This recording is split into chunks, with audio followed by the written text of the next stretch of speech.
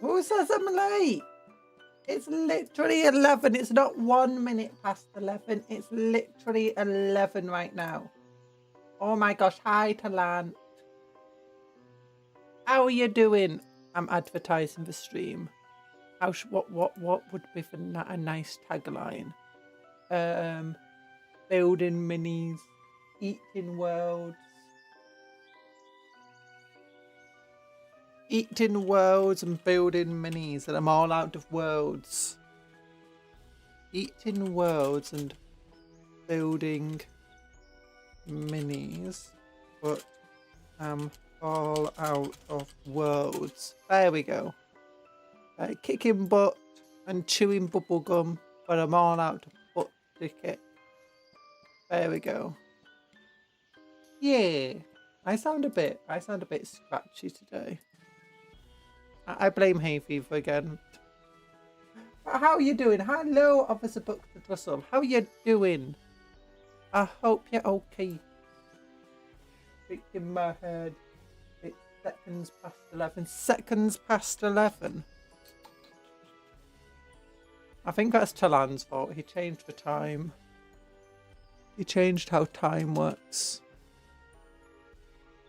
Definitely. There we go. Copy. And then and yeah, stream advertise. There we go. Done with it. Oh yeah. World Eater falls asleep. Yeah, we're building World Eater. We're building the World Eater. So we read about World Eaters yesterday. And like 5 people came to the stream. No, that's unfair. Like 20 people came to the stream. Oh, you know, World Eaters aren't even unpopular. They're quite a popular group. They're one of the most popular factions, especially like amongst Chaos. Don't you like World Eaters? I was doing fine until Maximus Battle Group was announced. Oh, what's Maximus Battle Group? Oh, is that the is that a Warhammer thing? Is that the new thing for, well, what do they call them? Horus Heresy.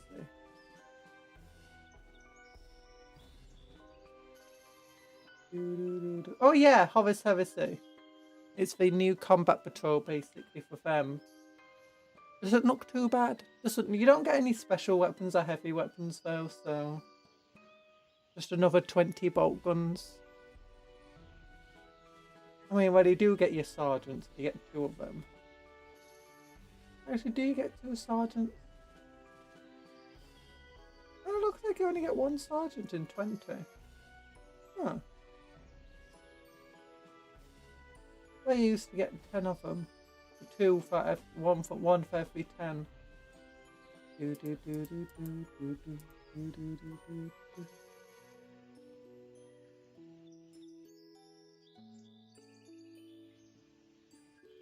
Ah, new Horus Heresy box. Yeah, 10 assault marines. The assault marines look cool. Also, I love Sicarian battle tanks. I got 3 of them. I don't play Horus Heresy. I just love the Sicarian battle tanks. Oh, I really want all the Horus Heresy models to get proper, not just legend rules, but proper rules of 40k. Or at least proper equivalents. It'll be amazing if that happened. Oh, okay. There we go. I've got a bunch of models here. Nobody does. You're making those rank. I'm gonna look now on the tabletop battles. If I go by 40k faction win rate. Have you eaten your words and bared your worlds and then today? I go by tabletop battles. Do not consent. Win rate. Factions. Where's my hand cam? Here we go. We go over here. And then I click this button. And then here we go. So games. So this is going from least popular to most popular. Gene Stealer Cults are the least popular by a long way outside. but with a proper codex of at least. When you got Death Watch, when you got Imperial Agents. Hi, Anthony. Have you eaten for Worlds? Yeah. Make sure you're eating for your 5 a day. I did the silly thing of buying way too many Horus Heresy models already, but Mark 4 armor looks so good.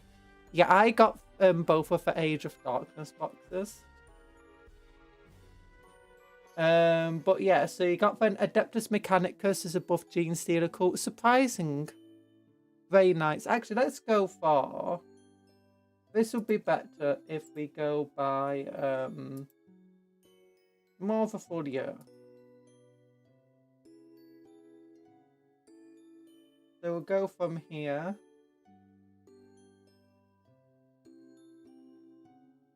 And then go by games.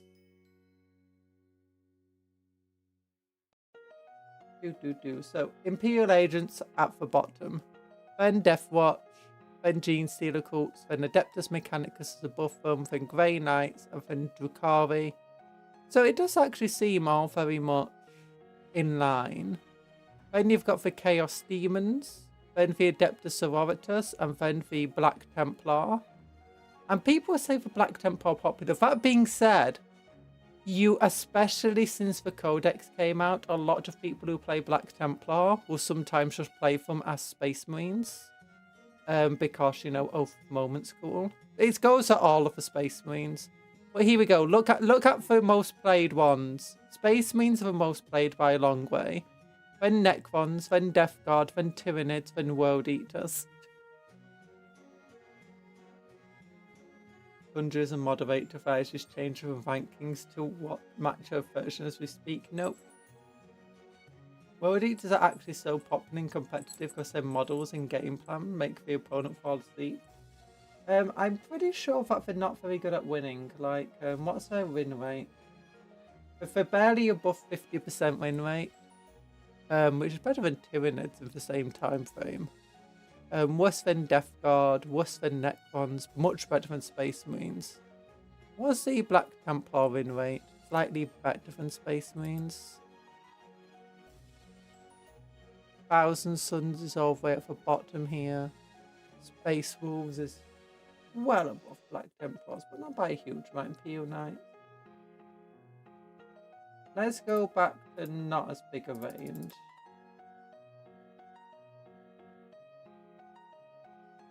Yeah.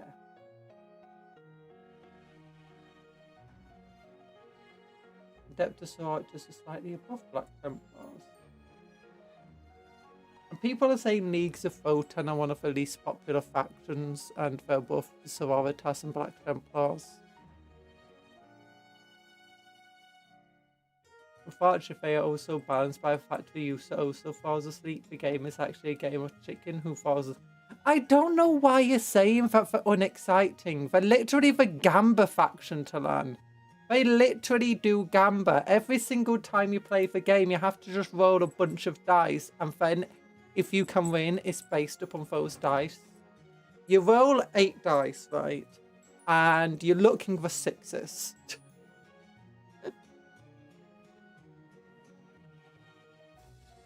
So at the start of, is it each turn or is it at the start of the game? I think it's at the start of each turn. You roll 8 dice and then you can get yourself some blessings based on that. So literally, you're literally just rolling dice and gambling on getting good rolls from those initial 8 dice every single turn. Is there a gas leak in your house? No, so how? World Eaters, I'll show you what I mean. World Eaters, new recruit. So we got the Garfists over here. And for Blessings of Khan, so at the start of the turn you roll 8 dice. And you can get different blessings based on those 8 dice. If you get a double 1, you can get this reroll charge rolls. Double 2. You can get this, and you basically, depending on how each of your rolls are, you can get different things out of it. No, but that's the thing. It's like, actually, not everyone always is rolling dice. You do have some factions that don't need to roll that many dice.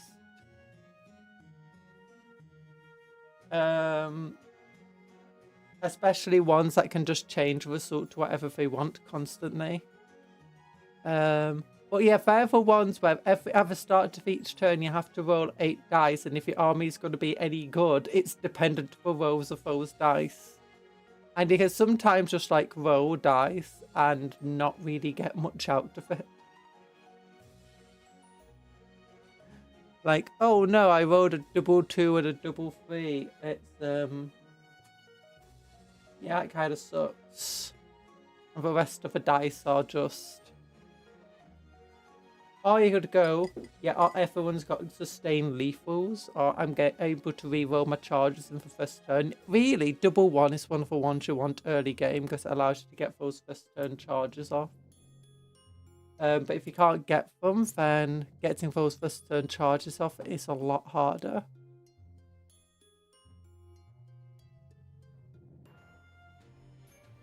So yeah, you really do. On top of that, they're a melee faction. Like, they're super melee focused. They've got the Juggernaut riders in them. Do you know where we built those big old Juggernauts? For Blood Letters and Juggernaut Skull Crushers, Blood Crushers. You've got them. And we've got Flesh Hounds to man. And we've got the Jackals, the Goremongers, and the Corn Berserkers, and the Bloodletters, and the Bloodthirsters, and the Juggerlord and Juggernauts, and Masters of Executions. This faction can roll dice. Look, everyone rolls dice, but these guys have to... You don't understand. You don't understand. So, in the game, there's literally things called, like, the casino cannon. And, like, gambling. Like, there's some weapons out there. Like the Tyrannothexis gun, which has extremely high damage potential. But if it can actually do anything, it's a bit, you know... There's not a very good chance of it actually doing anything. Like, you get 2 attacks, you hit on 4s, you're going to be wounding on 3s, and then we're going to get like a 6+ save. There's a good chance you're going to miss, or fail to wound, or they might even just make the save. But if you get them through, you can just destroy anything. And they're called casino cannons as well, because each time you don't know what's going to happen, and you're basically betting your entire game plan and strategy on this one weapon that only has a 40% chance of actually succeeding. Guys too intelligent to appreciate the majestic simplicity of World Eaters. Yeah, World Eaters are very popular because they're a very simple faction to play. You basically just put your army down and just go, I'm charging. You just throw a bunch of dice at the enemy. Also, for the faction that as much as orcs get joked about, they just throw buckets of dice at the enemy. Yeah, these guys are even worse at just throwing buckets of dice at the enemy in melee. Like, yeah, every single guy's just getting 4 attacks here. And also this guy's getting 8 attacks. And these can be sustained, so we get even more hits in. I'm actually in tears right now. Tundra is demanding my respect for the fact they can miss. No! No! That's Tyranids. World Eaters don't miss. World Eaters don't have a casino cannon. World Eaters just throw dice at you and then you die. And if they're not throwing dice at you, it's because you threw more dice at them. And they couldn't get into melee with you. Oh. Yeah, go. Also, it's like, look at this. Look at this. One of the coolest units. It can't miss. Seriously, it can't miss. It just gets... The unit just gets 5d6 attack. That's on average. Well, actually, is that on average? 7, 14... 17 and a half. 17 and a half hits. If they have a fire attack, yeah. I mean, it's called Burning Raw. It's more like it roars at you and sets you on fire with a burning roar.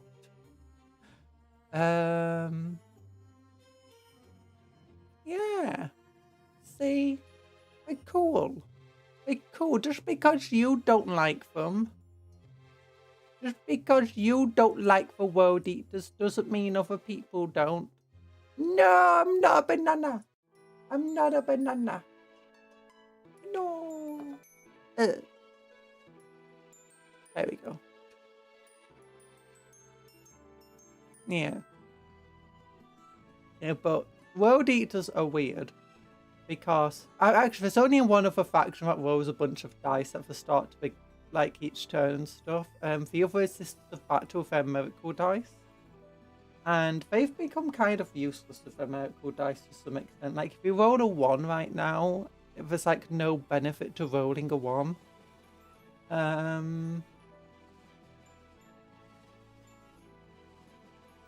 So, yeah. That being said, the games by faction isn't always indicative of actually how popular a faction is. Because generally going to see when a faction's doing better, people will play it more often.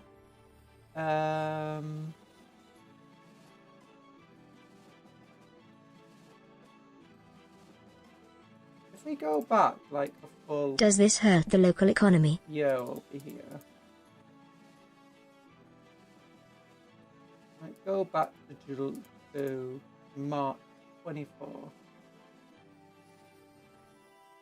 How's things doing? No, it actually stays relatively even. The popularity of the factions don't change too much. Oh. Interesting. This is weird because people say Black Templars are one of the more popular factions, yet in terms of how much they're played and like how big their Reddit thing is and stuff, they don't seem to be. Adeptus Sororitas.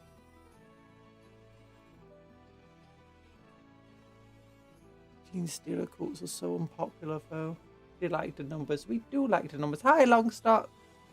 Banana Conjurer forever. No!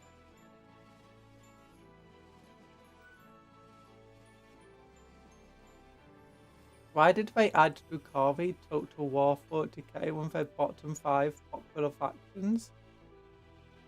So when it comes down to some of the factions, well, one is that Games Workshop probably still wants to sell Drukhari, and by adding them to a game, by adding a faction to different media, it increases its popularity. So yeah, that's probably one thing to go with. If people like look at, if like the Drukhari are really, really fun in Total War, there's a good chance that they sell more models of them. And that's what they want to do. Especially because you go in Games Workshop, you're going to have like two sides of things. You're going to have a side that wants to keep Drukhari around. And then for a more money focused side, which is like, Drukhari aren't really worth keeping around, are they? And it's like, no, we want to keep Drukhari around. It's part of our lore. It's part of our story.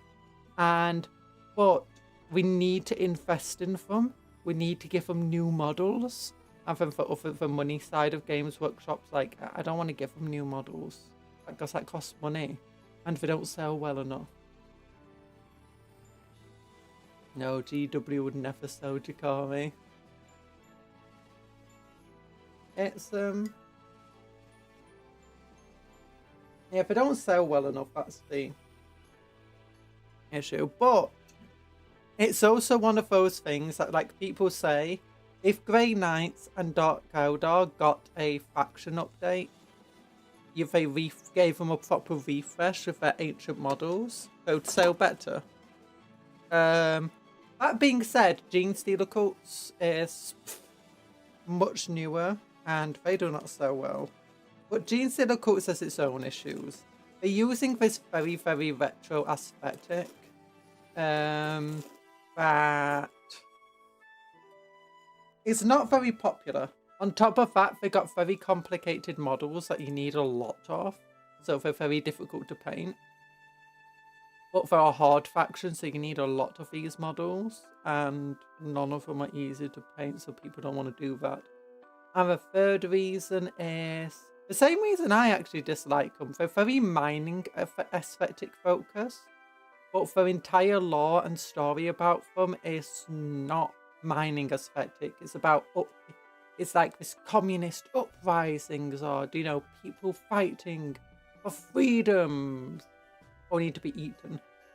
But yeah, we don't really see that side of the Gene Stealer cults very often, so it would be more fun if you had more militia focus to them. Under dislike mining. I do dislike that. I don't dislike mining. Yeah, I'm ruining joke. Because you're making fun of a world eaters. There's nothing more minor coded than communism uprising and big metal rooms with windows space. Yeah. Yeah, it's I don't know. Gene Stealer cults kind of suck. Like, what if you want to do a Gene Stealer cult that's on an agrarian thingy-majig? It doesn't help that it's really expensive to then play for Gene Stealer cults because you need a lot of models. So I'm just like cleaning some stuff up. There we go. Because for a hard faction, and half of their units are just characters, which isn't fun either.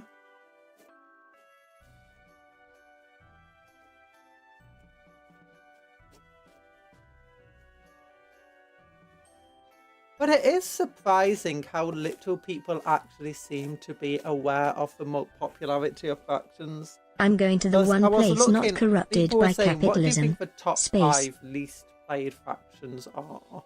And people were like, Photon. Photon kept coming up. It's like, what do you mean? For Photon, every single model that's recently come out for Photon has sold well. Games Workshop's released a battle force followed by 2 different combat patrols, and all 3 of them sold really well. It's like they went out to stock pretty quickly. It's like, yeah, they're doing well. Drukhari by they also had a battle force and 2 combat patrols, and none of them sold that well.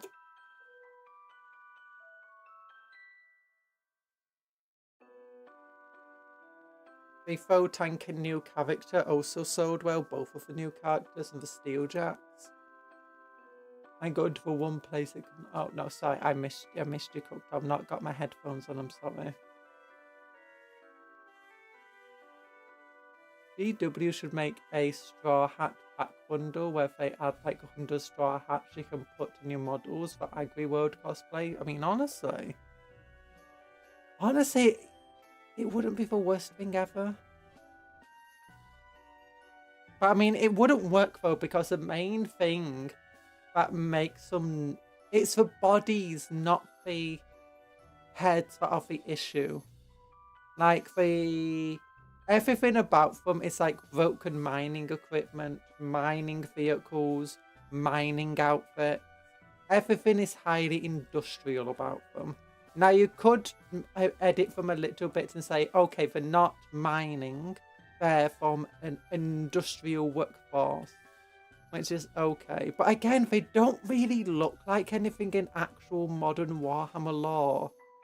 Like, if you look up all the Hive gangers in Hive worlds, they don't look like it. If you go to a Forge world or an industrial world, they don't look like anything there.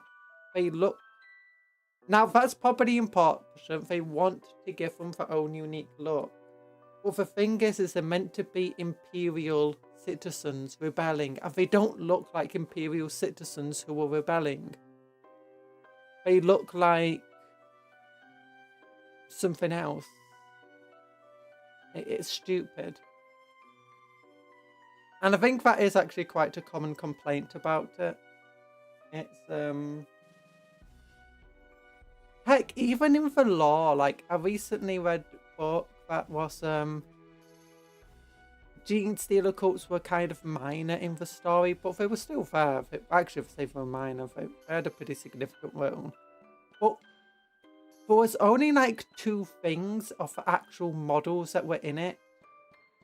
Everything else was just completely different from what the actual Gene Stealer cults are. Like, you had the brood, yeah, I mean, you had more of the brood brother levels of it. You had more normal citizens. You didn't really get the neophyte hybrids, but oh, you did. They weren't like the neophyte hybrids in game. You didn't get the Goliath rock grinders. You had the outriders. That was one of the things they had.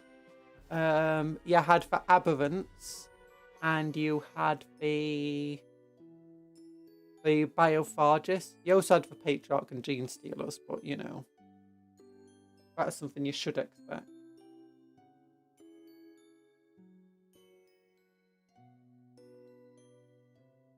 The helmets of Space Marines is perfect for a tiny little hat.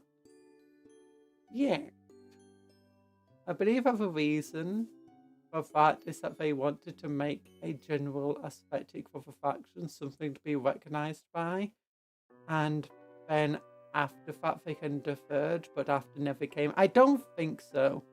I think they based it on the original models and the original artwork of the Gene Stealer cult. So this is back when Gene Stealer cults first existed in like 2nd or 3rd edition or something.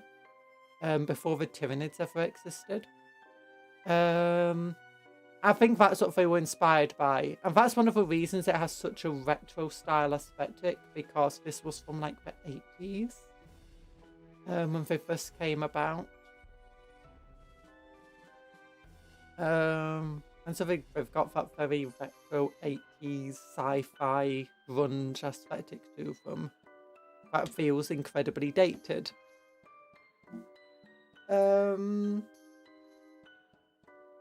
What if they just sucked? I believe that an Imperial Citizen faction, like if they made Imperial Citizens, actually, can we look up the Imperial Citizens? There's actually something good. And they do have a slight look of it. They're called the Hive Scum.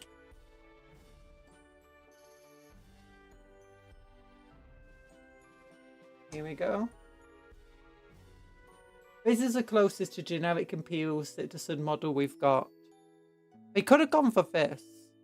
Again, this does have a very similar sort of retro style aesthetic to them. Do you know old grunge? A bit of like old cyberpunky Mad Max. Oh, well, there's a number of ways to build these models. Yep, 4 of them in a box. So that's the closest we've got at the moment. And you can kind of see a rough, you know, slightly similar aesthetic to the Gene Stealer cults here. But they could have definitely just focused more on like that. Oh, for one, I think is probably best. Oh, sorry, my is if we go over to Necromunda again.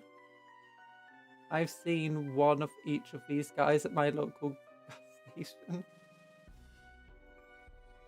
Rat isn't a member, just realised he isn't.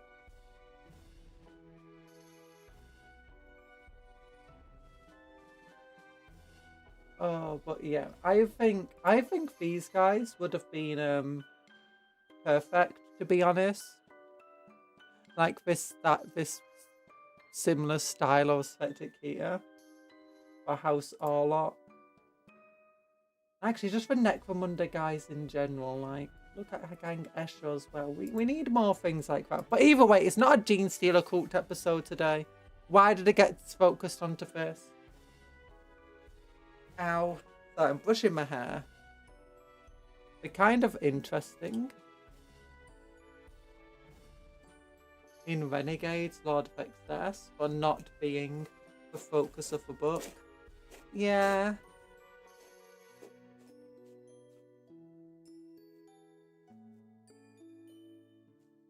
With only a $1 donation, you can make me make a mod spam emote. Ow. Ow. Yeah, I can't just gift to LAN a member, unfortunately. YouTube doesn't allow me to do that.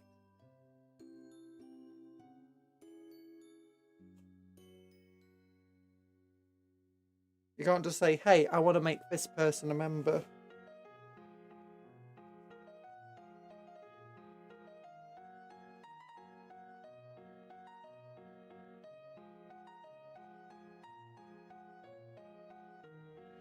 Ow.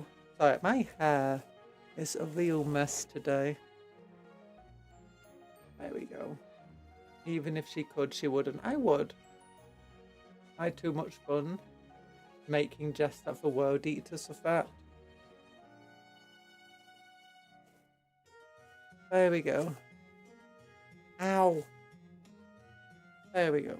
Sorry, my hair is really knotted. I need to get rid of some of those knots. Headphones. Nothing in my headphones. Oh, I had a spider. Unlike, I was going to bed last night. And I looked at my headrest. And there's just a spider right behind where my pillows are. I was like, oh, that's why I put my head, spider. No. And then I had to put it in a cup and put it outside. So, yeah.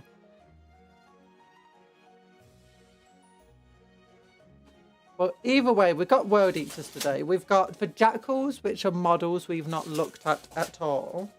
Which are different from the Garmongers. We've made 2 boxes of Garm. I keep wanting to call them 20, no, there's 16 of them. We've made 16 Garmongers before. And we're going to make 10 Jackals now. Never built a Jackal.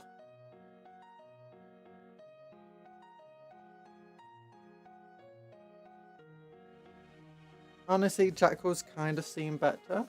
Hello, Grim's Instinct World Eater here. I feel I've been summoned by the algorithm. Yay! We're building 10. We got 10 of these dudes. We've already built 10 of these dudes. So I don't think I built them on stream. Corn Berserkers, that's the one. And we've got 10 of these dudes. Oh my gosh, my wrist is itchy. What the heck? Ow, ow, ow, ow, ow, ow, ow. Oh no, it's a World Eater player. World Eater players, yeah. Although I do have to finish off my army. I want to get a Age of Sigmar Spearhead. Just what is it? Because I've got to finish off my army. I need 2 boxes of... No, that's the wrong one. No. But, oh my gosh, why is the website so slow today? Chaos.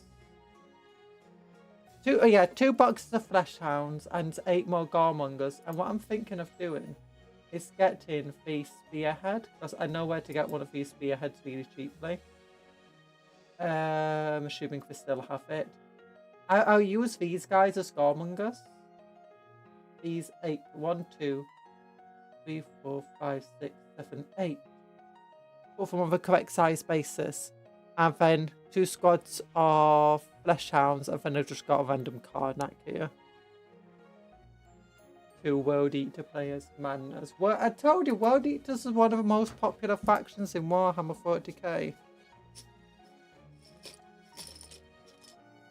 There you go. So we never built Jackals before. 1, 2, 4, 5.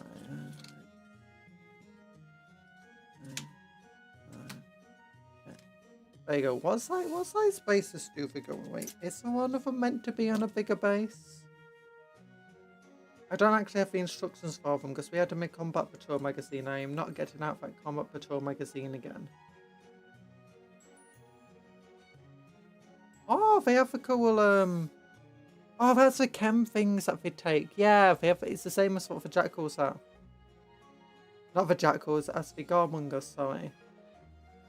Ooh. Oh, they got top knots. I just realised they got the same head joint that the Garmongers do. So you could probably take some of these heads and put them with the Garmonger bodies. Ooh. You really have to work with those mortals to make them feel 40k. One is a big boy and a 40mm. Yeah.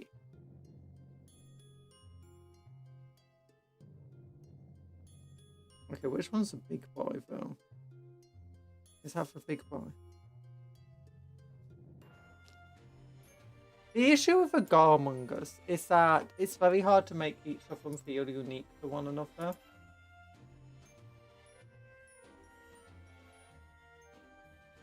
The website does not want to load. Okay, Armies of Chaos, World Eaters. Jackals, jackals, jackals, jackals. Okay, yeah, so one of them is a big boy. And a got fat weird body. 1, 2. There you go. Oh, I got an extra base from them. No wonder I was confused. Okay, so this one has got a weird belt.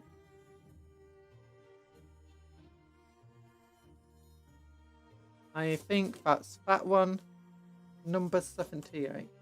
We'll build him first. Oh wait, but there's like options you have for them, isn't there?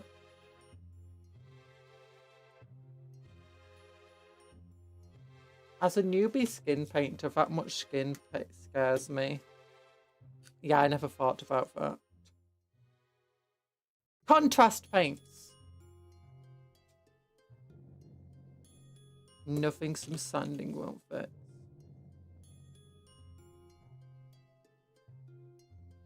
I just realised he's got spikes on his... Because it was in a Combat Patrol magazine, it got squashed. Oh, the spikes are bent out to shape.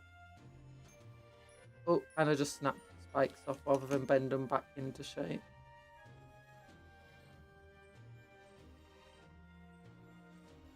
Now I'll fix it.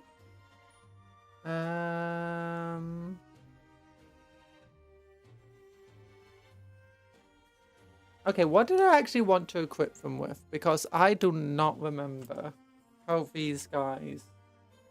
Because I do know that they have some options on them. Okay, so I've got jackals over here. And they've got 8 chain blades, a paired mangler, and a mauler chain blade.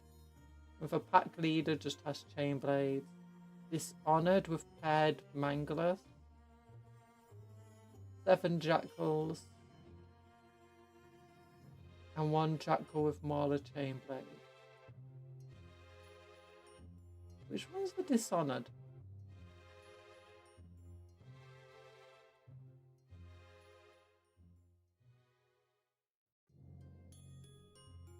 One paired mangler, 1 mauler chain blade.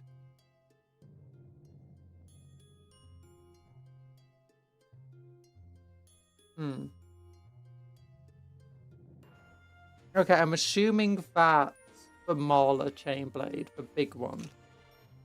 Because it looks like an eviscerator. And the paired manglers would be... I have no idea. I'm guessing this guy might be the Dishonored.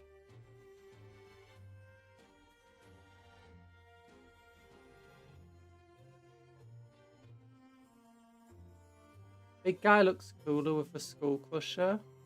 One little guy gets the big chain blade. Oh.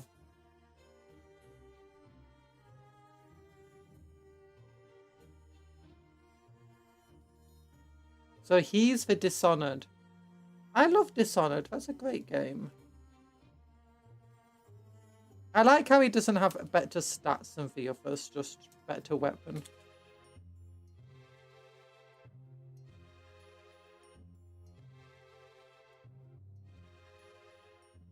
Jackals are arguably the best cultists that the World Eaters have.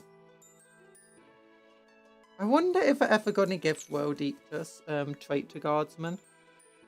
Because it would be fun to have each of the factions gain trait to Guardsmen and cultists. and their own Elgar. Like, we've already got Sangar. We need some Corngar now. Right. There we go.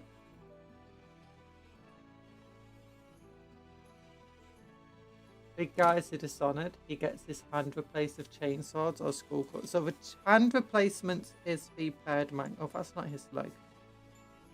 The hand replacement is the paired mangler.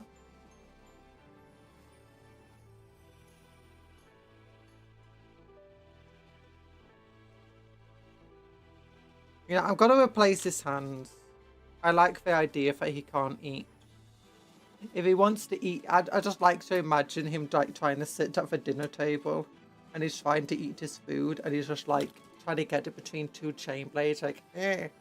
Oh, can we turn him into Chainsaw Man? Oh, where's his leg? I'm a silly Billy. I already got his leg off. Because if we turn him into Chainsaw Man, oh, can we like take the spare chainsaw and we like replace his face with it?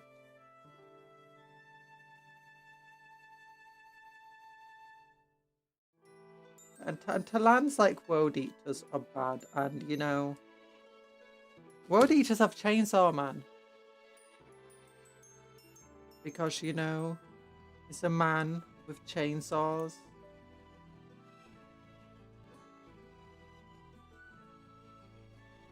Edmund Chainsaw Hands, yes.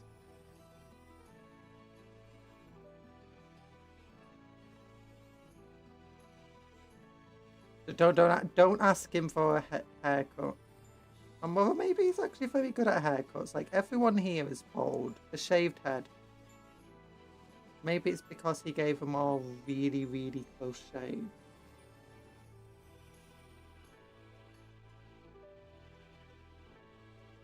Now that's what I call a close shave.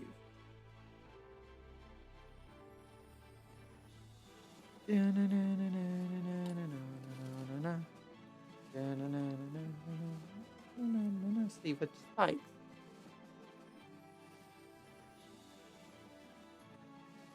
Okay. And this hand goes like that. Yeah.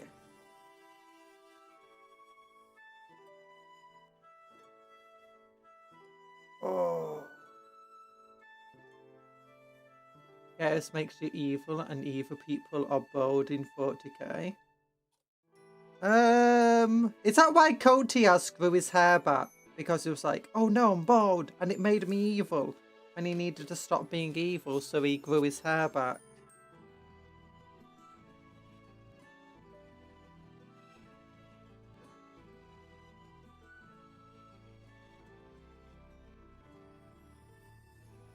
Okay, 78. 80. I'm guessing it's this one that goes on him.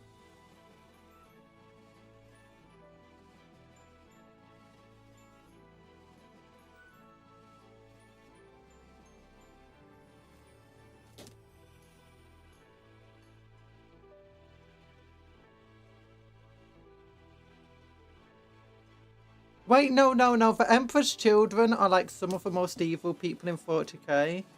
And so for Drakari. And they often aren't bold.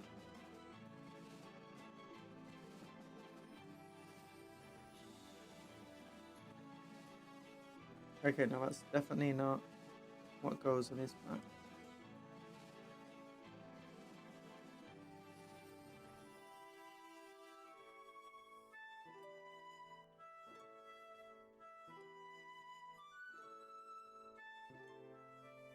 Unless it is. Oh, maybe it does go on his back like this.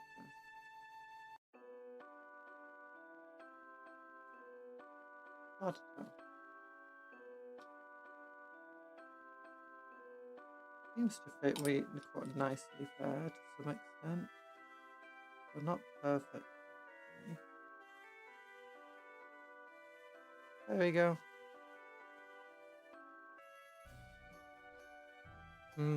I would like it to be a flat joint with our arms linked so you could reposition them. But whatever. How big is this dude? He's like full Space Marine size. Is he actually a Space Marine in lore who's just leading for Jackal Pack? Because I don't know much about World Eaters in lore. Like, he's almost Primaris in size. Like, is he called Dishonored because he was once a Khan Berserker? He was once a World Eater, but stuff happened and now he's no longer allowed to be one.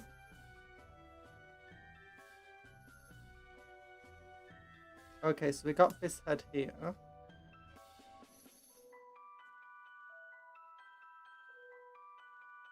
That can go. Is it the correct head?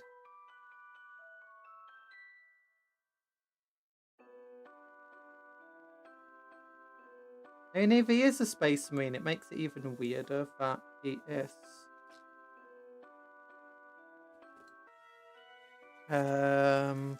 He doesn't have unique stats.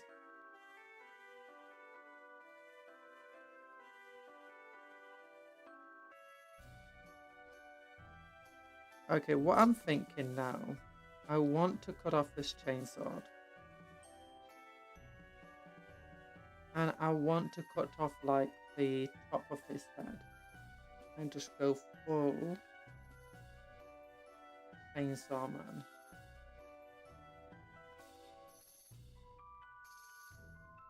Does that fit? It does! Yes!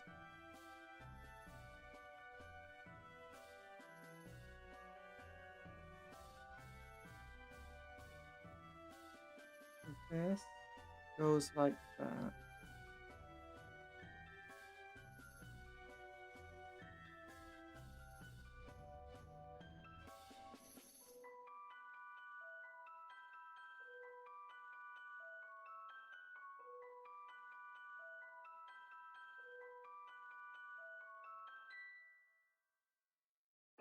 It's so perfectly. Like it was made for this. Oh! It's Edward Chainsaw Man! I've never seen Chainsaw Man. All I know is his head turns into a chainsaw. And I assume his hands also turn into chainsaws.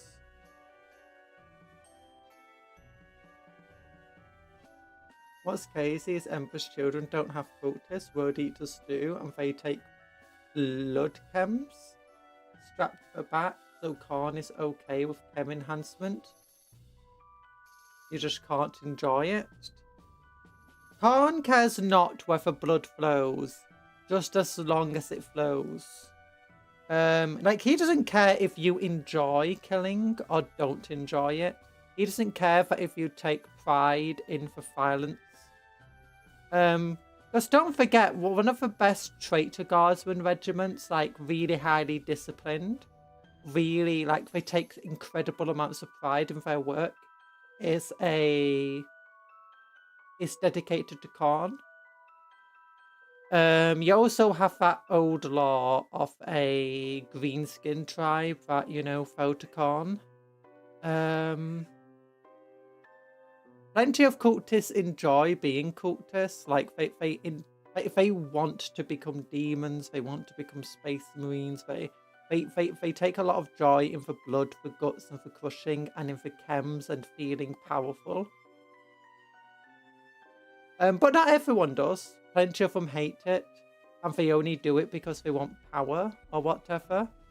But he doesn't care about why you want power. He doesn't care about why you do stuff. He doesn't care how you do it, just as long as you go to battle and someone's blood falls and someone's skull is collected. It can be yours, it can be the enemy's. He doesn't care if you enjoy it or not. I imagine plenty of these guys do enjoy it.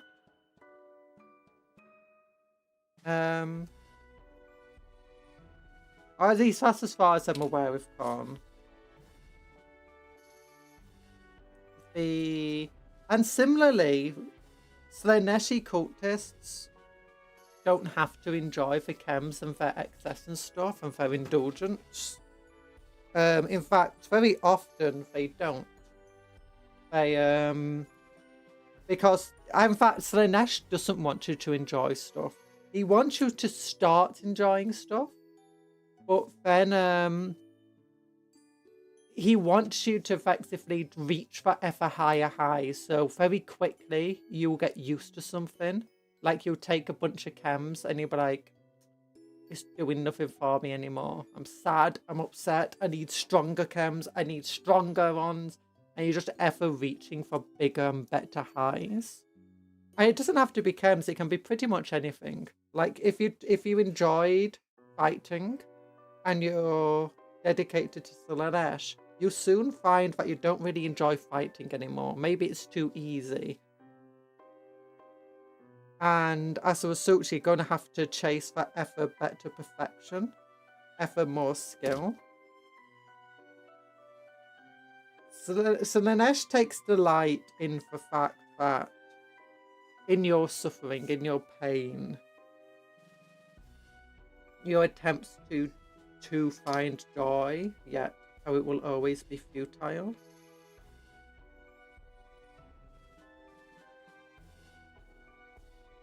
I think all of the cultists actually take chems in the end. Tzeentchian cultists take chems in an attempt to... What do they attempt to do? Oh yeah, attempt to like commune with Tzeentch and stuff.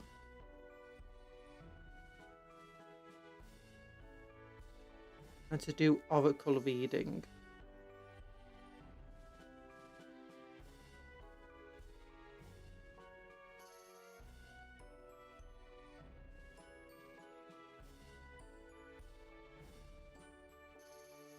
I guess if this one.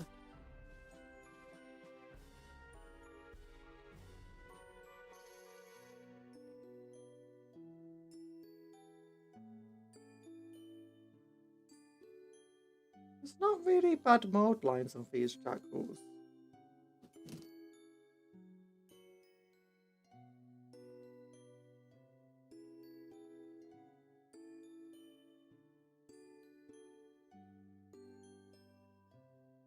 Female cultists. Yay. I do hope Emperor's Children get caught. I want the World Eaters to get access to, well, for own term, for Red Butcher Terminators for modern 40k ones, not Horus Heresy ones. I want them to get the Trait to Guard equivalent. And get some Khorne Gars, Beastmen of Khorne. Tzeentch definitely needs cultists because they have some of the coolest cultists in lore. And I really love them. And they also need Trait to Guard. And they could also do with Tzeentchian Possess. What else is there? You've got... Slanesh needs cultists. Definitely needs cultists. Trait to Guardsmen. And Slangars. And their own Terminators.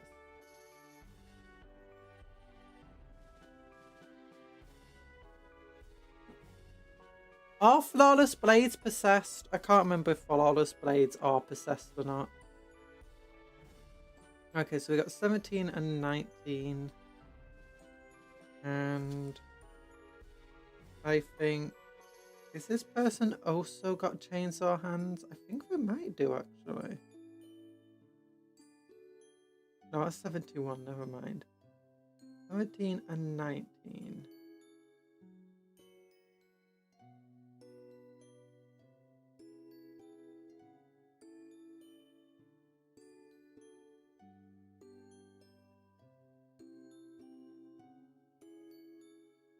Out for Red Butchers, Butcher. Oh yeah, Butcher Searcher. And we need a Khorne Lord on foot. That's the other big thing. A Khorne themed Lord of Possession. Isn't the Lord of Possession psychic? Like, aren't they like using demon magic? No, we need a Corn Lord on foot. It's crazy that they still don't have a Corn Lord on foot.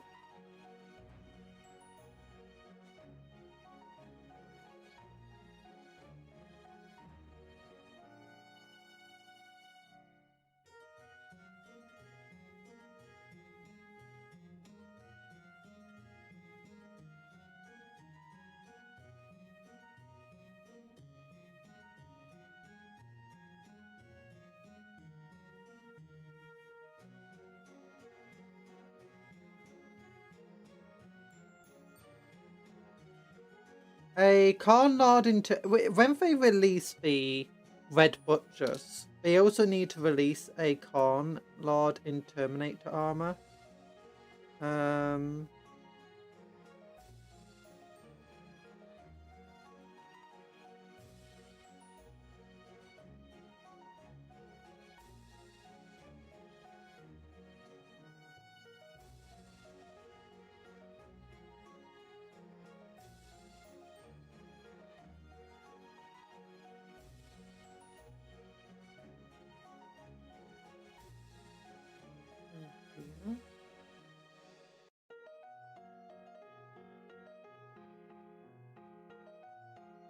Corn Master of Possession is just an apostle instead. Wouldn't the Master of Possession just be the Slaughterbound Lord?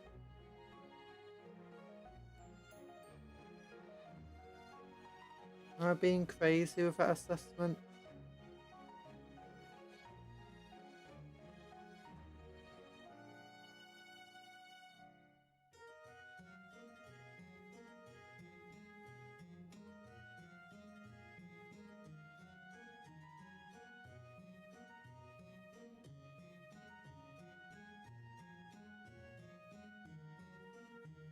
I feel like the numbering of these pieces frustrates me.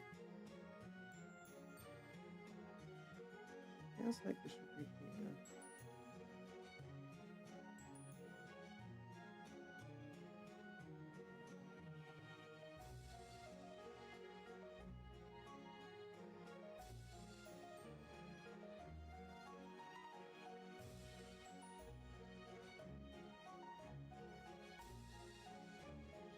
In the law, the Lord of Possessions run 8 gates with an 8-pounder made. Oh. I never heard that. In Angon Foot Decay Box, one is the right hand of a man. Right hand man of a conqueror. Oh. That's surprising.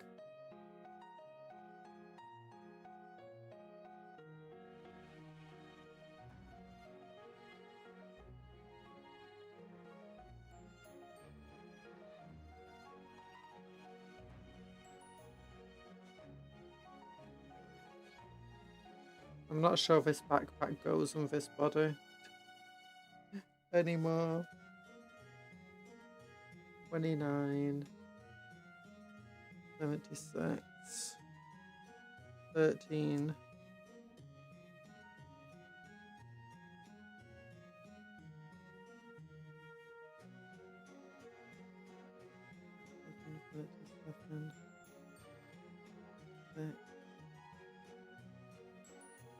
No, it should have got that body.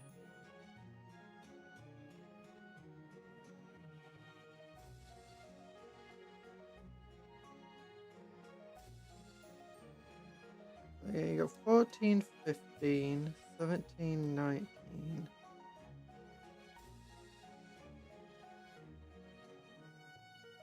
16 is...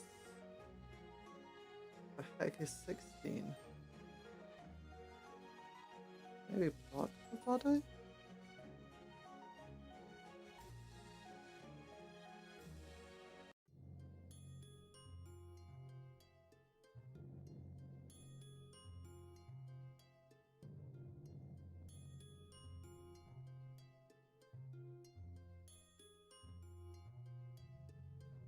I don't know where 20 is. Where's 20?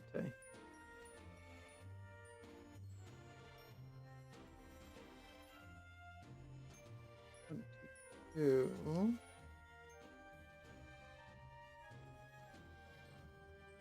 23, 13, 11.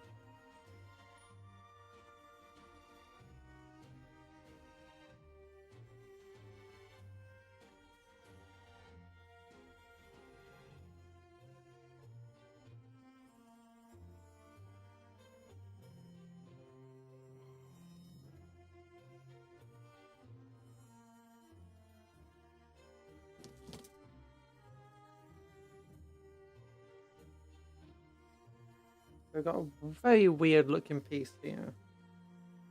Where would this piece go? On the shoulder, maybe? Would be a shoulder pad.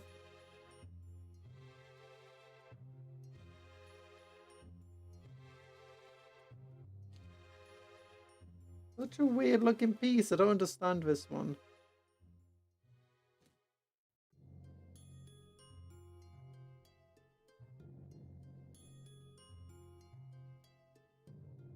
No smoke. Yeah, I thought it surprises me that they've got Masters of Possessions. I guess it makes sense to some extent.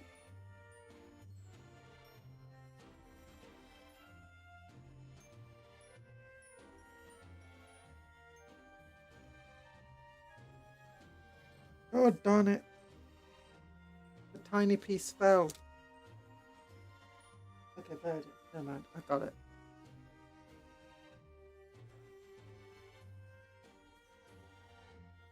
Okay, so we got hands.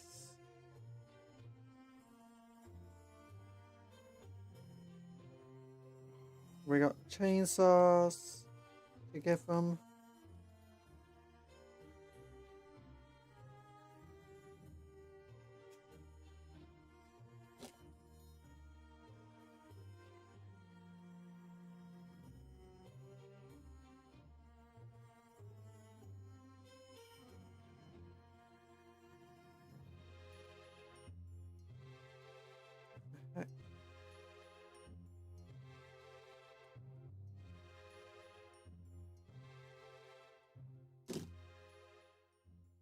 I thought these guys would be relatively easy to build.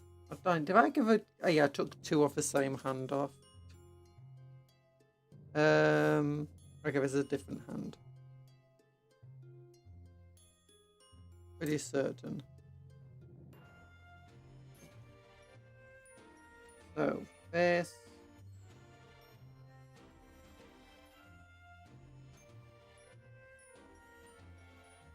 Could be...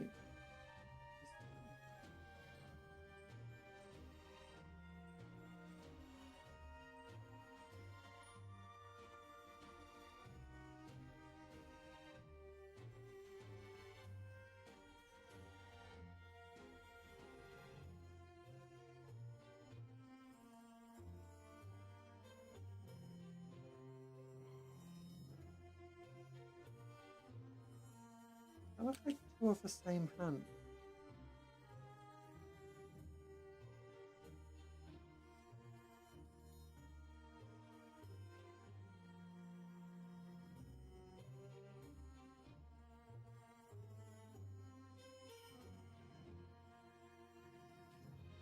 Okay, so this one.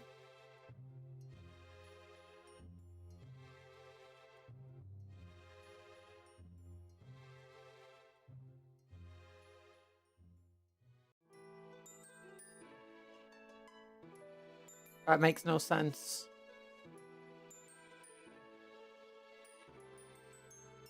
So it goes on this side. Those 2 pieces don't. It goes on the other side. 2 pieces don't line up. This goes on this side.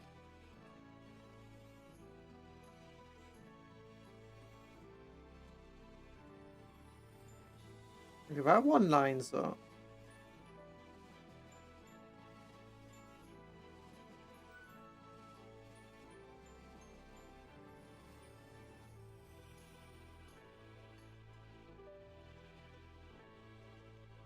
If it goes to the other side, it also lines up.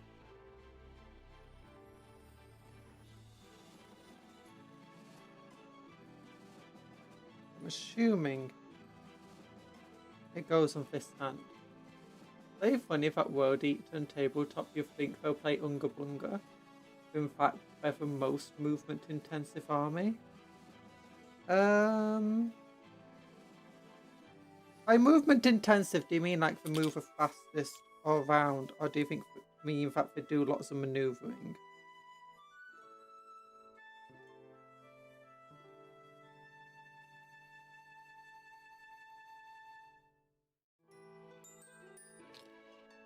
Now, I'm gonna have to go and look up the pictures of these models, because how the heck does this go together?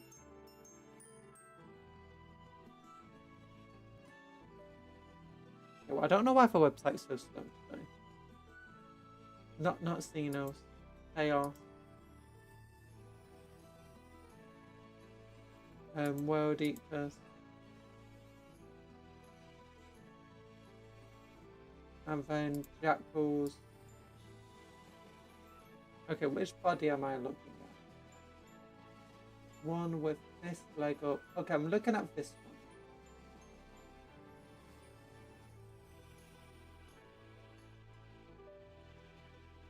one. One is forward. One is bent. Oh, that's why the arm looks so weird. It's meant to be bent super far backwards.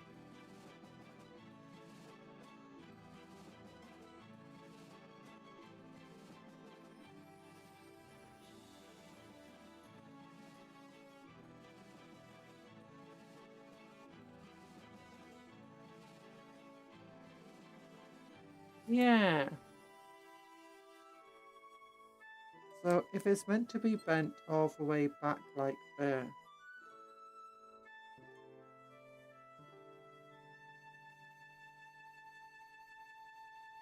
How the heck is even a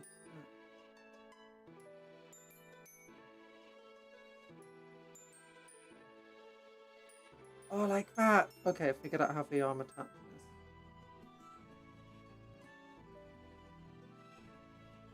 Okay, that's why it feels so weird.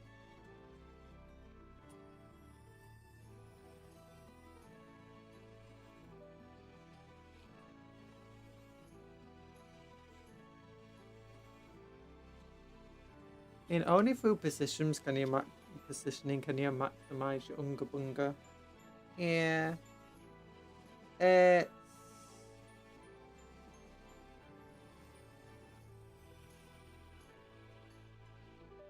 There we go. So it goes like that. Like they've dislocated the shoulder and popped the elbow out.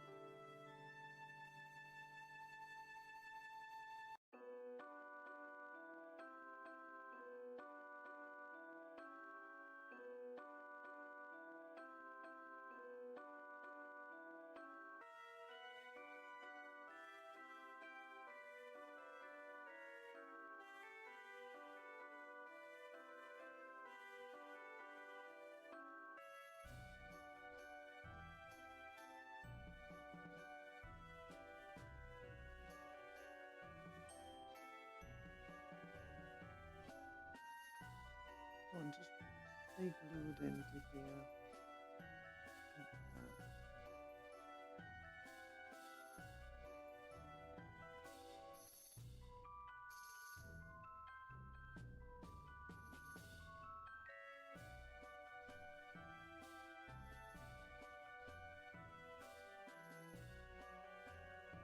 Okay, screw that arm then.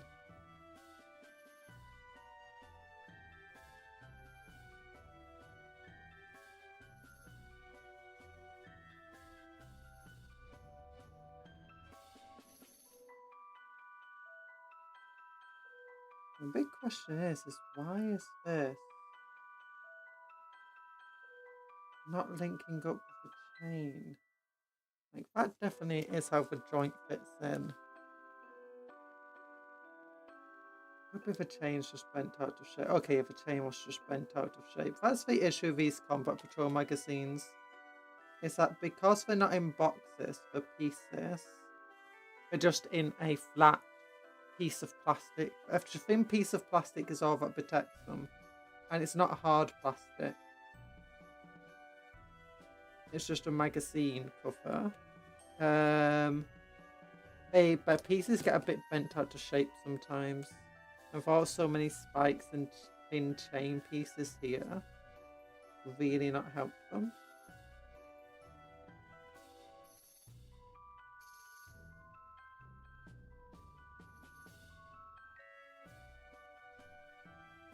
There we go.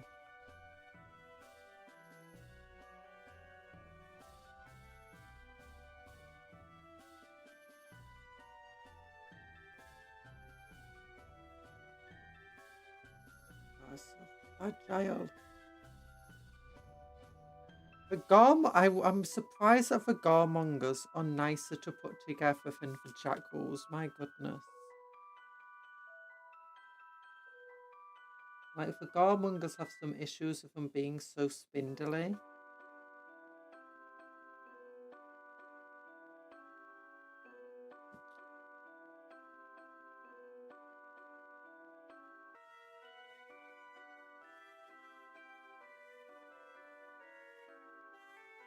I didn't expect to have an even worse issue of the Jackals, especially when you're meant to have, like, big parts of the Jackals.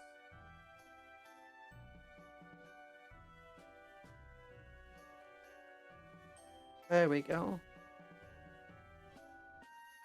And now I need a head for them. We got a top knot head. We could give them a top knot. Maybe I should.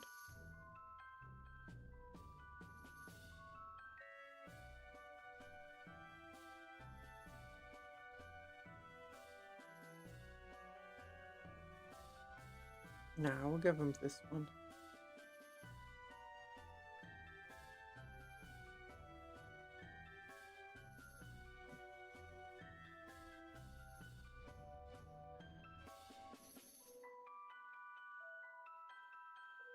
That does work. I don't even think this head fits on this model.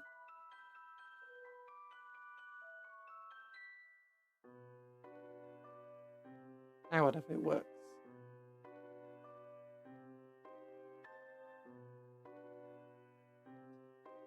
Okay, there's another weird wiry piece over here. Don't know where that's meant to go. It's meant to go in the back of the neck. Probably, honestly. Probably meant to go.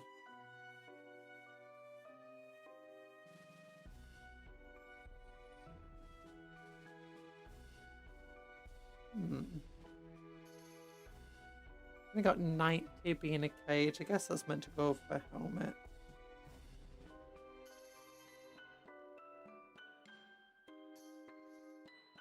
Maybe this piece is meant to go. Looks like I am missing a piece of the back here. Oh yeah, it's meant to go like this, isn't it? So you got 3 of them together.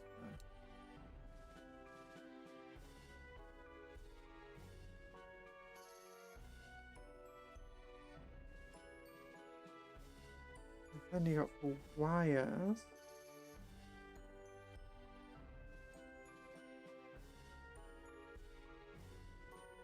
Oh, that was a piece 16, that was piece 91. Oops, I looked at it weirdly. I wonder if we're going to get onto that model.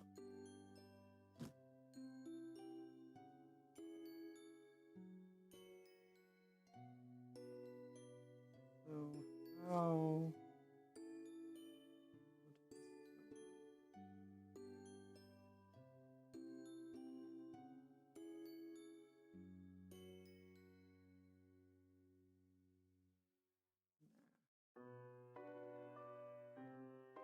Assuming it goes on like that.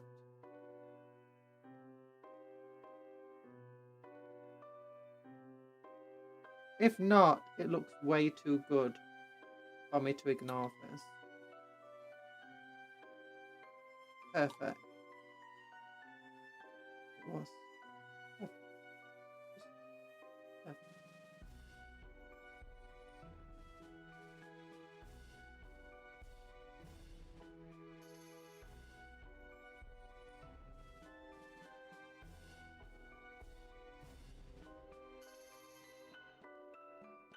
Okay, never mind, that does not go well. Maybe it's...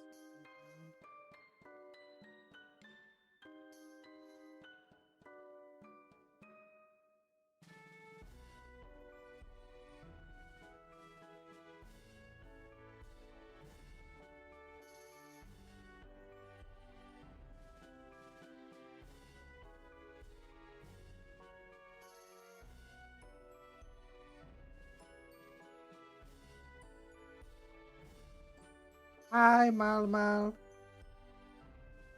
How you doing? We're building some jackals right now. We've got some wires and tubing.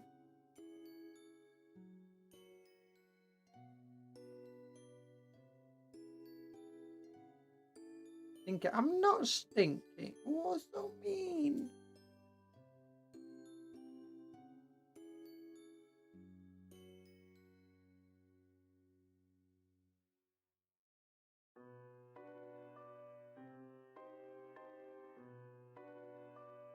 There we go. But thank you for the head pats.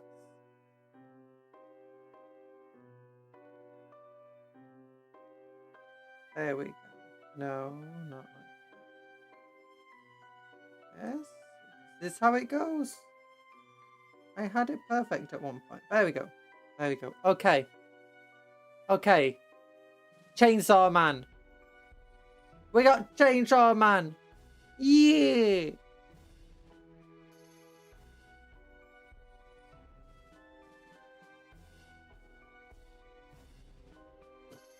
Okay, this has been way harder than I expected it to be. My goodness. I still don't know where this tiny weird piece goes. And hopefully we'll never know. Or maybe it goes on what... Oh, I think it goes on the back of this list actually.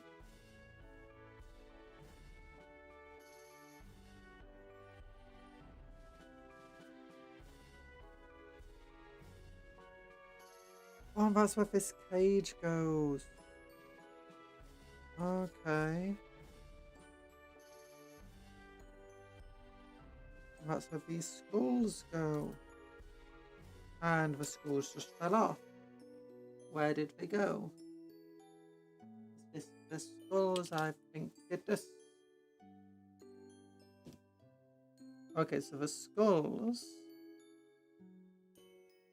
go into there like that.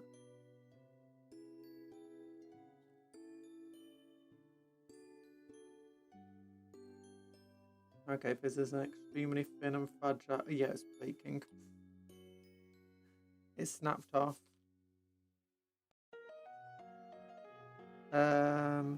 Yeah, this is the issue of the Combat Patrol magazine. My goodness. All of these thin and fragile bits have already been bent out of shape. Okay, I can clearly see one of her hands having a knife instead of a chainsaw. Lord. What do you mean? It's literally a chainsaw. It's a chainsaw knife. Don't tell me you've never seen a chainsaw knife before, Talan. The chainsaw? Chainsaw? Like, you got teeth here. Maybe it's because, you know, it's not focused well. See, you got all the teeth here. It's chainsaw. And we got the big old motor. I don't live in Britain. And then look, chainsaw head. We got chainsaw. Look, the world eaters have chainsaw man, Talan. And you're telling me you don't like... It's because you don't like Chainsaw Man.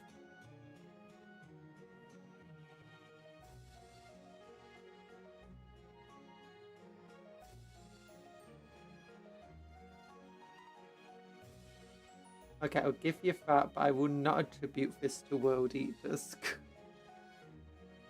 I mean, I did just make it. It is not usually got a chainsaw head.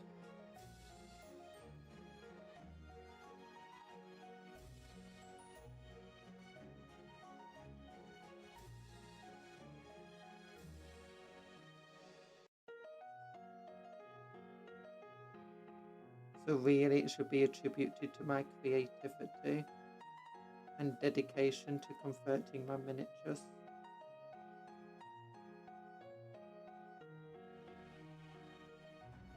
Power is best girl. This is why Capcom is also best girl, cause she is the power we have at home. Splendid, my dear. May the skulls collection on the throne grow larger, indubitably. Are the chainsaw such an exquisite weapon for civilized? Yeah, for civilized society. For chainsaw is such a civilized... No, it's how you do your dining. Like, you got some meat that you're struggling to cut up, get the chainsaw, mate. Knife. Oh, Gunju really is power. She doesn't shower, likes cats, and is cat. I do. I mean, I don't shower. I have baths. I mostly have baths. Every so often, I do shower. 22. Okay, I want to build the big old chainsaw blade. Where's my giant chainsaw? 64.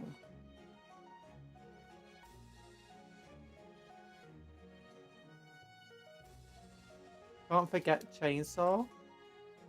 Fork laughs in Britain. No chainsaw knife. Why would there be a chainsaw fork? You should post him on the chainsaw subreddit. The chainsaw subreddit? I don't know.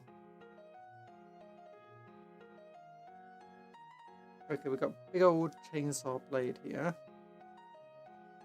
64 probably goes with 56.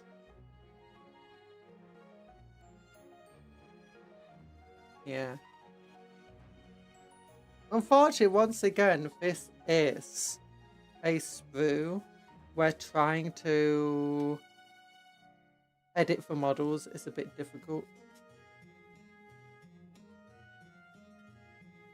Because it's like, I can't give him the double-handed chainsaw because his hands aren't in the correct place. Nor with him. I'd have to really cut down for arms. I think I'd have to do sculpting to regain the muscles and stuff. Where if they instead gave for a more basic arm joint, like the old Hayden Hattigan and stuff, you could do a bit more kit bashing easily with them. Mixing and matching. So that when you're building 30 or 40 of them, you don't have any duplicates. But this one, it's very hard not to have duplicate without really kit bashing them. Cutting pieces apart, doing sculpting, which is fine. I'd rather not have to do it for 40 basic cultists.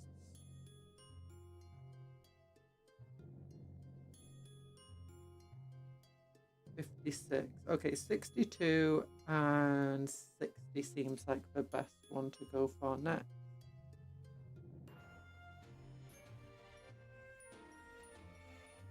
$37, $47, yeah, those aren't the correct ones. $6, no, that's not correct. $58, that looks like it'll be correct. No, 58 wouldn't be correct. I need 60 something.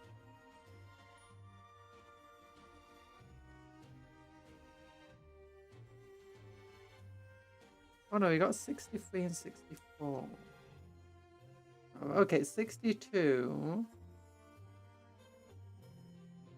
and 63 I want, not 60. Yeah.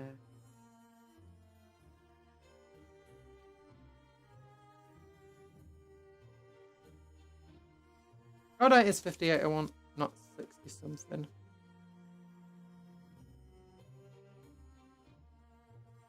So for 2 arms of in for 60, so backpack is 50. Jarvis, where's my chainsaw dentures? We shan't eat without the chainsaw. What?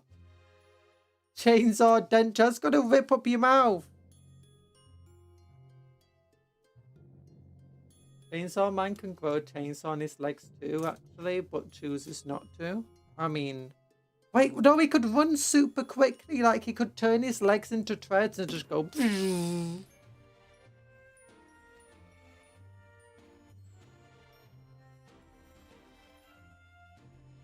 And he chooses not to do that. Can we really call him Chainsaw Man anymore? Chainsaw Pretender.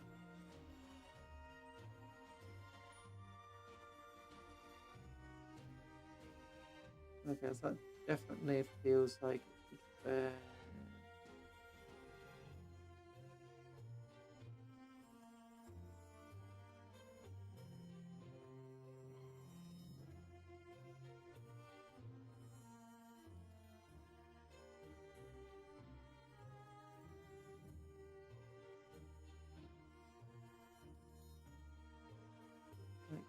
Okay.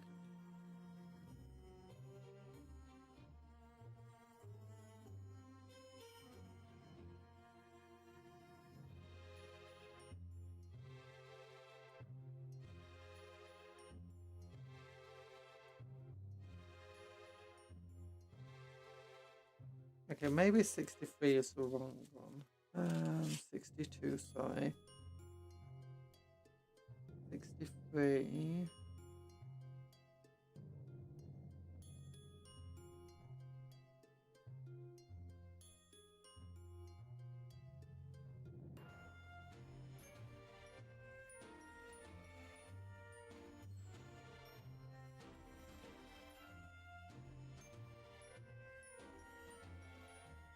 Maybe it was 60. I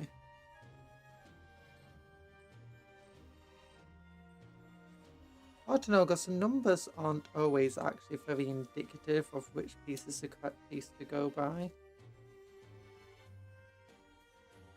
I'm not super, so anyway. This feels more. Yeah, that's accurate. Okay, it was 60. I thought 60 would go with 61, not 64. But, you know.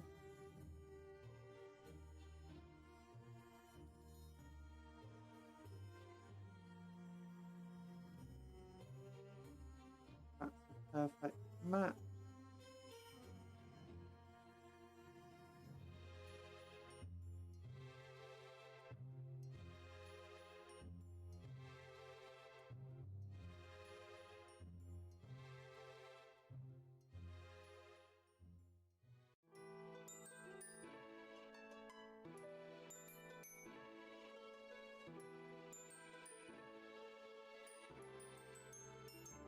There we go.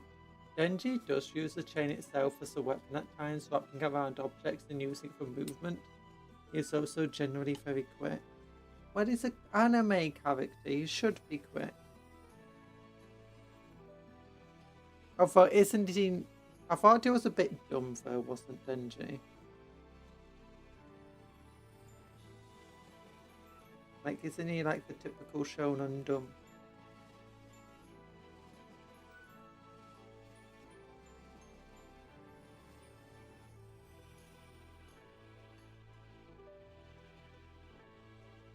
There we go.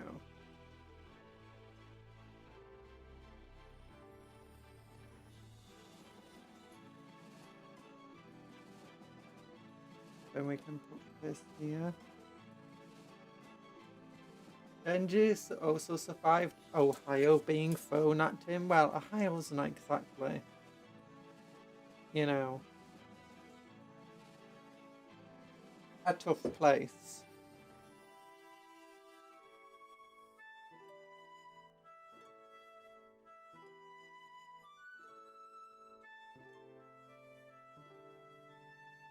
Like, did All Might ever have an Ohio smash? I don't think he did. Because, you know, Ohio's just not that strong of a place. Getting hit by Ohio. It's like, oh, Ohio, okay, whatever. No, Denji is great. He was born in debt and was extremely poor, never going to school, so he is legit stupid in the sense that he's uneducated. Oh.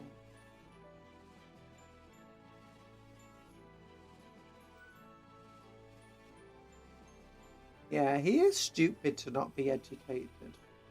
He should have just got an education.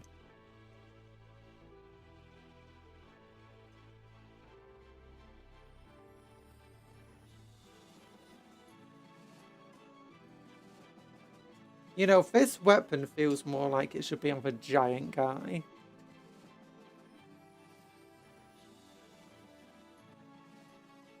How does he even use this? It looks like he'll just be having to like go, oof, oof, just stay still so I can chainsaw you. Ooh, like now Ohio is just a hole that goes straight to sea level. Ohio was above sea level? I thought it was one of those places that's below sea. I'm joking. No country, a whole state to buy Ohio was thrown at him like a... Yeah, I get it. I understand. But Ohio's not exactly a tough place. Not like having the cliffs of Dover thrown at you. I mean, yeah, it's bigger, but the cliffs of Dover, you know, they're tough cliffs.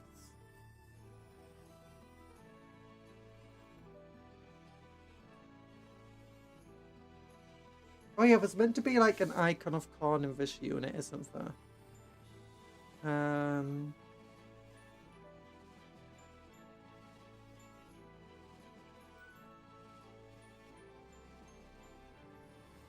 Ohio is bigger than Britain. Yeah! Look, size isn't everything to learn. Who cares if Ohio's bigger than Britain?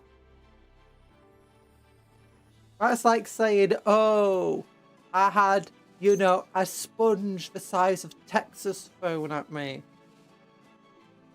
It's kind of pathetic.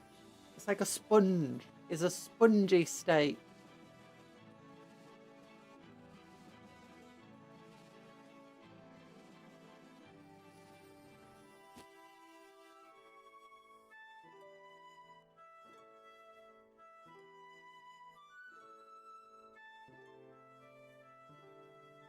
It's like, what's worse?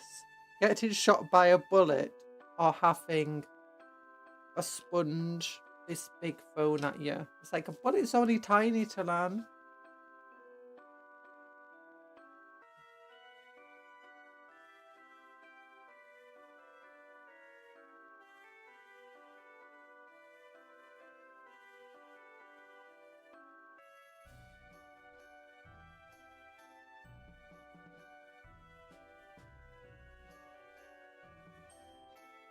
Yeah.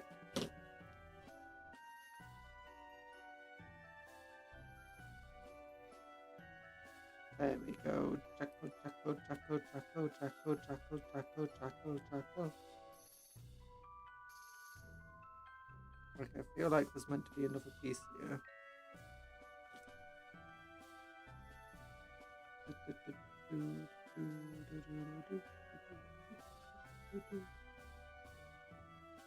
Bunju wishes she was a higher level, but can barely take a lower picture field. What?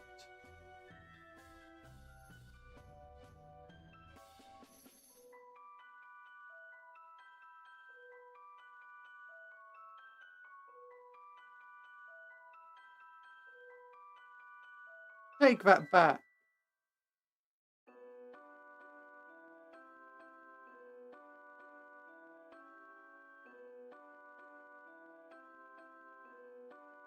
Ohio looks like a tractor.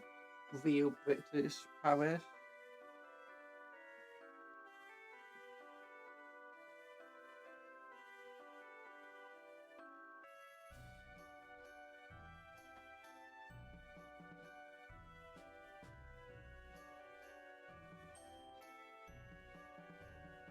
Oh, that's why there's a gap. I accidentally left a piece of the material in the sprue. Misery word of the day, sprinkles. Throw sprinkles. Yeah, sprinkles! Ohio looks like a tractor if you turn it upside down. Ohio looks like a tractor if you just throw it around. Ohio's just a tractor waiting to be plowing a field. Ohio's just a tractor if you throw it to break.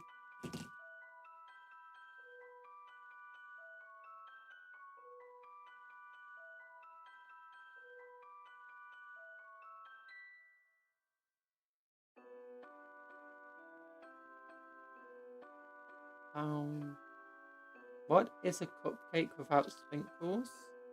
Paw. Jackals. We're building jackals today. We built Chainsaw Man, which is why Talan's talking about Ohio. Dun, dun, dun, dun, dun, dun, dun, dun.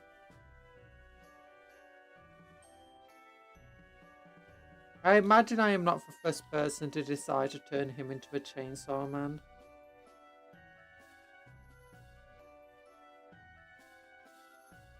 But I chose to anyway.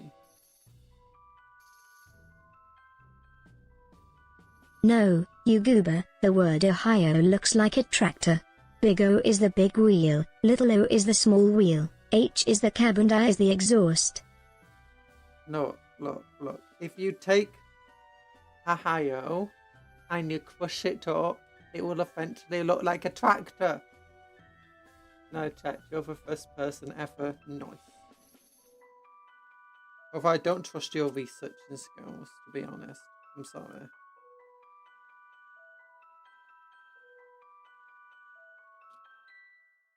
You assume that people don't like world eaters, and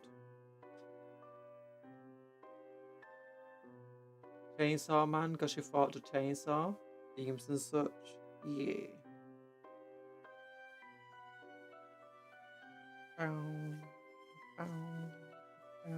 So we got the icon of corn, which I can't remember what it does. Something to do with our main rule, allowing you to get extra dice for it.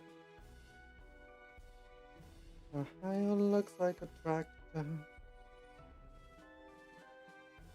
If you're crazy enough to see it, Ohio looks like a tractor.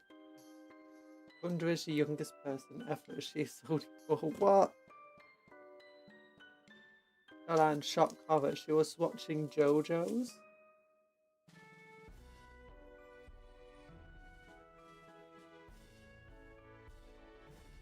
He's watching JoJo's. I think this one is an imposter. I've watched JoJo's. I've been watching it recently. I finally finished the first season or whatever. Phantom Blood and Part 2. Worst anime I've ever seen, to be honest. But don't tell Talan that because he really loves it. I've had to be like, yeah, it's great, yeah. No, it's terrible.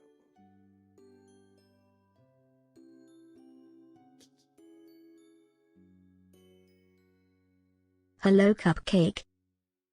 Part 10 is named Beetle Tendencies. Oh, okay. Hi, Foxy. Beetle Tendencies. Is it? Oh, it's because it's like they kept mentioning beetles in it. Like the beetle that allows you to move a ripple away from yourself. It conducts the ripple super well. Oh. That makes a lot of sense. Battle tendencies, not battles. No. Beetle tendency. Beetle tendency. The Beatles were not important. They were! Straits had a beetle, Straits had like this beetle scarf that he used to protect himself in vampire mode. And then Lisa also had the beetle scarf. Oh! It was like a running theme. Have they had the beetle gear?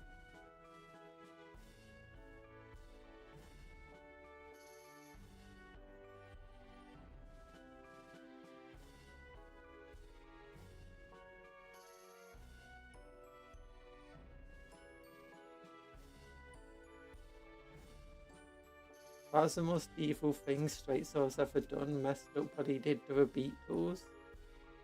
Yeah. Ringo was not born yet. Yeah, Ringo wasn't born yet. Beatles' tendencies because they keep singing them instead of their own songs.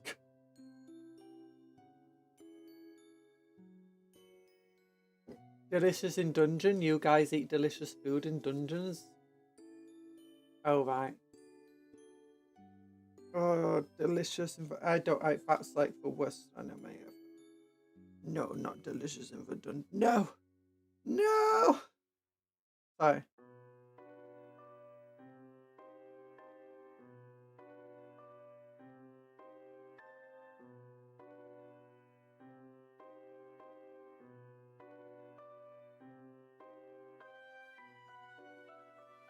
I can't watch Delicious in the Dungeon. I'm like, the poor monsters. No.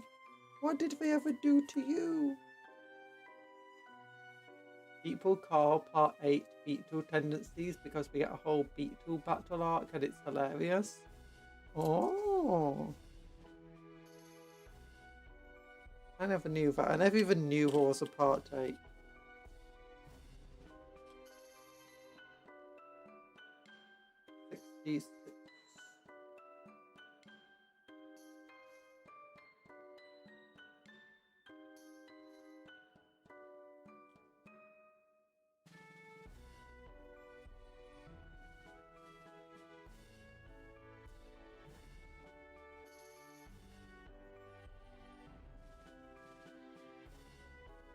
We're currently in Part 9. What the heck?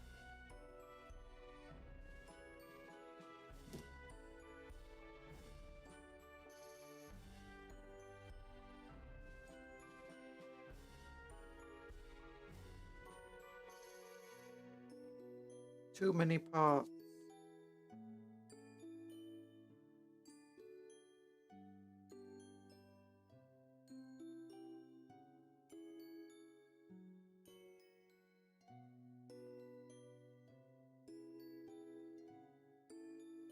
I am so tired right now.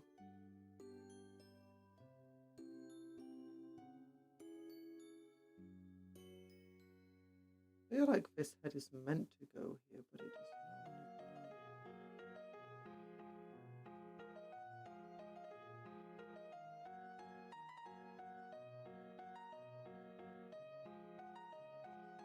doesn't. Maybe it doesn't want to go here.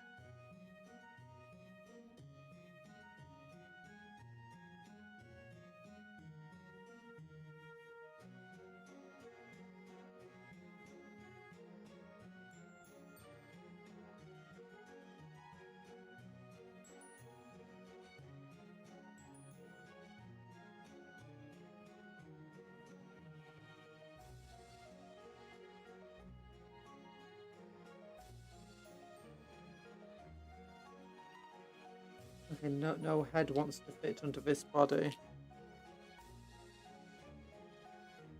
Okay, whatever. We got 66. Oh, 66. We can go for 76.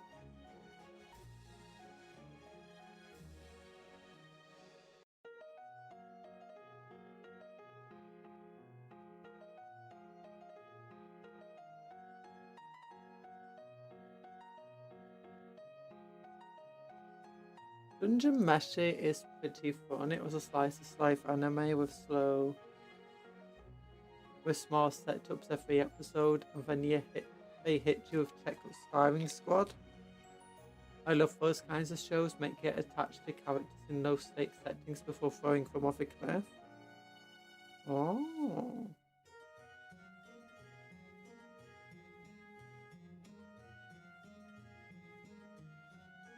Yeah, I couldn't get past episode 1 of it though. Kept hearing it was good, but I'm like, no, the paw. What are you doing to the animals?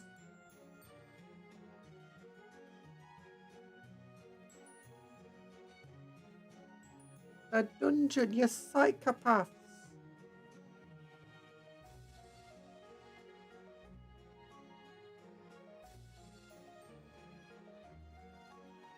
World Eaters we need a new range add-on. They do need a new range add-on.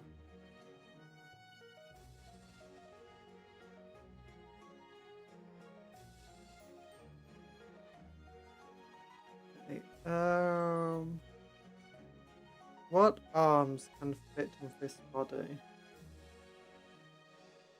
68 and 70, and the 70. Ooh, 72 could work.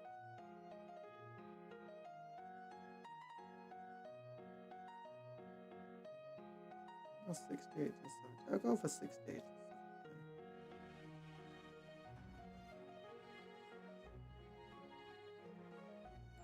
What else do they eat besides monsters in the dungeon? Don't eat the cupcakes, that's even worse. You know, they could just take some packed lunch, take some sandwiches with them.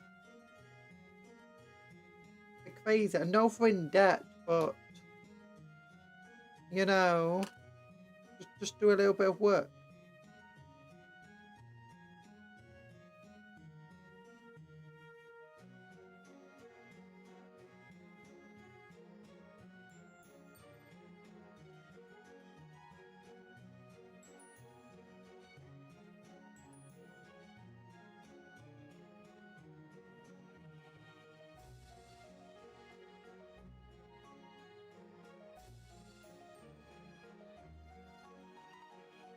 That's their work on. Yeah. I'll just, you know, go hungry for a few days. No one died of starvation because they went without food for a couple of days. I mean, thirst is a different option, but food? You can go without food for a while.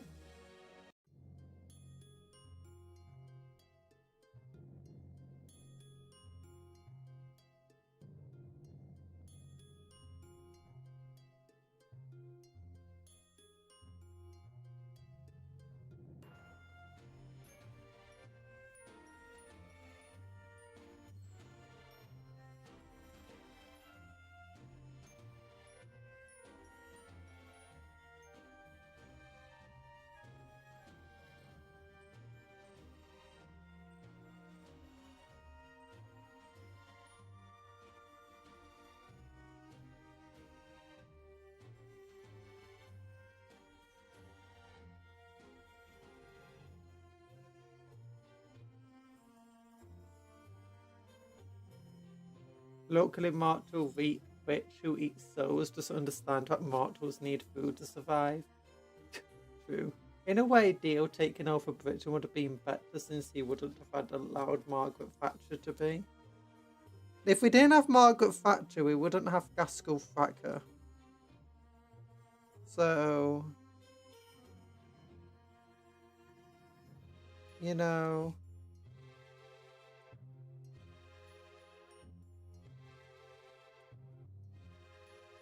I don't know. I don't know what I'm trying to say there.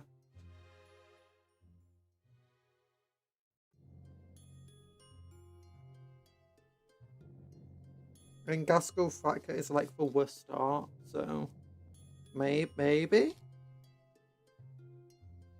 would have been better.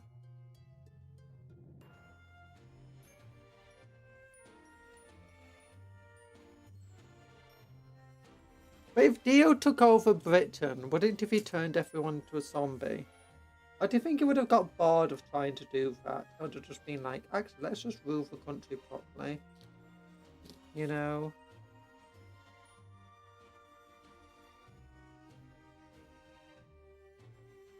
Look, if Dio took over Britain, all I'm saying is that the British Empire would have never ended.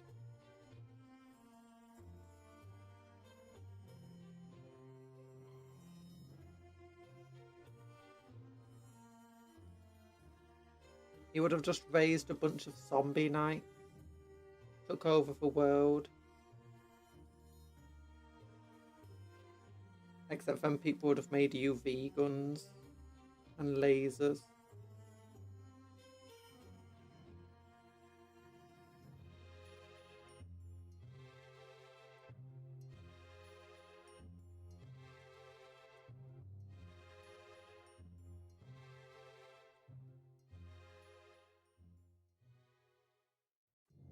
They're both the same one.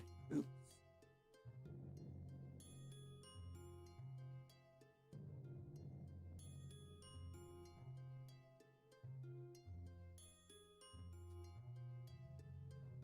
Dio would have made anti-UV guns. Do you mean he would have made sunscreen?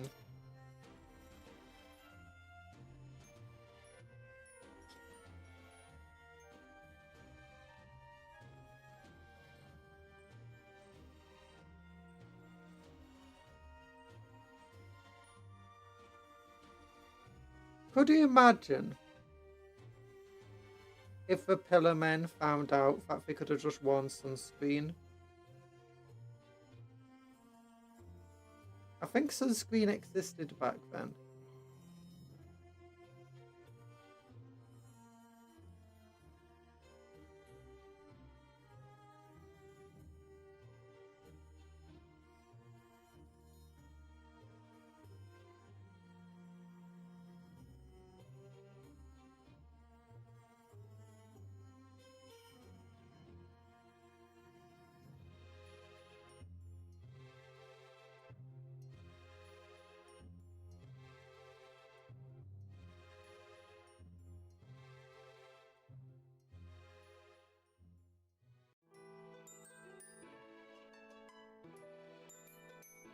There we go.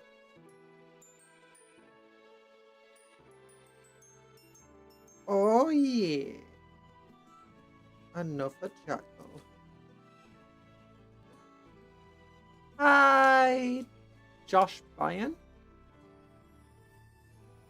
I recently bought my first Warhammer army and I chose World Eaters. They just look so awesome. They are cool. We're currently building jackals at the moment. We've got 4 done, 5 done. We're halfway through. A bit difficult. They honestly are. Not the easiest dudes to make.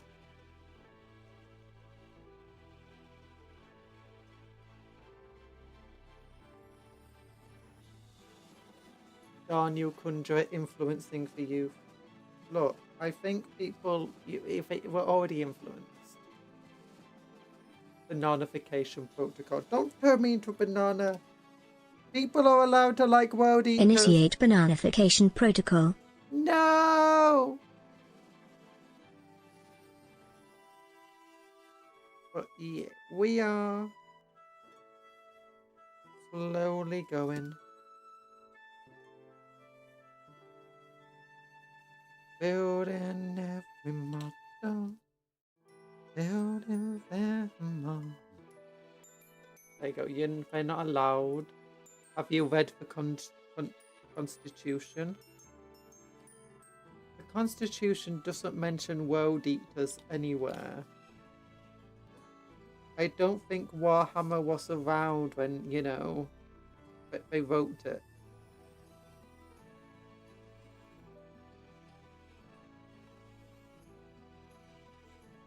Okay, we'll put this next down.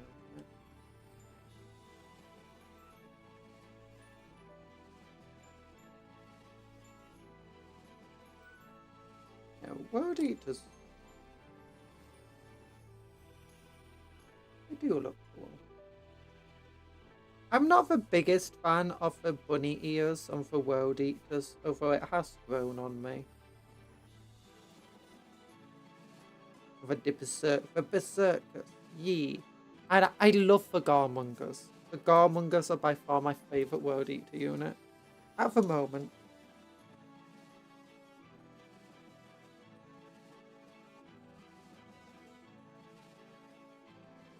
Why does this hurt the local economy? Oh, I just realised my volume was off. I didn't realise I was still in stream. Oh.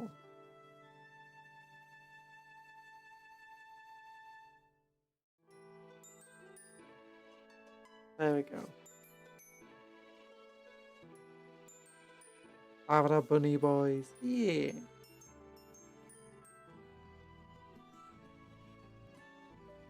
I also love the Juggernauts. The Juggernauts are amazing.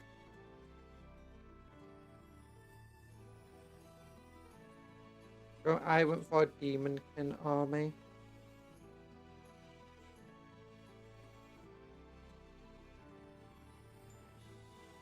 Wait, are you talking to me or... I'm talking to everybody.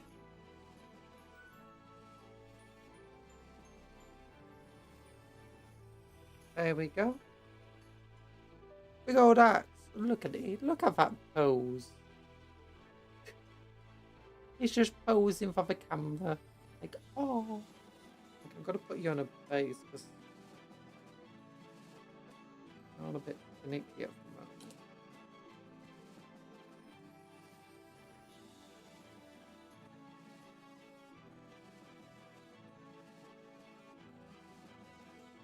I feel like these guys will fall apart and break quite easily. Okay, I want another axe. And it would have to be this axe here, I believe.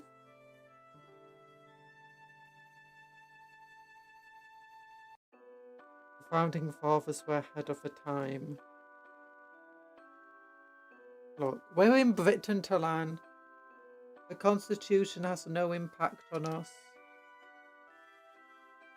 And by we are in Britain, by watching me, you immediately become British citizens. I'm sorry, it's how Britain is, you know, fixing the labour crisis.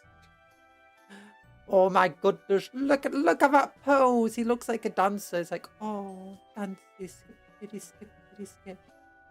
I could replace the chain blades with ribbons, and then it'd be look like one of those ribbon dancers. Like, oh, oh.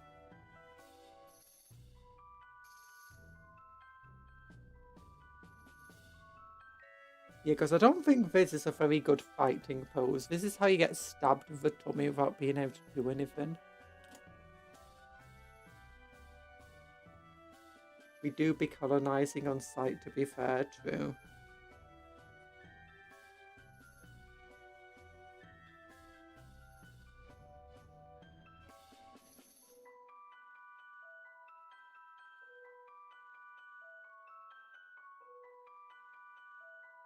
There we go. Yeah, one more.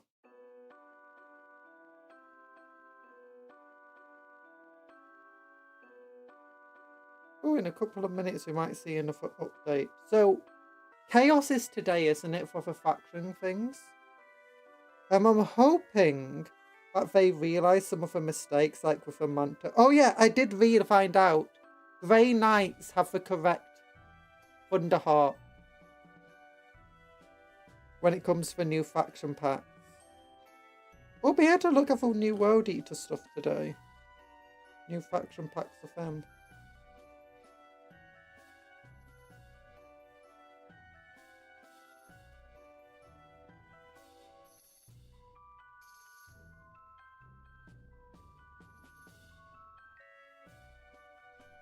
So, the Thunderhawk isn't meant to have the aircraft keyword.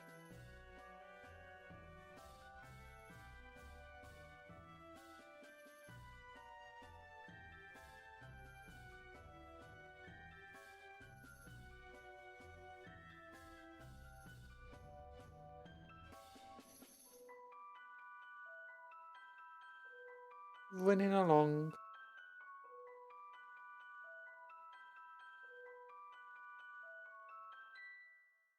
It just floats very menacingly. No, no, no, no, no, no, no.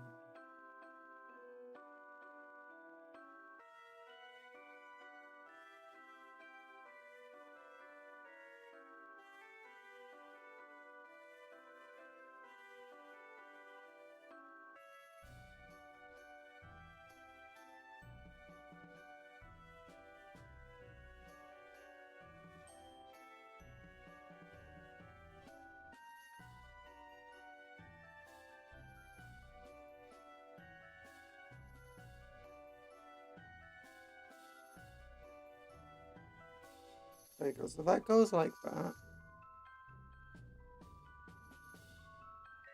And this somehow has to plug into the side of the body.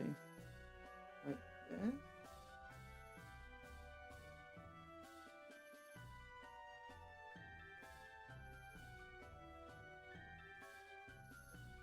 Oh.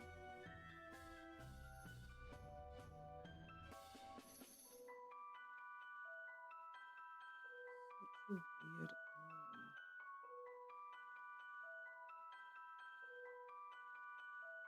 There we go.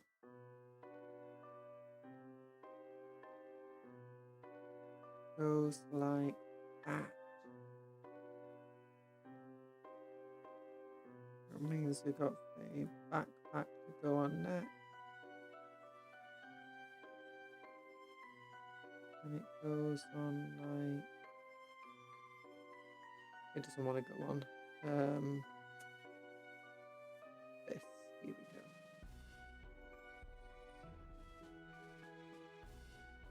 we go. That's the most perfect one to fit. Oh, it's so cool. Okay, I want chain swords. I've gone too many chain axes now. I want to go back to swords.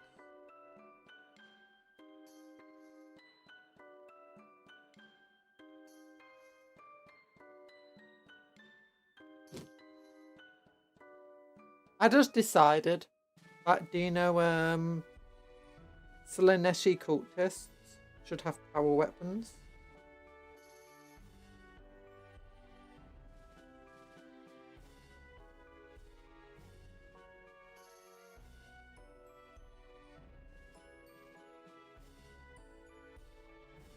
Well, each get 3 attacks. Hitting on 4s. Strength 4, AP -2, damage 1. No, you have to keep axing the enemies a question. No, no, no. We're not asking anyone a question. We're just...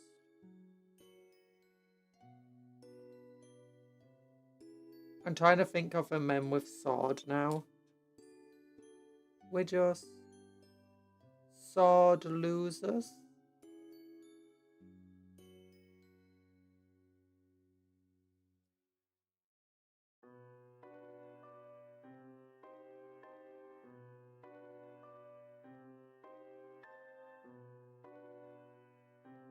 We're just a sworded sort. Ah, we're sworded.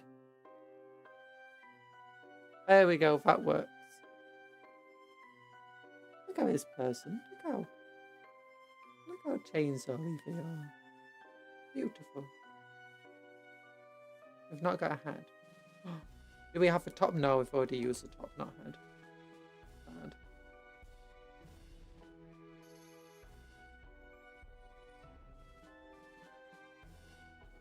Okay, we got 3 more after this one. Yeah, these jackals were a lot harder to build than I expected. I thought they'd be more like of the level of guardsmen. You know, relatively simple.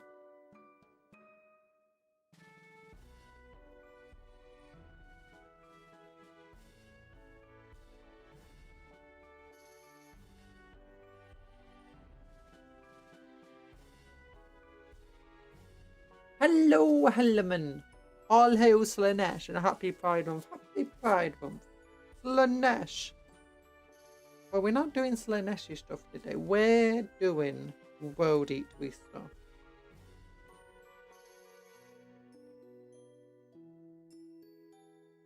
Oh, there you go. 23 is there.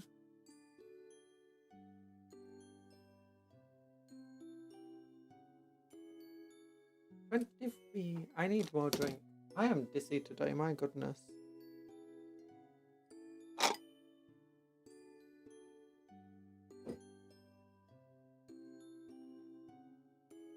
Okay, we don't want 13.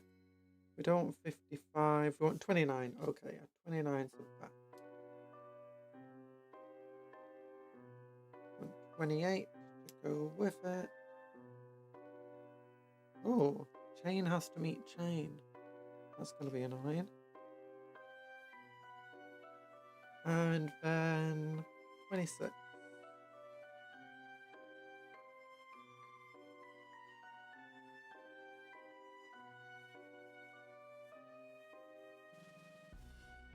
And 29.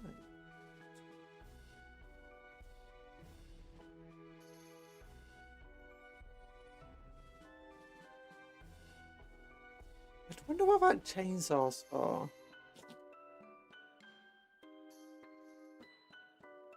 I wonder if one of her heads is meant to be a chainsaw head.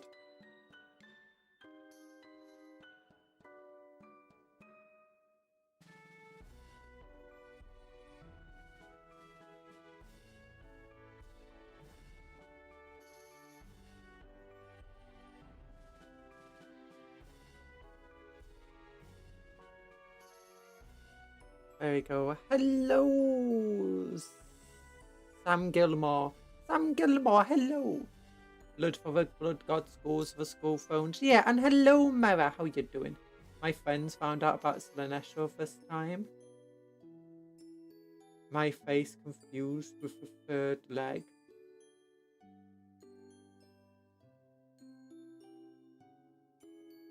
Third leg?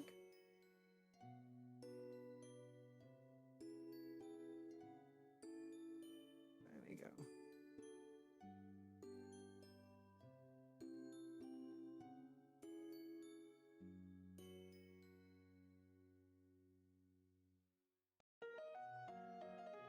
Slanesh.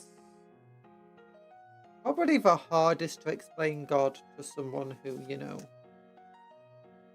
is very much not into that kind of stuff. Warhammer, I mean.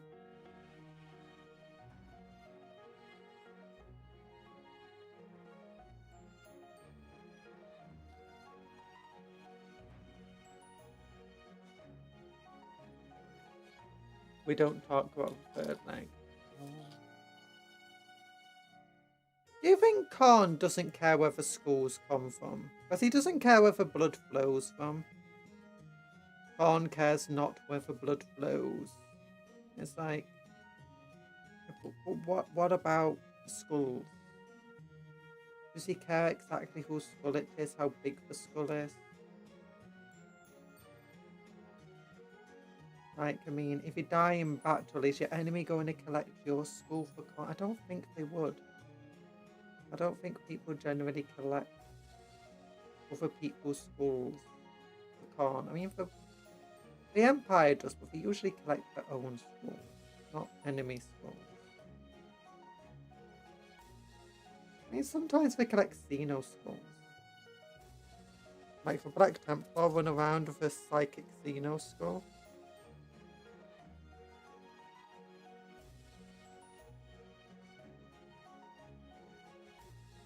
So let's go with more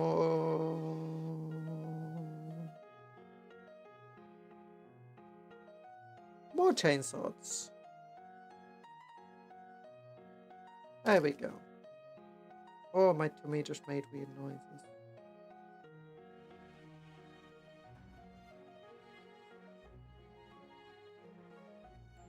Ah. There we go.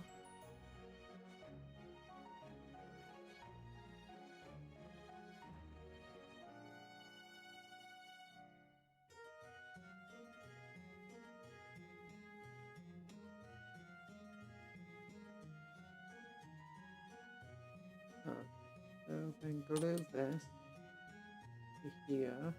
The way that they do the hands isn't too bad, so you can customize how you want them to be equipped. And the same goes for heads. You can customize which head you want. I think pretty much any head can go onto pretty much any body. That's not too bad about these guys. And some of them do have multiple arm options.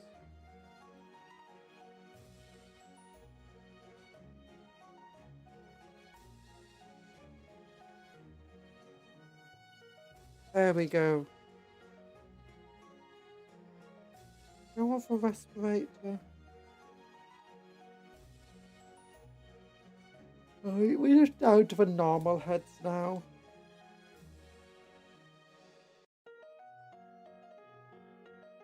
No more cool heads.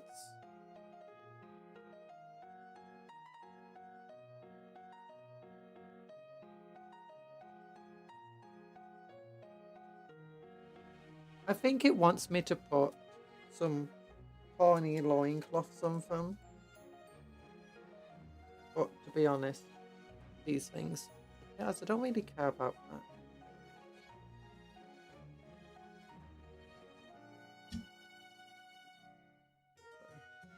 Whack my mic with my pop filter.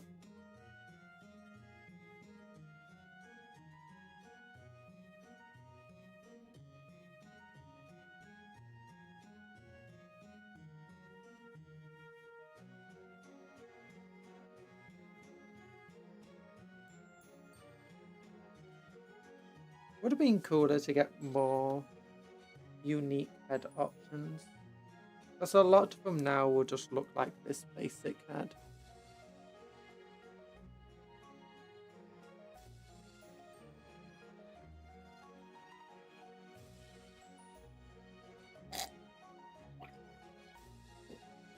Don't know where I'm meant to put this part.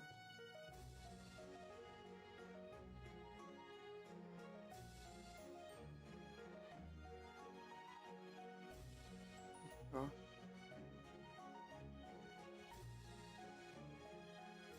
Try to put these skulls away.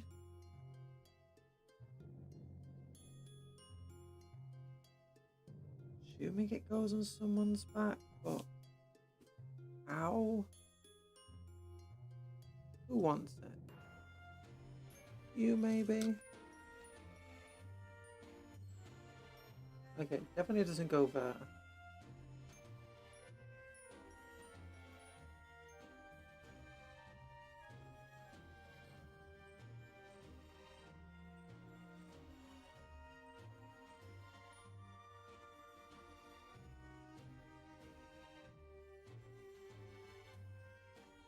Okay, I think I'm gonna have to go online to figure out. Website, come back! Anything new yet? No, nothing new yet. Okay. Gonna have to wait another hour or 45 minutes. Okay, Warhammer 40k.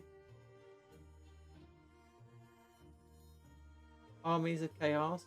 World Eaters. Shackles.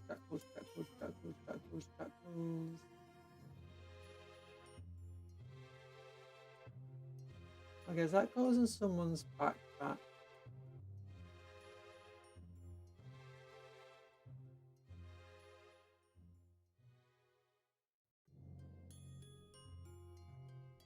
Guess I have to cut off the skull, the spikes, to put it on someone's backpack.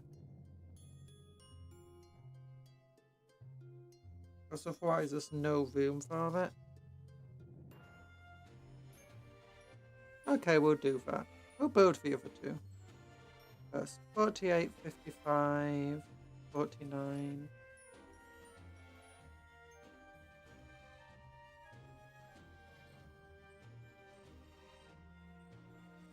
This is getting in my way. There you go.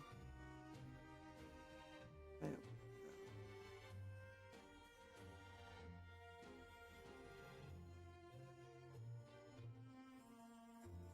If I was forced to worship a chaos god in 40k, you're gonna choose Nurgle. I may look ugly, but he's such a soft chaos god. Ah, he's not that soft, to be honest. Like, he makes everyone suffer. Hi, BC. Perfect time to build models while watching someone build on. Oh, what you're building?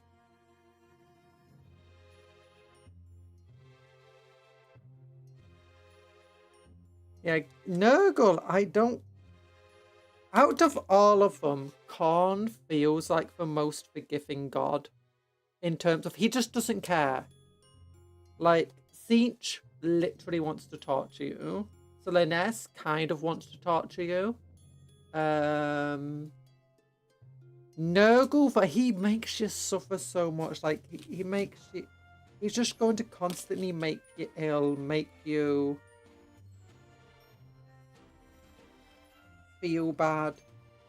I mean, he might make you feel good about it, but really it's because you're going insane and losing your mind. You might just end up like a poxwalker zombie.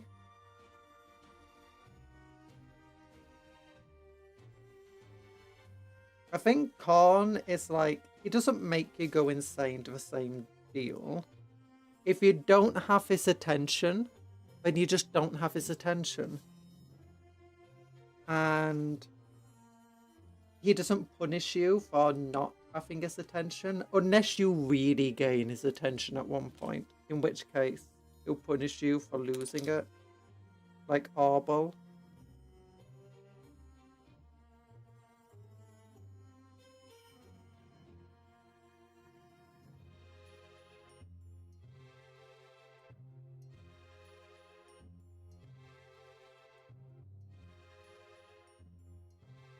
Remember the story when one person's killed an entire ship by doing nothing? Oh no. Oh, the new Custodes box. Oh yeah, the Custodes box is amazing. Oh, for one, the banner on, I can't remember which squad it's on, but one of the banners absolutely sucks. One of them is fine, but the other one, oh, it's so annoying, it breaks. You know what I mean when you get to it. That is if you do build for banner. I know some people just don't build for banners. The dude just existed and Nurgle loved it. Oh no. It's a Reddit mod. No. There we go. Well, it's like when you see those cultists when I do know for people heavily corrupted by Nurgle. And then like you have the moments of lucidity that they have. Either because Nurgle was pushed away from them effectively by some psychic force or some anathema, like a null, or just because like Nurgle's attention is going away for a bit too much, and they have these like moments of lucidity, and they absolutely despise everything they've become. It horrifies them. But it's not just despise; it's literally just like, oh my gosh, what the heck's happened to my body?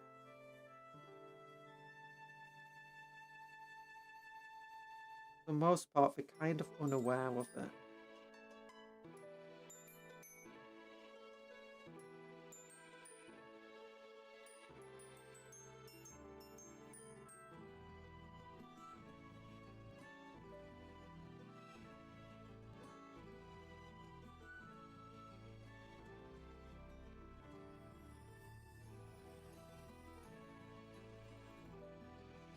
I don't know if this one goes.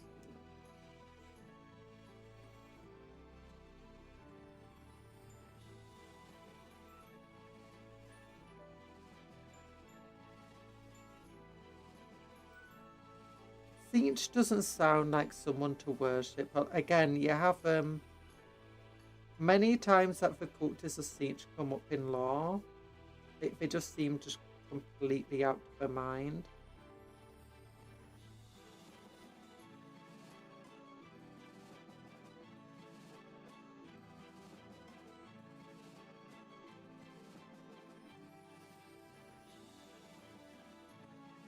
Not really having any choice or control.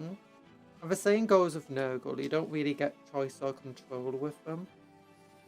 So the Nesh generally doesn't care about trying to drive you crazy to the same extent and taking away your entire control, because Slanesh delights in effectively your own torture of yourself.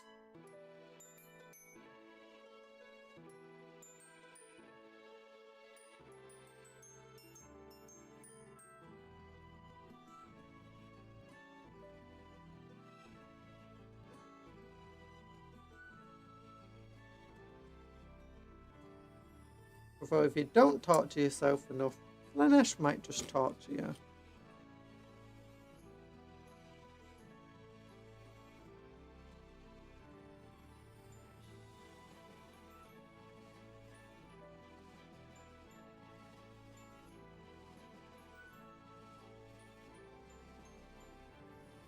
Nice. Just wants you to enjoy the steak, like really, really enjoy it. No, Slaanesh doesn't want you to enjoy the steak. Slaanesh wants you to be like, this steak isn't good enough and try getting a better steak. And then once you have that, feel like it's not good enough and you need to get a better steak. And you just, like, so it's all about just chasing the high for Slaanesh.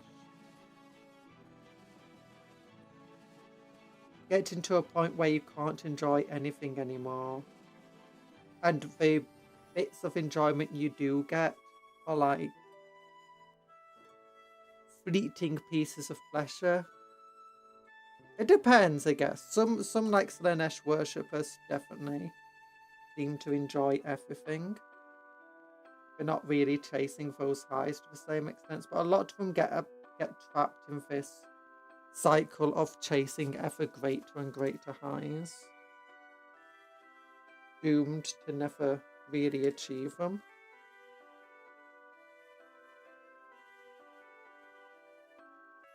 Yeah, the eternal quest for the best steak.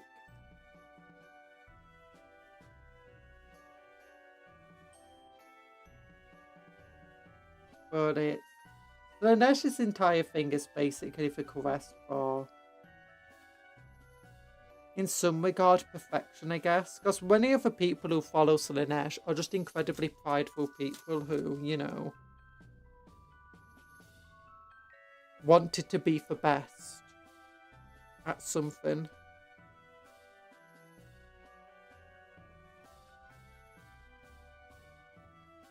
That being said, there definitely seems to be Slaaneshi cultists that get away with it all.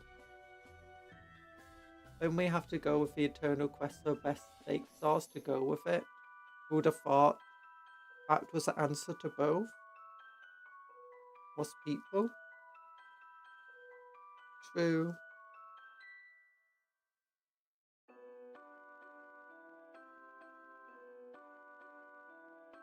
Again, I think it's something with Chaos Gods. You don't want their attention. The more you get their attention, the worse things will get for you. Because it does seem the ones that enjoy themselves the most in Slaanesh are the ones that are kind of minor. They're not Fulgrim, they're not Lucius the Eternal. They're not some great chosen.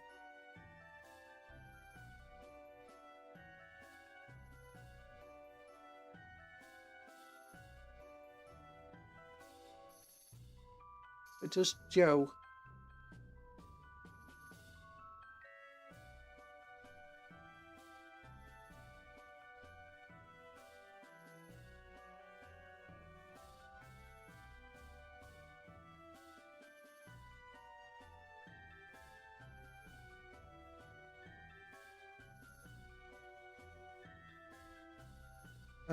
But I think that's where Slaanesh and Khorne are better than Tzeentch and Nurgle.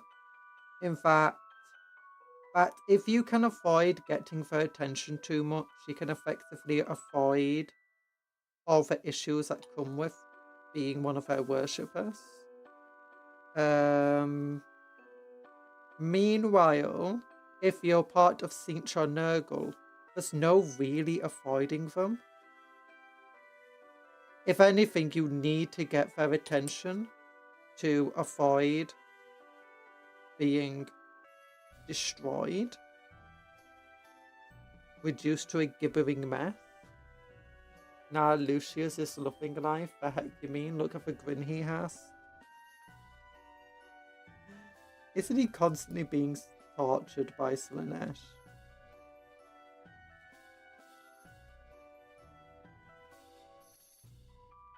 But like, it's the people that avoided Sinch's gaze too much. Like, for Rubric Marines, you got the Sorceress, who Sinch kind of likes, so keeps them around. And then you've got the rest of them, who Sinch doesn't care about. So as a result, just turned them into piles of dust to torture the ones it does like. Sinch and cultists often seem to be completely under the thrall of somebody else, unable to have their own mind and desires and stuff.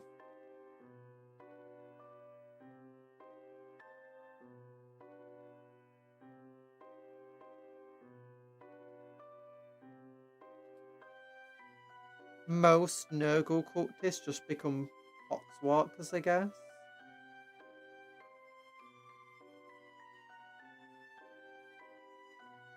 Look at double axe. Double axe. None of these look like the specific, like, kind of good fighters. They all look like they'd easily get beaten in a duel.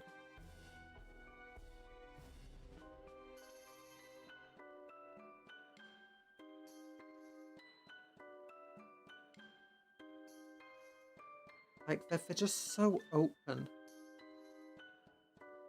With such wide attacks, it would be easy to avoid.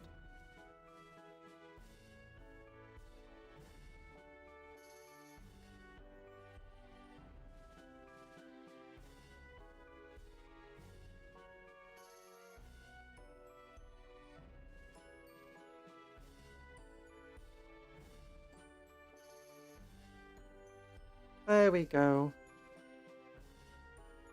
With this head, that should be the last one.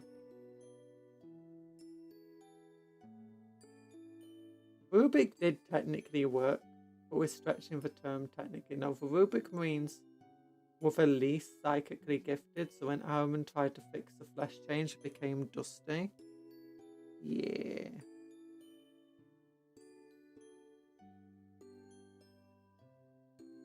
Well, that's the thing, though, isn't it, with the Rubik Marines?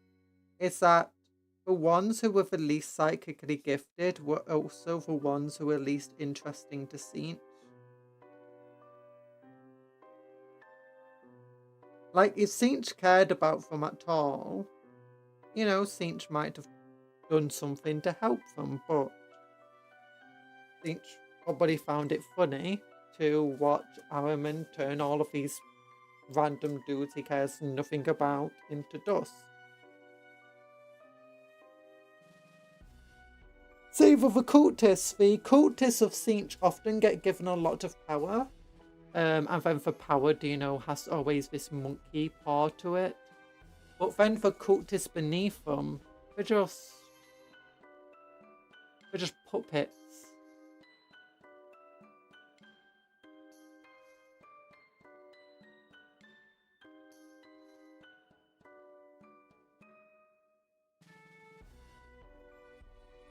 Doomed to repeat a cycle of destruction.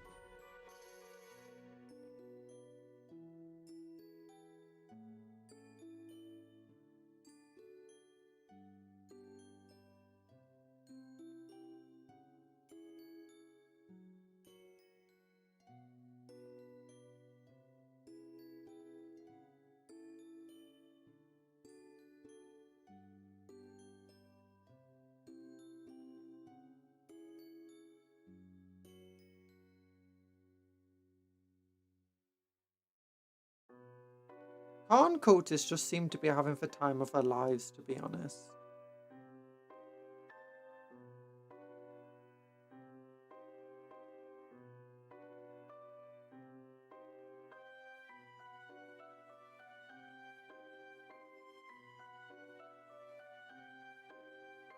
There we go.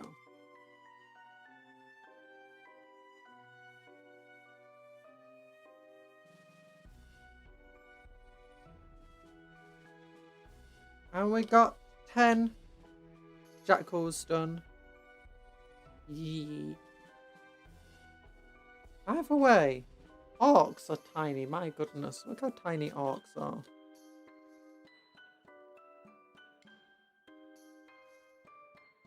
It's like, is that dude specifically big? Maybe. Maybe. How big is he next to him? Nope, never mind. He's not. And that being said, for orc arm, it's like as thick as a Kriegsman. But still.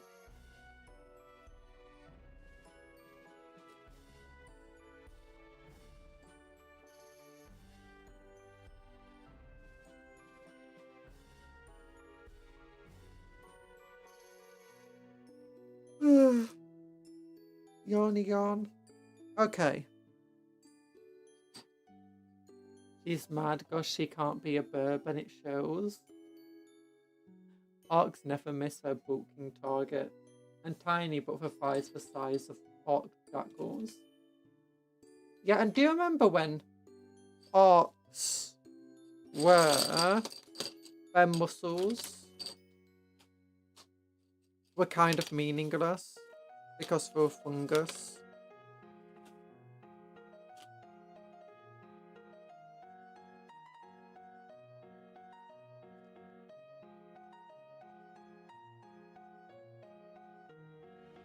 Here we go.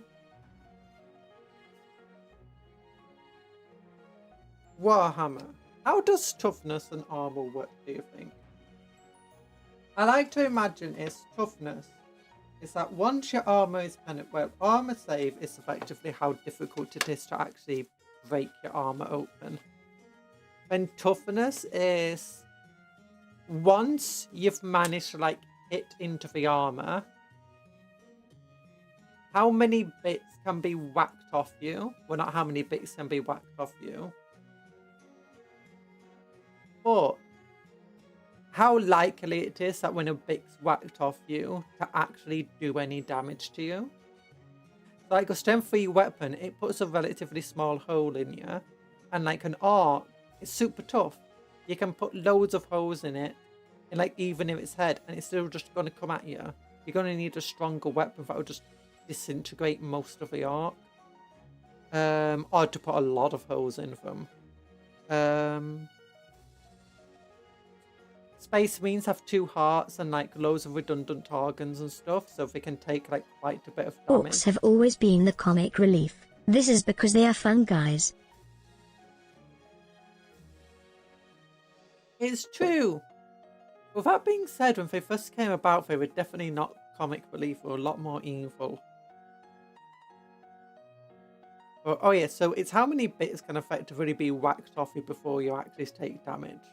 Or how likely it is that when a bit's whacked off you, you're not going to take damage. Which is why graphics is so tough. We're just wearing so many thick layers of armor. It's like you can just blast massive parts off them and it does nothing because it's just redundant armor pieces you're taking off them.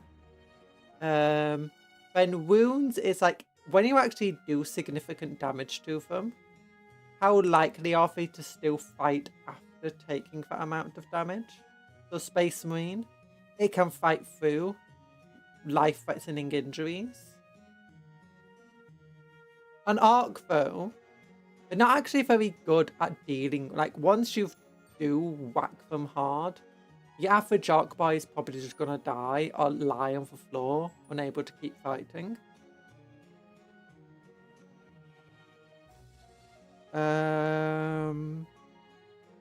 That's how I imagine these things.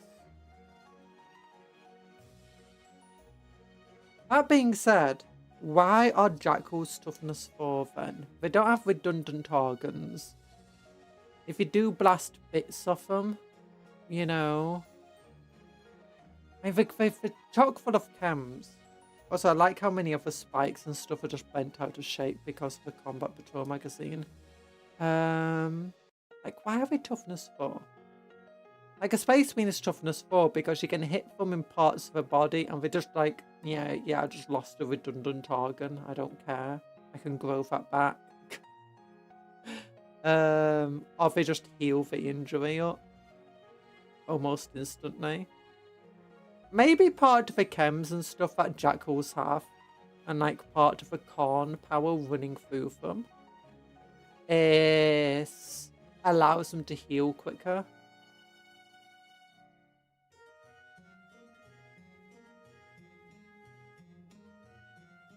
Being too angry to die is worth +1 toughness. Yeah, but it sounds like that would be multiple wounds.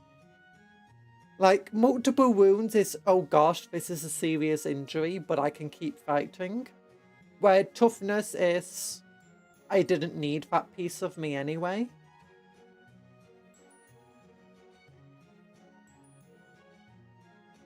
Like, space means a toughness 4 because they're not going to, when you hit them really hard, in a part of the body that's not important, they don't even have to worry about bleeding out. Their wound will just immediately stop bleeding.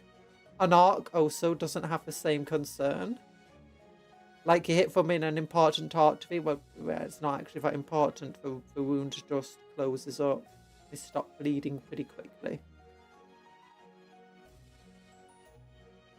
I guess maybe with all the chems and stuff, that's part of it. Like you hit a guardsman, he'll just bleed out. You hit a jackal, the chems and stuff will probably just close up the wound. That's what I imagine. No, that's feel no pain is I didn't need that bit anyway.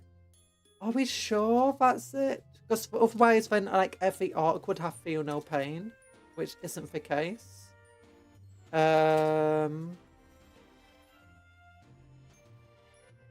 And that's why arc vehicles are like so tough. Although arcs all have vehicles have invulnerable saves, not feel no pain. And the invulnerable save is basically the likelihood that you just smash redundant bits of armor. I especially can paint and build models with gloves on. But they're not super thick gloves, they're very thin. You know, they're the same type of gloves that, you know, tattooists use and surgeons use. So I can feel like I can still use a phone with these gloves on, touch screens and stuff. And I can feel things quite easily through them. Like I can feel the texture of this material. The biggest issue I have is when I'm trying to use like very small bits, especially like you can see some of the folds of the glove. If a fold of a glove goes over my fingertip, it can be very difficult to wield tiny pieces. But yeah, I can even feel the texture on like this base. Through the glove. They are very good.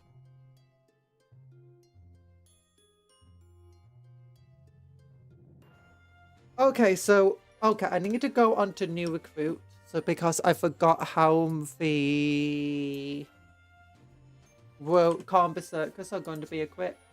Don't think every like of this stream is another visit to the website. Yeah. Anything new? Anything new? No, nothing new yet. Nothing new. It's probably going to be about 4 o'clock when Chaos gets updated. I don't think I want to be streaming by that point. So this is part of the 20 Calm Berserkers. We're going to be 10 of them first. So they're led by Juggernaut. We got 15 bolt pistols, 5 standard guys, 5 supercharged plasma pistols. Oh yeah, the eviscerators have a plasma pistol, and then you got 1 champion with a plasma pistol and the icon of Khorne.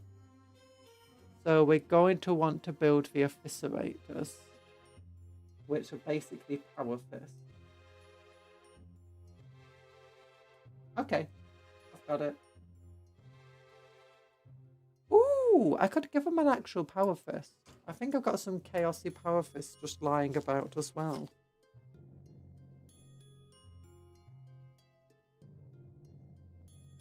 So these guys shouldn't be as bad to build as the jackals. They're relatively easy if I remember correctly.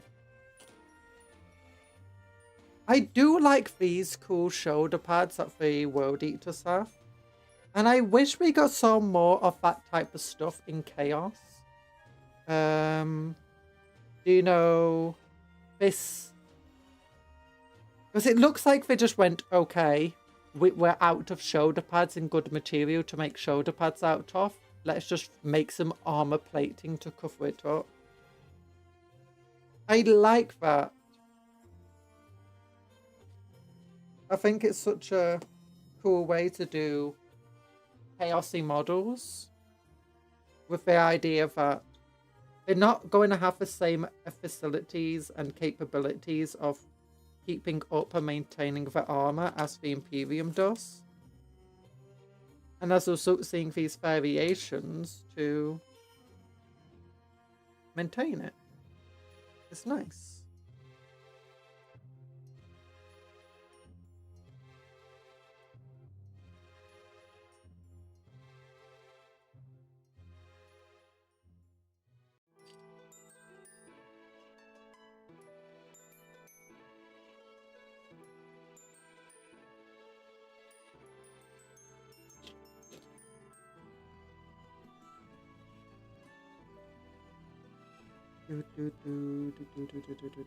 I guess you do see in like the basic Legionnaires for Chaos, Space Marines, the fact that they're using like armor that is made of multiple different marks.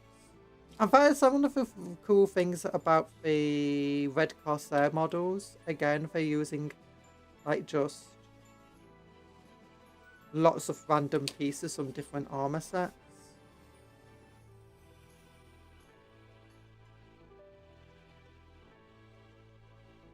Give some character.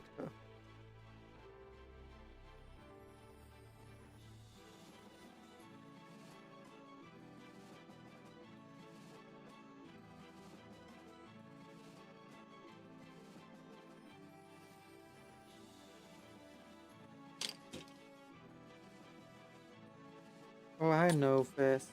Yeah, sometimes there's a little bit of spoof. That's where I'm getting an issue. Yeah, that's perfect. And then I want this piece here. Where does this go?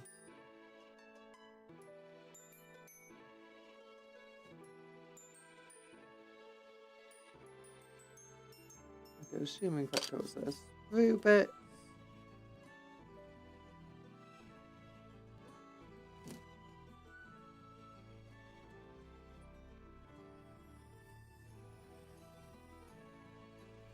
So with these dudes, I'm going to build them because any arm can go on any body. I'm just going to build all 10 bodies first.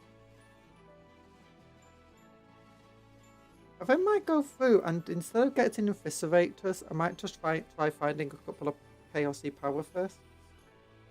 That might be very fun.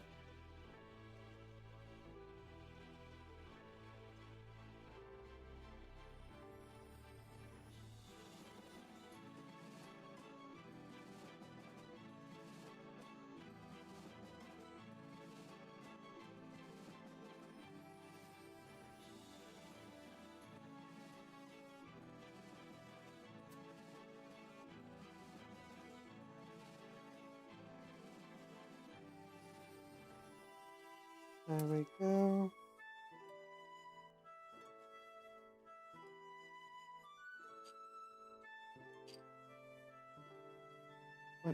$25.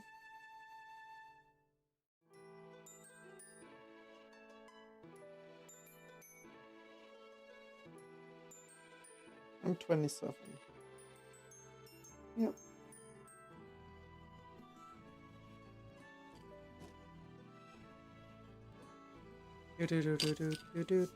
I thought Feel No Pain was more representative of, you know, your ability to heal and recover. Like, Feel No Pain often comes with medics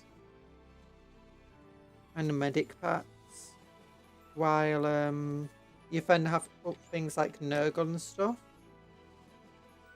Ooh. Can pretty much heal any sort of injury we receive, never mind how devastating it otherwise seemed to be.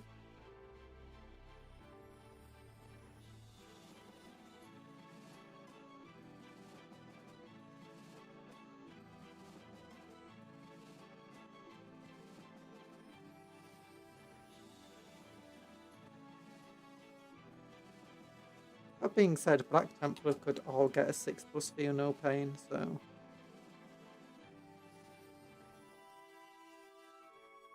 Maybe the Emperor's just healing them. Curing them from their ails. My favourite thing, though, is in the game, it's like, I'm going to shoot this giant laser destroyer at you. Okay.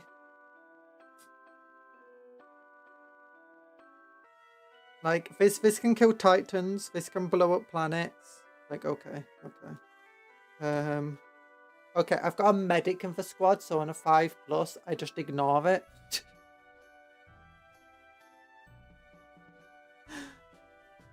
Oh, it's like, I'm going to recover my wounds. You wiped out 3 of my squad members with this laser destroyer, just absolutely vaporized them. Well, the medic is going to try bringing them back. You know, they're a bit injured. Just with a couple of bandages, some sellotape.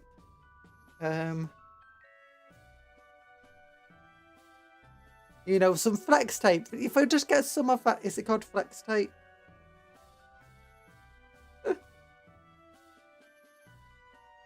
That's a lot of damage. We've brought them back on the brink of death.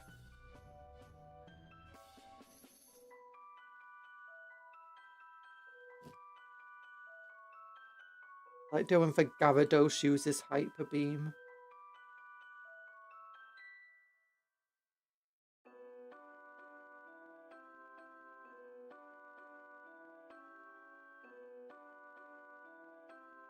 Pokemon faints. What do you mean faints? It's vaporize.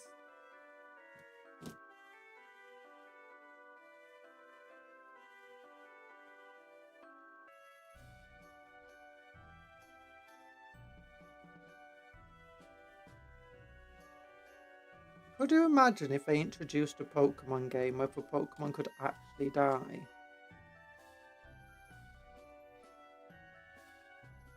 If they take too much damage or you use them too much. And so they keep fainting.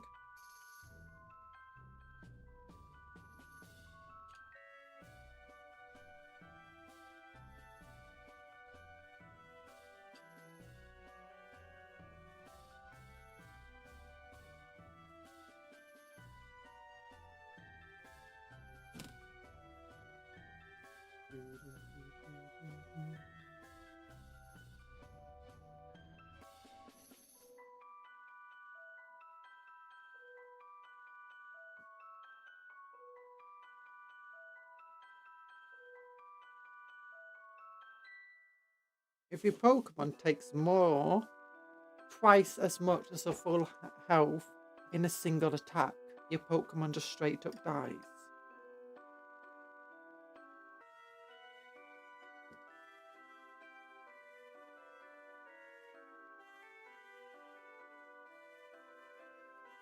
That would be a horrible.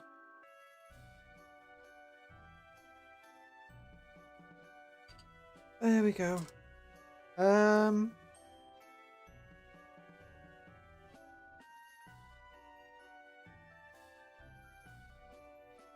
I find the funniest thing about Chaos is the big backpacks that they have. Like, why did the backpacks become so extended?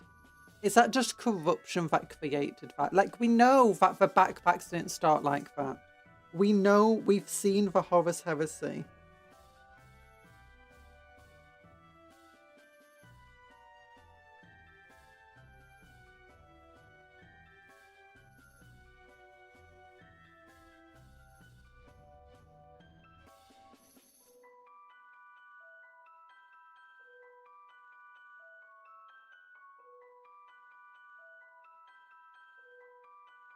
There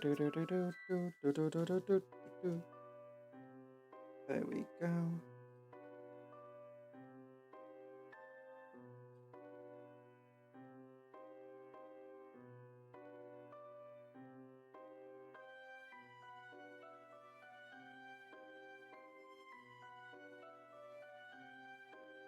Did they seriously just... I have to assume that the Chaos Gods just like long backpack fence. Like, yeah, make it longer. No, longer. Longer! But my lord, it re-risk destabilizing the Space Marines. No. No.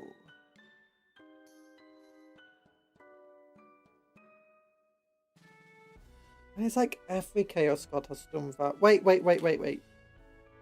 Plague Marines don't have the super long backpacks. Basic Chaos Space Marines do. Do the Rubric Marines have the long backpacks? I think they do. Because I think they also have fire coming out of them.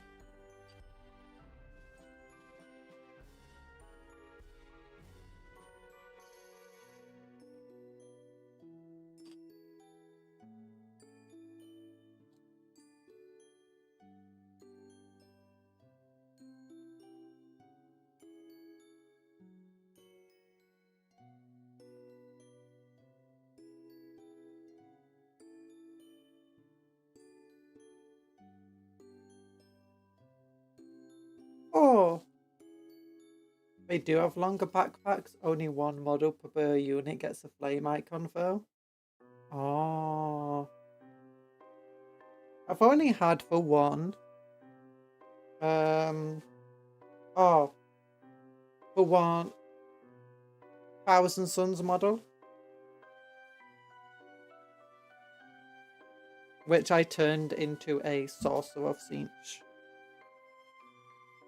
I do have some Rubric Marines in quotation marks. But they are... They're actually just Horus Heresy Marines with Disintegrator weapons. Because I had the Disintegrator weapons, I thought, oh, these would be amazing as that Rubric Marines.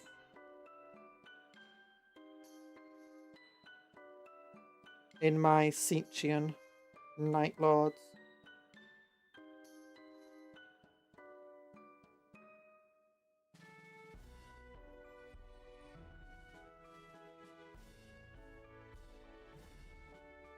I think that is the one issue about trying to ally rubrics into your army. Like, Plague Marines don't have to be Death Guard. Anybody can become a Plague... I say anybody. Any Space Marine can become a Plague Marine by just worshipping Nurgle. That's the only thing you need to do. Any Space Marine can become a Khorne Berserker by worshipping Khorne and letting the Blood Rage take over. And again, multiple factions have Khorne Berserkers. Iron Warriors had Khorne Berserkers. Even back in the ancient codexes, Iron Warriors had Khorne Berserkers. Black Legion has Khorne Berserkers. I think even the Night Lords have some now. Noise Marines, again, for lore for Noise Marines, is that... Hello, Severin! Is that sometimes Space Marines dedicated to Slaanesh become overcome with the need to create sonic weaponry. And again, many factions have access to sonic weapons. And to Noise Marines, it's not just for Empress Children. But when it comes to Rubric Marines, they were created in a very specific way for the Thousand Suns. You can't just have like, oh, my Night Lords worship Sinch now, so they've become... I've got some Rubric Marines. It's like, no, that doesn't work.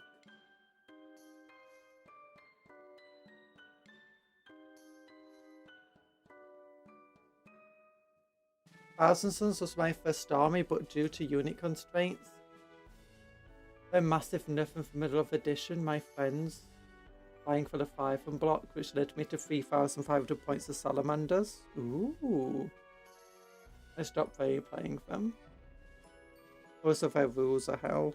I thought Thousand Suns were still pretty decent-ish.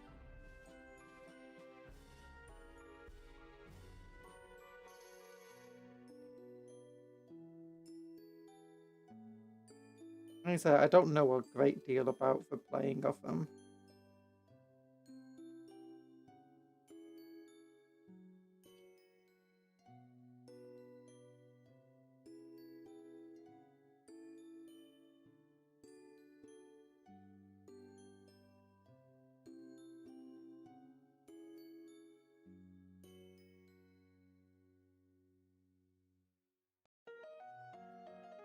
Because the most I've seen of Thousand Suns is just from in a battle report where they fought Titus.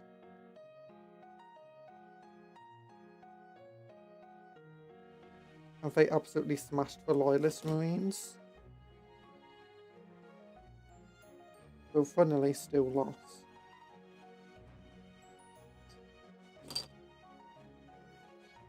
Hi Empress White Ball, this is a new setup. Not really, I've just put cardboard down to protect my desk.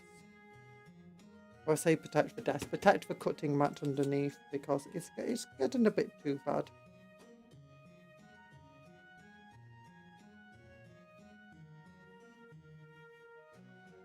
They're not bad, I just found myself building them very slowly. By the time I'd finished my army, I didn't want to hang out with a friend group who played Warhammer anymore. Oh. You had no one to play with. Oh, it makes sense.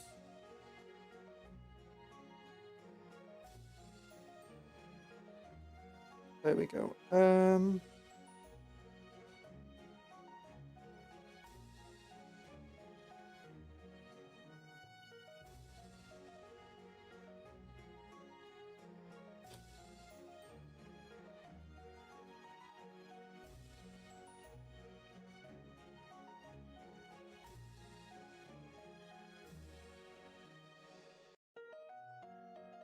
I feel like all of the Chaos factions are in a bit of an issue where they all feel like they only have half a range though. Like how many unique units do they have excluding demons? Thousand Suns have Sangars. Sangars on discs. The Rubik Marines, the Terminators, big old robots, Vortex Beast, Exalted Sorcerer,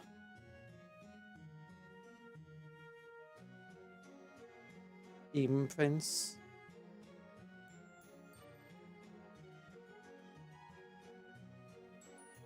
I've had a different type of Sorcerer on disc or something. And we have a Sangar on disc, leader character. Now we'll replace Death Guard, so it's pretty thematic. Nurgle v Siege. Ooh. That's cool. World Eaters, they've got one battle line unit being the Palm Berserkers, unless you take one different army. They've got Garmongers and Jackals. They've got 8-bound, and then you got the slightly different version of 8-bound. They can take Terminators, but they don't have unique Terminators. They're kind of meh.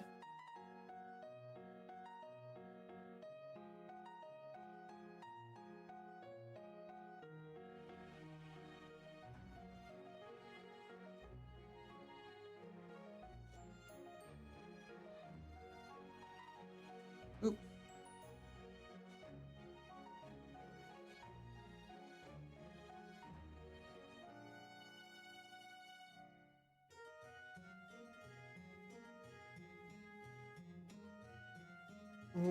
of these guys is missing. Oh, it goes here.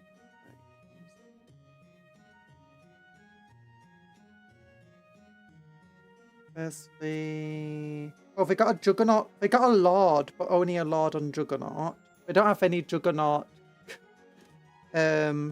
generic units unless you take the demons. They don't have a Lord on foot. They only have a Master of Executions.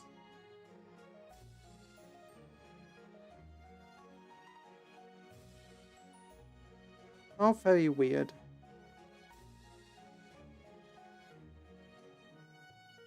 I finally got some money, so I'm making my ultimate diorama. Ooh, what's in your ultimate diorama?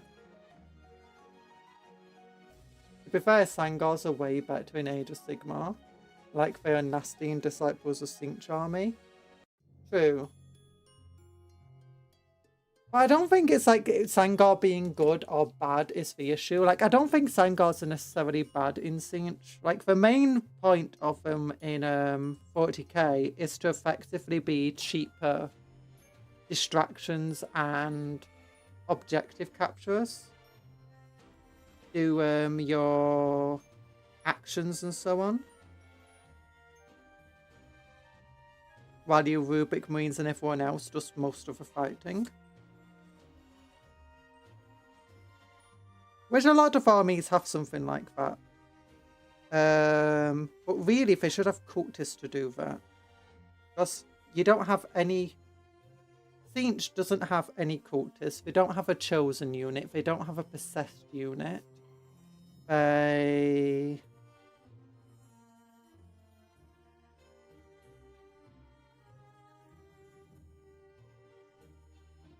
Khan also doesn't have a Terminator unit. They don't have a Terminator unit. They don't have a chosen unit. They do have a possessed unit, 2 of them. They do have 2 cultist units, but they don't have a Beastman unit.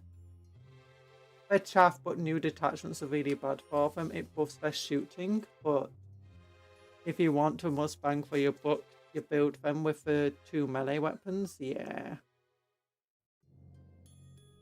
You inspired me to tackle my pile of shame next to my desk. 2 boxes of Hellsmiths, Cohort, 2 Urktar, 2 Hecatons, a Land Raider, and Aggressor Centurions. Oh my gosh. My pile of shame is insane. I've got, let me just look over to this side. Storm Raven, which I want to convert into a Storm Eagle. 2 Sicarian battle tanks, Phaetos Heavy Assault Tank, Killrig, Gladiator, Repulsive Executioner, Storm Talon, 3 Lehman Russes,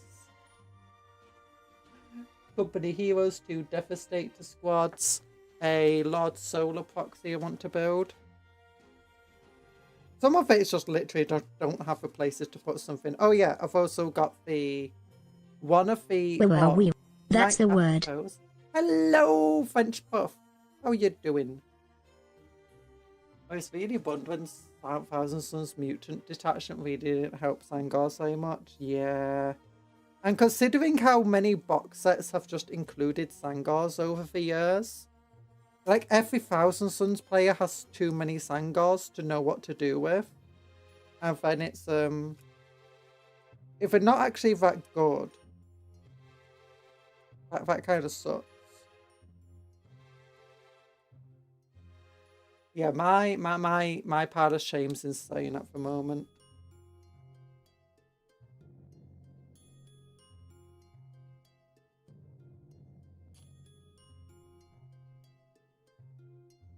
There's a lot more to it. Need to get round to doing things. But they'll be done. They'll be done. We have, once the next Combat Patrol magazines arrive, my Khorne army should be finished.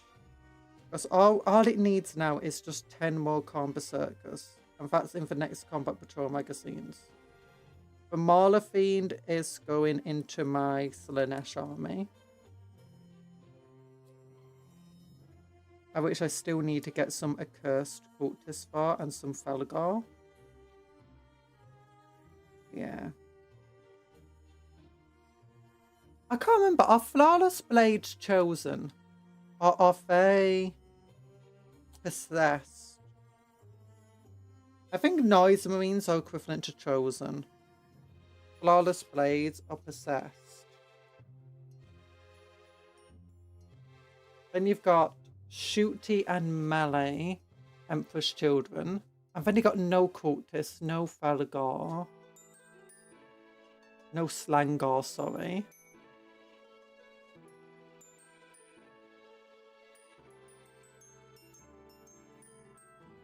And then you got, they're missing so many tanks in Emperor's Children. That's what sucks the most. It's like, why did they decide to sort of limit half the range away from Emperor's Children?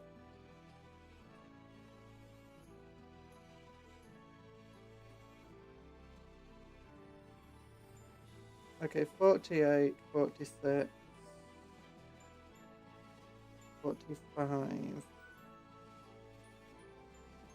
and 47, there we go.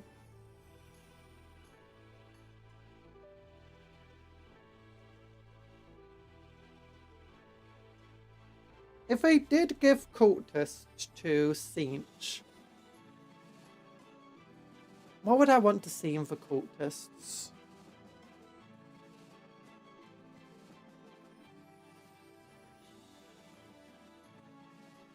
I think if with Siege and cultists, I want to see movement shenanigans. Like, do you know, just teleporting from halfway across the board to end up in somebody's backline. Or the ability to, like, deep strike and then, you know, jump off the board, jump back on. Doombolt, that's not a ritual, but it costs models. Ooh, that could work.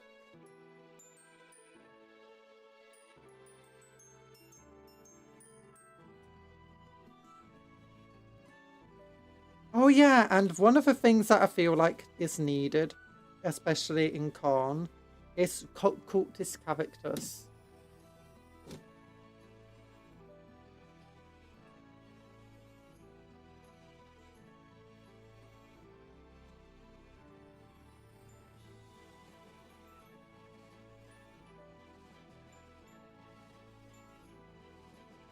Ooh, and then if you put them in the demon army, they should gain another rule. Or actually, no. Put them in a demon army and you can give them an enhancement or stratagem that allows you to sacrifice a cultist unit to summon pink horrors or something. That would be fun.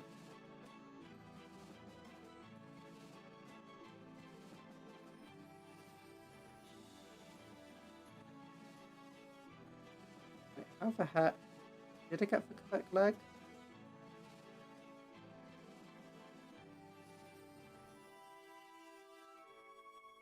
Yes. Good. Good.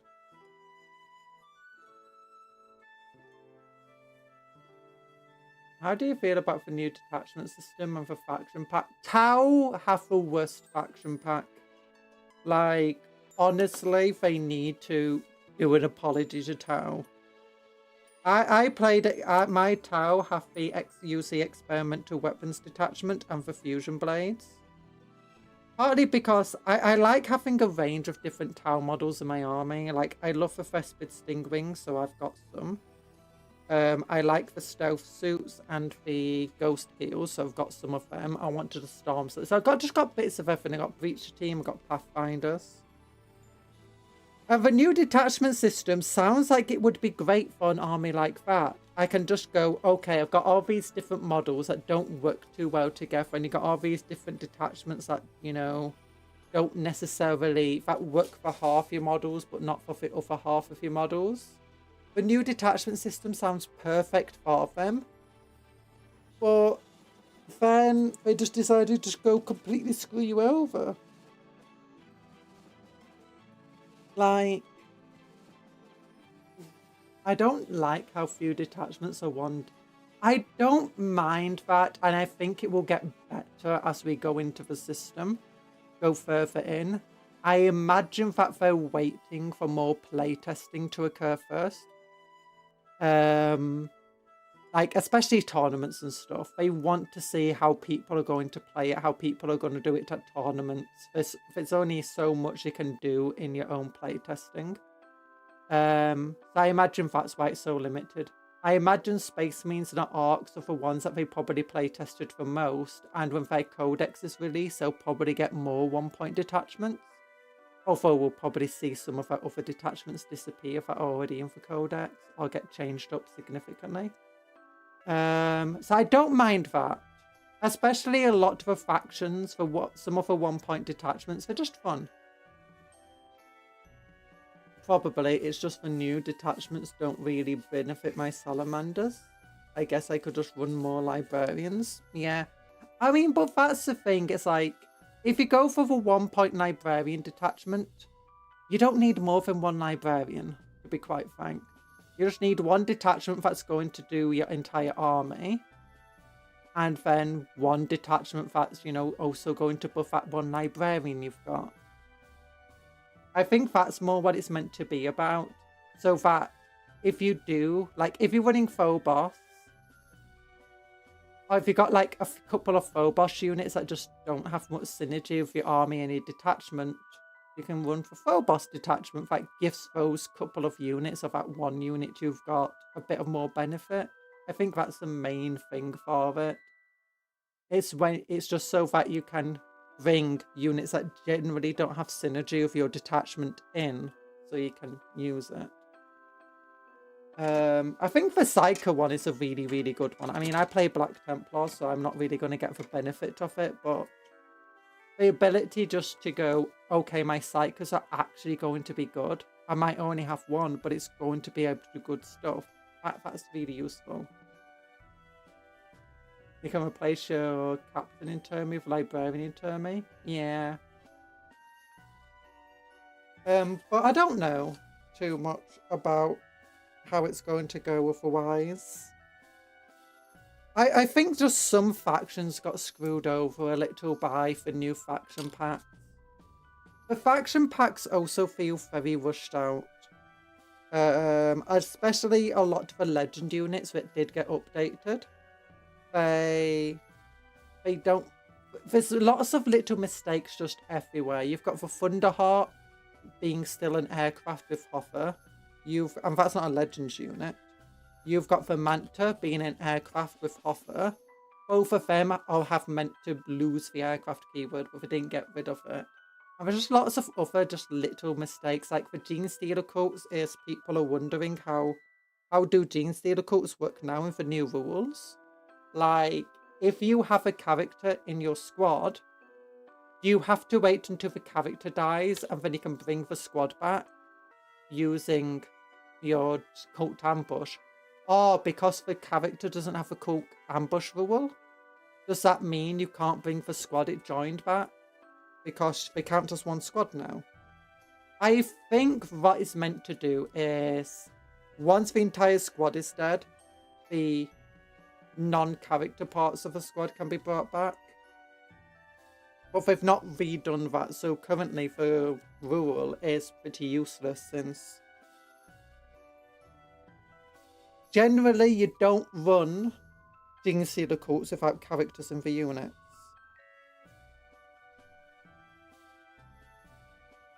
We also know there's going to be a day one errata for the main rules. And it's going to introduce some of the rules that they talked about but aren't currently in the core rules that they showed us. One of those is that if you've got a terrain area and you've got a unit in the terrain area, it's got cover. But if your vehicle goes, or another unit edges into the cover themselves, any models that are now in the terrain area, if they target another unit in the terrain area, apparently it doesn't get cover. Which is one of the things that will make vehicles strong going into the new edition, where they can just edge into cover and terrain areas just to remove your cover. I think if you're in light or dense terrain, you still get the benefit of cover. But if you're just getting cover because of a terrain area, or because you're being blocked by dense or light terrain, but you weren't actually in it, you lose it. So yeah, it definitely feels a bit rushed and awkward. Tau though, Tau got screwed over so badly. 2 of their arcs also had an issue. And the issue is you're taking 3 detachments that have already some cool stuff going on. But arcs had their tactical brigade. And tactical brigade and Mordaka were both turned into 1-point detachments. Mordaka didn't really lose much, and it's fine. Tactical brigade though was the one that allowed orcs to give orders, and it wasn't meta. It was meta when it first came out, and then they nerfed it and it immediately became non-meta. But it was such a cool and thematic one that allowed you to like play blood axes and stuff. A more sneaky army, one trying to be like more like the guardsman. Really cool, and they just completely gutted it and removed the orders options for it and turned it into a 1-point detachment for action monkeying. Which is fine, it's just, did they really have to gut that detachment? Couldn't they just made a new detachment for it and made it so it can't be taken with tactical brigade? Because losing tactical brigade, it's just a fun and thematic thing. I don't care about it being strong, I just care about it being fun. Tau though, they lost auxiliary cadre, and well, it got nerfed into a 1-point detachment that loses a lot of its fun. And the experimental weapons cadre also got nerfed into death.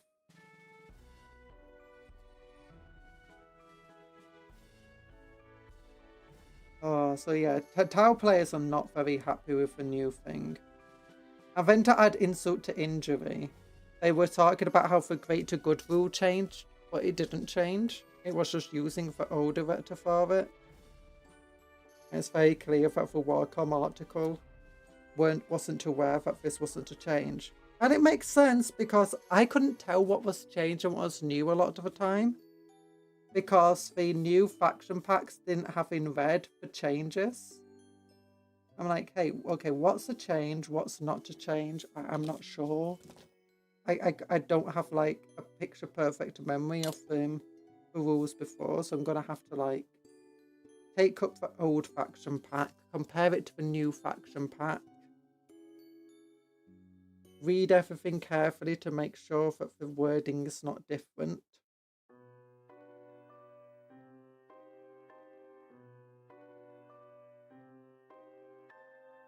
For a lot of the armies, for like Space Marine, overall, I think Space Marines, Orcs, Eldari, stuff like that, I think for the most part they're doing a bit better now.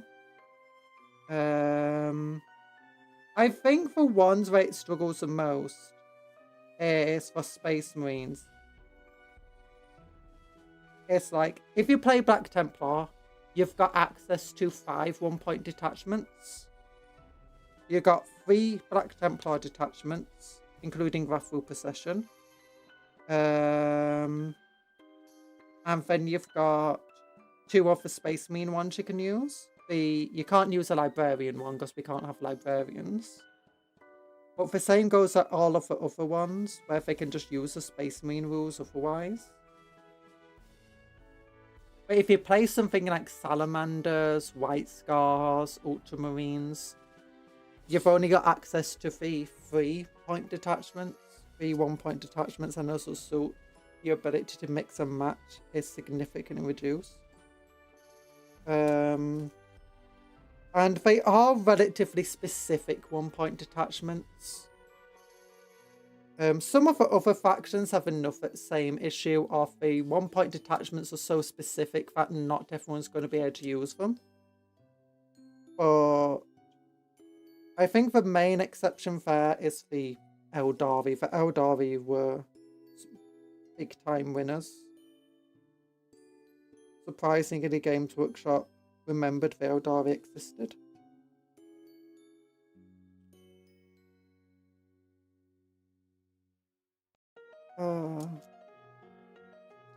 Which is fine.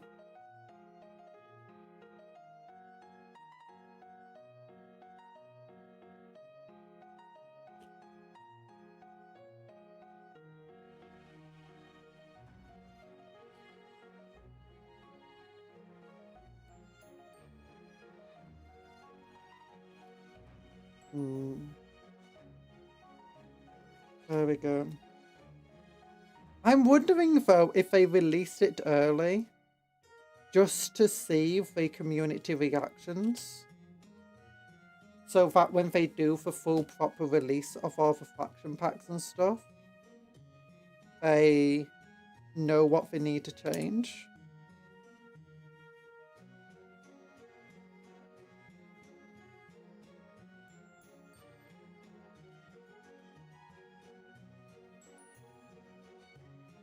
I'm not so sure. I'm hoping Legends gets a proper update though, my goodness.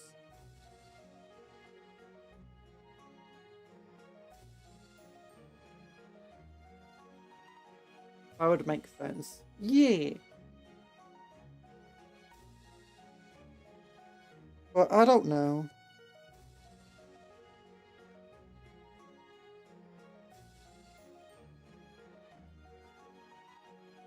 Because sometimes I do look at some of the stuff they do, I'm like, this doesn't make any sense. They're going to fix it, right? They're going to fix it. It's like, no, they're not. But Legends needs a proper update because there's a bunch of rules that have not changed in Legends that don't work in 11th edition. And there's a bunch of just broken things. Like, they got Ferrin Aros, an Ultramarine character, who's got Legends rules. And he doesn't have the Ultramarines keyword, so any army can take him if you're allowing Legends. But also, there's been a bunch of new models in like Horus Heresy that don't have Legend rules that I want to see get Legend rules. There's a bunch of models that, you know, have new weapon options, like the Fell Blade, that don't have the new weapon options. But I'm going to go and run away for a few minutes. Our BRB need to use a little cupcake room. Smash! Don't forget to like the stream. Or cola.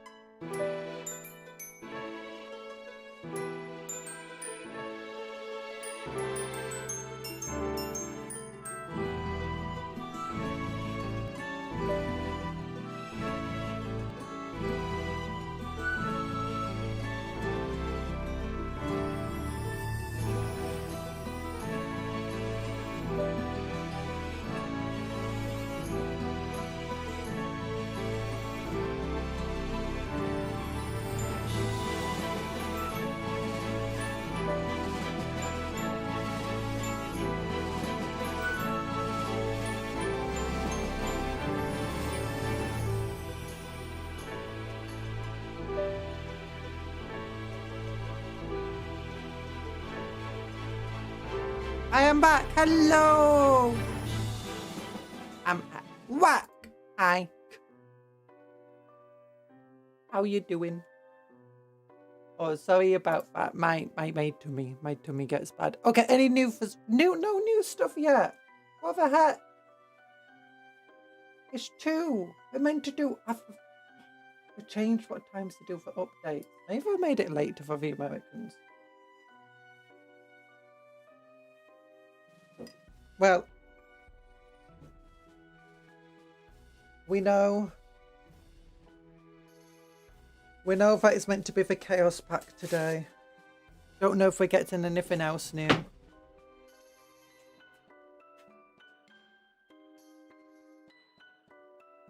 Actually, there's one thing I want to check. I want to see if we're going to update the rules before. Getting a glove on, do-do-do-do-do. Getting a glove on and it's stretched weirdly. Probably it's 9 AM on the East Coast right now. Oh. Because he used to do it at 1 was whenever they did update. I want to see though, maybe if they're taking some time to do updates of these things. Now that came out yesterday, came out the day before. Yeah, okay, but not re-updated these.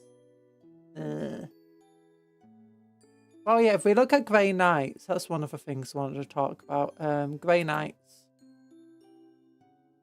I never looked at them. Grey Knights kind of suck, I guess, with the new rules. Because they don't get access to all the Space Marine ones because they're their own proper codex. So they only have access to the... Hiccup, sorry? 3? Yeah, if we look here, their Thunderhawk doesn't have the aircraft keyword, so... I mean, it is going to make stuff better. Like, Helldrakes are going to be... Actually, I don't think Helldrakes are any worse to take. Until a points update comes around. They're not any worse or better to take. In fact, they're going to be slightly worse because wasn't the old rules for Helldrakes that if you made them go hover mode, they'd have a 20-inch move? And now they're likely to go down to a 14-inch move. But that being said, you're likely to see their points cost go down once we do finally get a points cost update.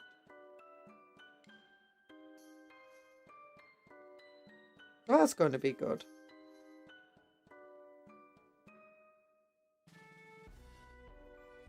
And nice.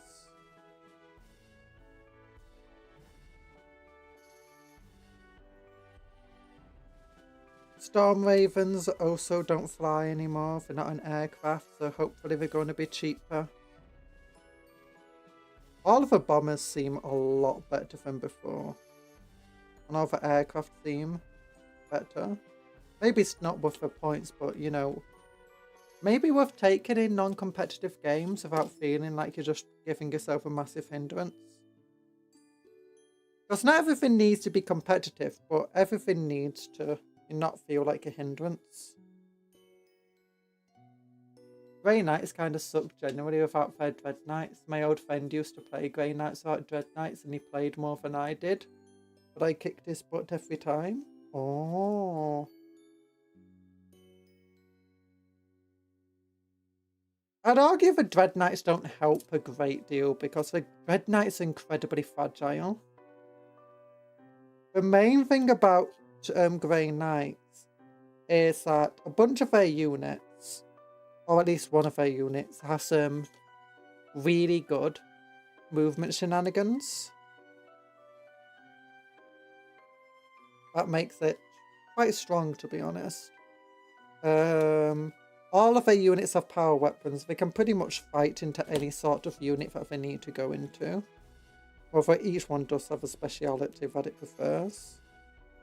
I find quite ironically that the biggest struggle in Grey Knights is trying to fight big things like greater demons. But at least they have some anti-demon keywords going on. But when it comes to like tanks and stuff, they kind of struggle. But I have a lot of high strength weaponry, or a lot of like weapons that can get through high toughness through one way or another.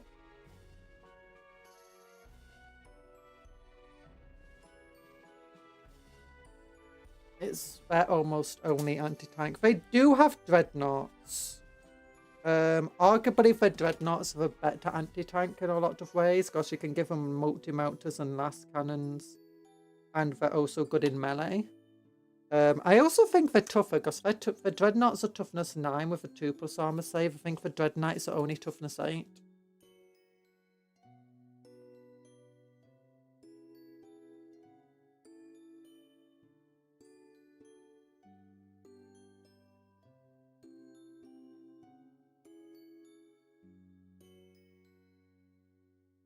They also have the Land Raider, but the Land Raider is not a reliable anti-tank weapon.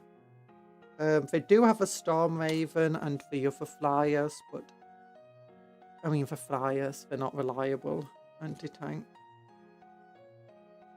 That being said, if you're going Grey Knight, a Land Raider has a lot of uses outside of just being a good anti-tanker.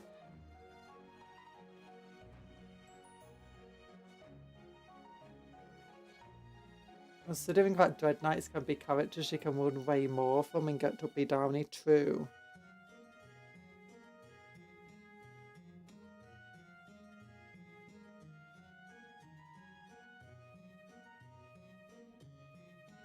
I'm pretty sure Dread Knights don't have good range for anti-tank, do they? They have to go melee mode on them. Which is fine. Not amazing.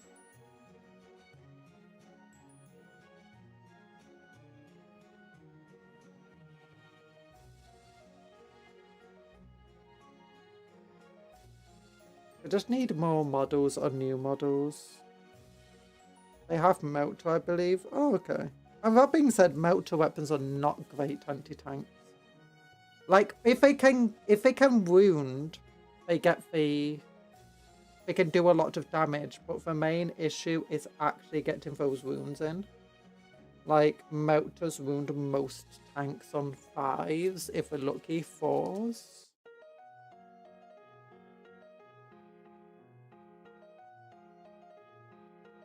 Oh, you get a spare backpack in here. That's cool. The Larding Folk, this is one of the coolest models in terms of just cool spare bits. You always get a full spare body and a backpack.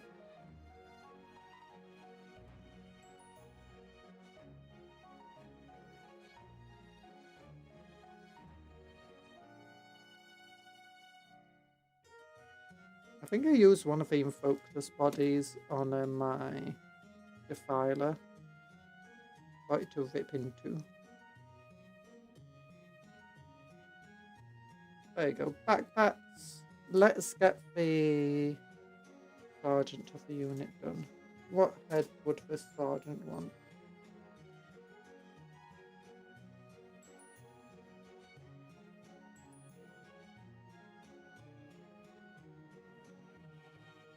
Maybe we should go for an unhelmeted head.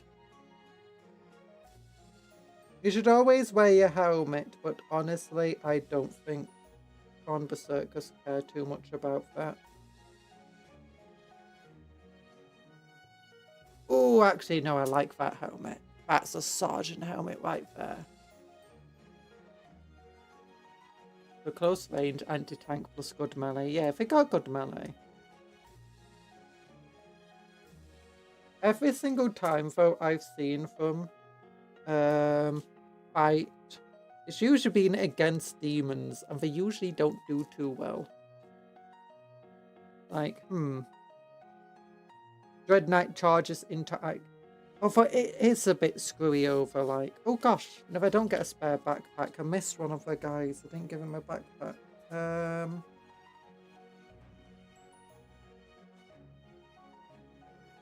Yeah. Grey Knights lack any of the powerful rules. Like, a lot of factions have some sort of, you know, broken rule going on. Orcs have Gaskell Thacker being absolutely insane with Mikari.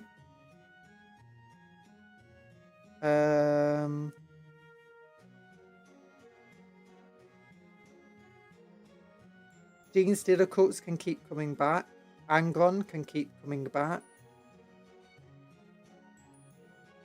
They can these guys can randomly all get sustained on lethals.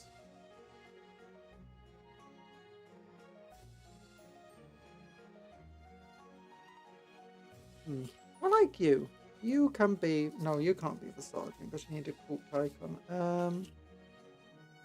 You can be the sergeant.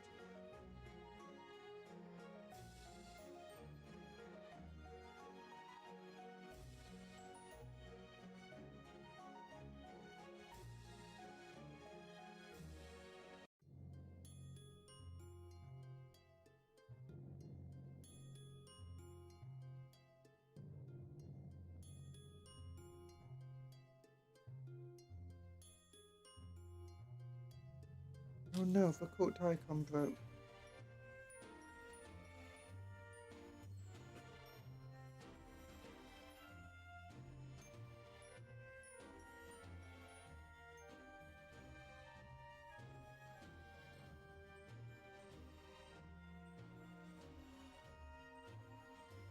There we go.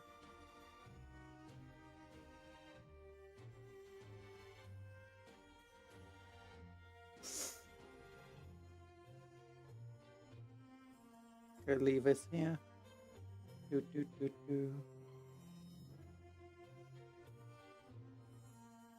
I think Grey Knights could do though with being an extension to the Space Marine Codex. They can get access to Space Marine detachments. Like, imagine how good Grey Knights would be if they could take the Librarian detachment. Which they can't. Like, I've seen a lot of Grey Knight players upset that Space Marines can just be better by going, okay, I'm just going to give every unit a Librarian or a Psyker. What is that piece for? It's just a circle. No idea. Okay, I need a plasma pistol. Where's my plasma pistol? Where's my plasma drill? Need a plasma pistol. I need one for you. Here we go. And then let's ask a question.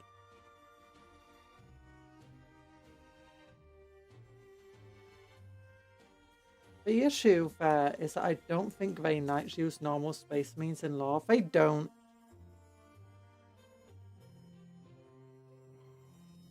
Well, they could just have a rule like the Black Templars do. Like, the Black Templars can't use Stern Guard. They can't use Librarians or any Psyker units. They can't use any of the Gladiators. Land Raiders. No, they can use the Land Raiders. They can't use any of the Gladiators or Repulsors or the Impulsor. Actually, wait a minute. Aren't there like 2 unleaved arms they can have?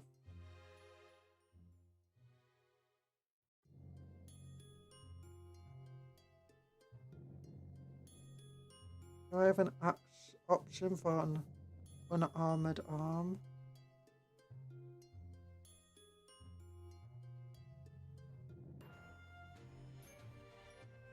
Not there, not there, not there. I don't think so. Huh. You have to have armor on this one. Bad.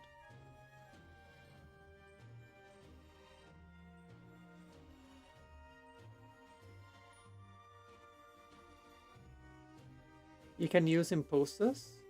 They do, but they can only use the ones in their own codex supplement. They can't use the ones in your codex supplement.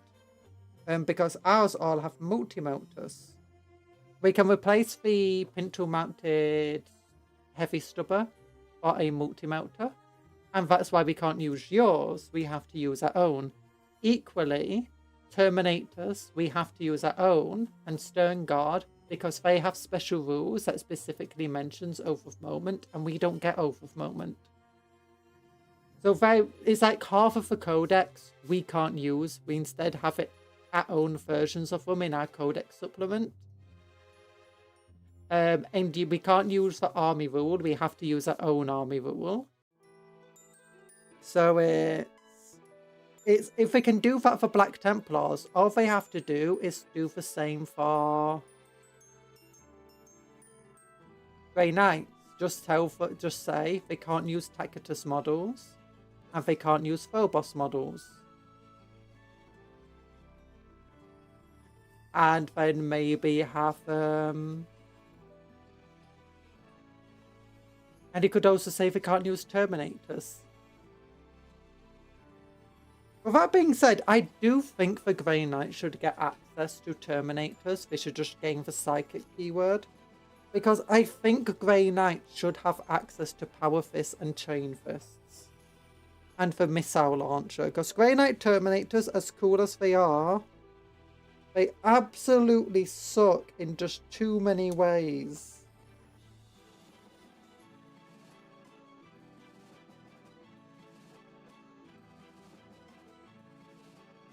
By the way, what's fun about Khorne Berserkers is you get enough shoulder pads to not have to use the World Eater symbol, showing that they have thought about not every single Khorne Berserker is a World Eater, which is nice. Grey Knight should get that as well. Maybe it's just because there's so few units available, they're just like, now we'll just make it for own codex. It's just a fact that means they don't get access to any of the Space Marine detachments. And they really, especially in the new edition, they could really benefit from that. It could make them do so much better. And I think you'll get more people playing them if you did. I think if they changed Grey Knight lore to have Phobos Marines or something, they could also do better. Or just change the codex to include more different units. Like, have like a Grey Knight. Do Grey Knight codex include the Inquisitors? I don't think it does. But they really should include Inquisitors. I know you can just ally them in, but having an Inquisitor actually benefiting from like army rules and stuff and detachments would be way cooler. Make it like the old Demon Hunter Codex, which I think was when Grey Knights did a little bit more better on popularity. Where you just give them access to all sorts of, you know, non-Grey Knight units. Demon Carbalus. Not Demon Carbalus, why did I say Demon Hosts? Things like Demon Hosts. Inquisitorial Troops. If we're going to make them not a Space Marine Codex, include non-Space Marines. Heck, you could probably include like... I don't think anyone will care too much if you added a new special rule to Grey Knights. But, oh, that did what?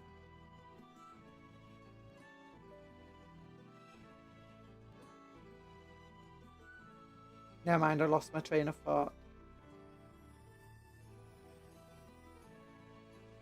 Yeah, I don't think anyone would mind if you just added things like equivalent of Grey Knight cultists. Like how you got Sisters of Silence of the Custodies. I mean, Grey Knights are meant to be custodial level. Or rumoured.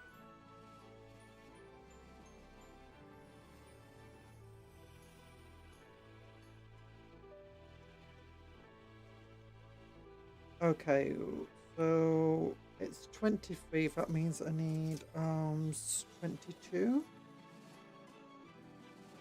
That's 125. 124.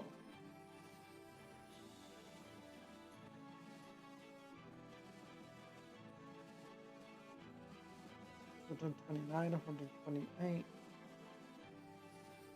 Oh, that's 123, not 120, not 23. Okay, so 124. And then I want 125.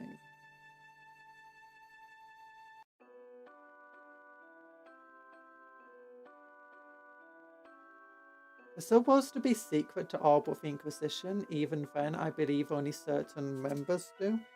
Yeah, but that's the thing. It's like if it's secret to the Inquisition, well, they're not just secret to everybody. A lot of the Space Marines do know about them.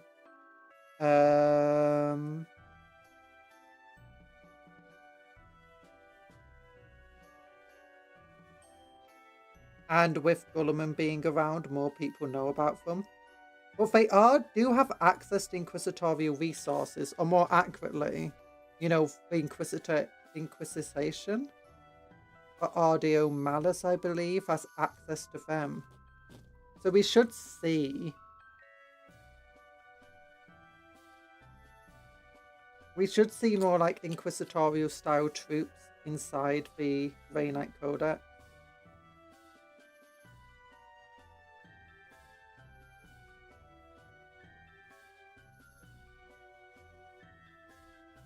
You know, specifically demon hunters from the Audio Malice. Employees of the Inquisition. And they do have their own chapter serfs and stuff as well. They don't do everything themselves.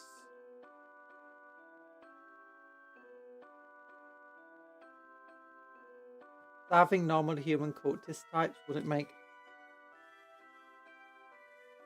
Well, I mean, they have chapter serfs because they still need people to help maintain and clean their equipment and armor. And, you know, feed the troops.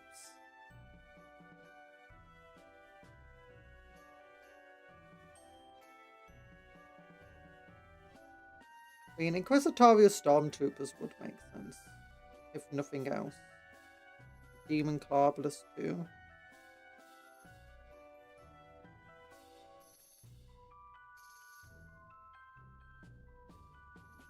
So, I don't know.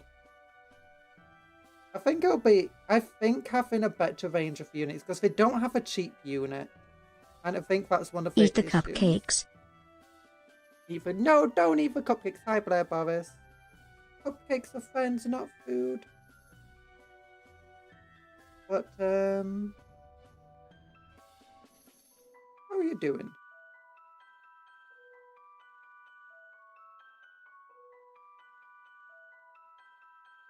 I think part of that issue is lack of cheaper units, lack of tank destroyers.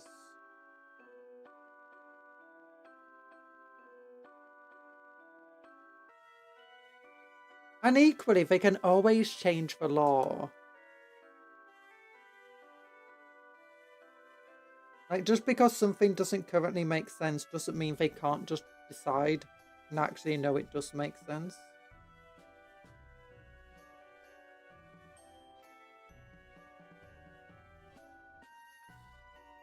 Yeah, he did not look as cool as I was hoping he would be.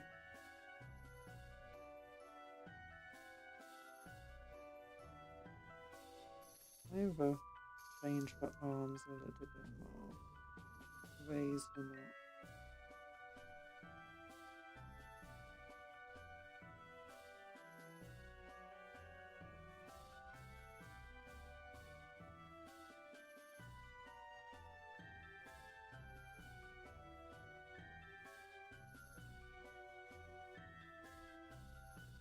I think in general all Space Marines should be more elite, like buff all Marines across the board, but reduce the unit sizes considerably.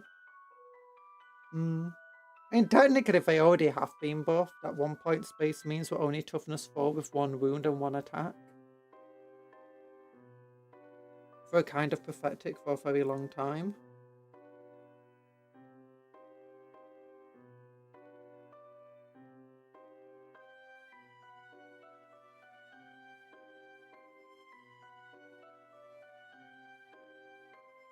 I think the issue with trying to make more elite armies, though, is it's very hard to actually win games with them. Because it's all about objectives.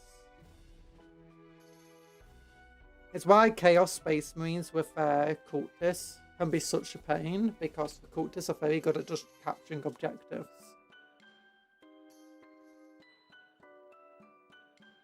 Or at least make Marine killer factions like Eldari better. Oh, the Eldari suck at the moment because they got over nerfed. They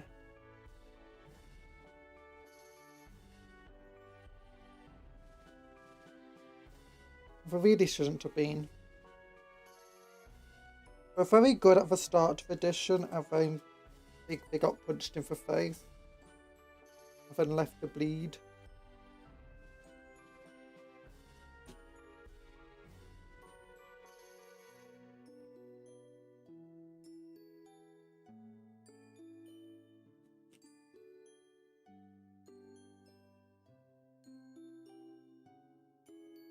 That's how the Death Guard can be quite elite other than demons. But I've still seen it done with just Marines. And I hate trying to kick them off objectives. Yeah.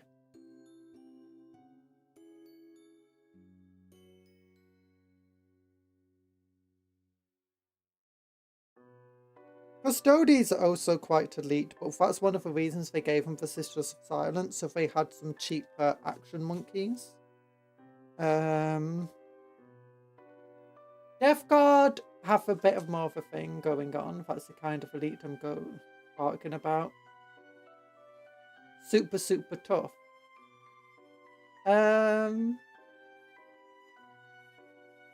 Death Guard have always been super tough though.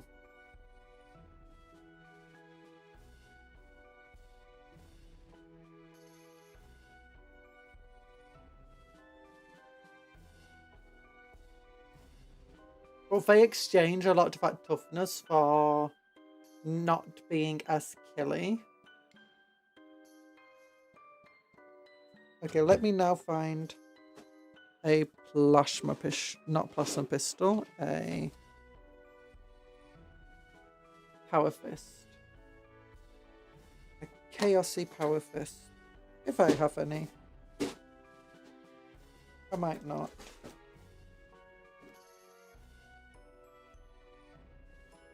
Okay, where's my chaos arms?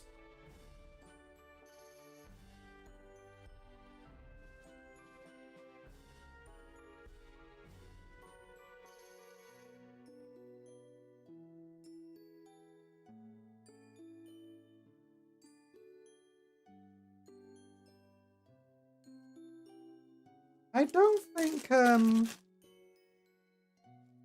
Space Marines are too bad though in terms of like how elite they are. Like they do have insane durability. Oh, Plague Marine backpack.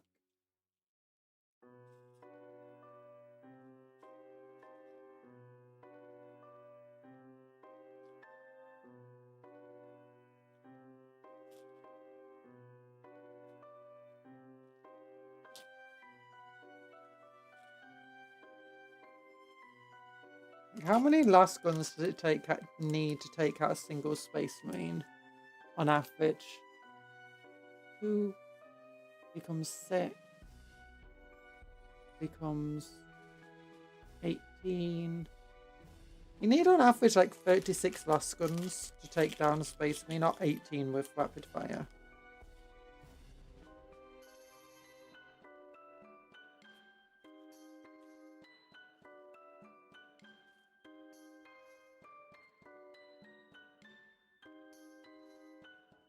And the issue is, if you make them too elite, they're going to start then sharing the same part as the Custodes.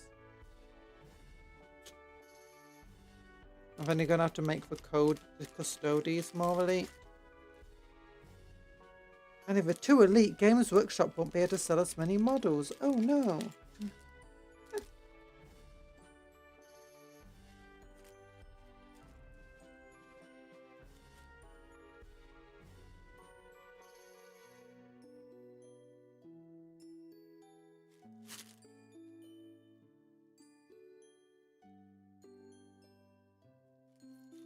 I do think Custodes could do with being 4 wounds instead of 3 wounds.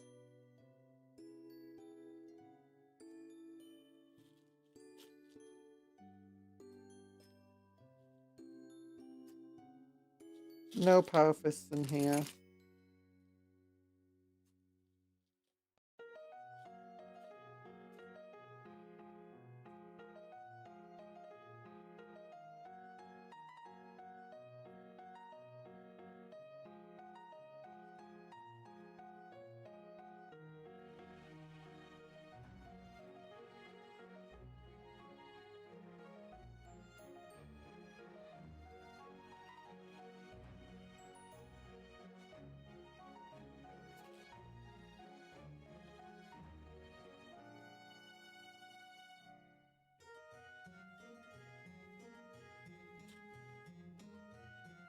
There you go. Overall, the GW says they're going for a more narrative focus, and the sheet should reflect the lore a bit more.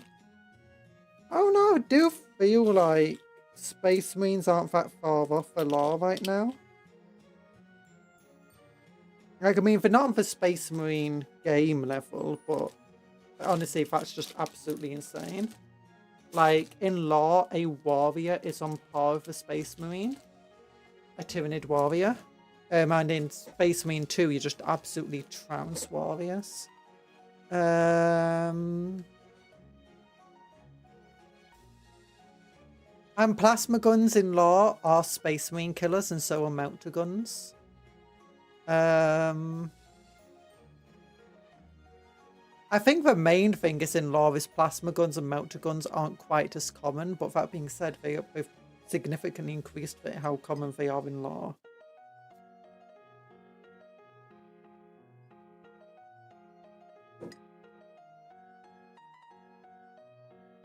If I can trust GW about as far as I can throw them.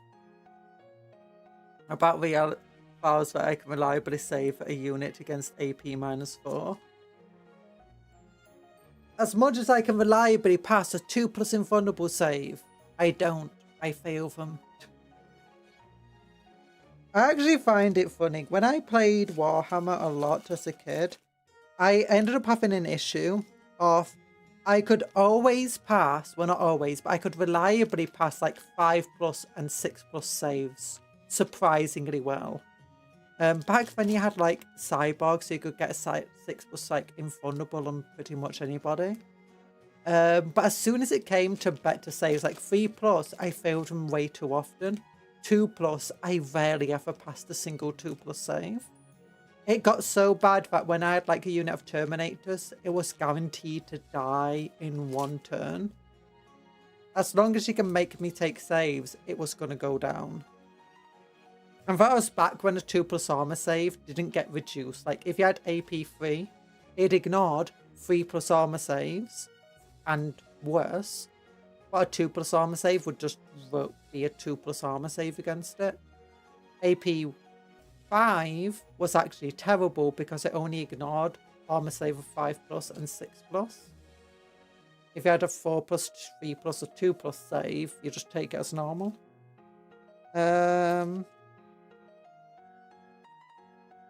But yeah, I could not pass 2+ armor saves to save my life.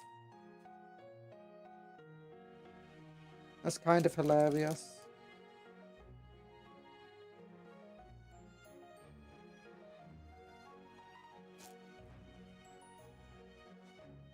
Okay, any chaosy power fists in here? Okay, I don't think that's a chaos power fist, is it? Might be. Well, that's a chaos lightning claw power fist.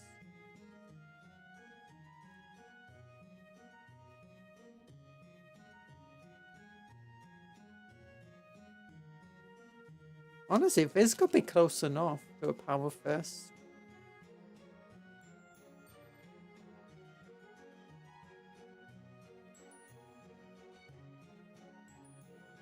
Yeah, I think I'll use this instead of an Eviscerator. Would you say someone who is more annoyed that Admech is focusing on more Skitarii?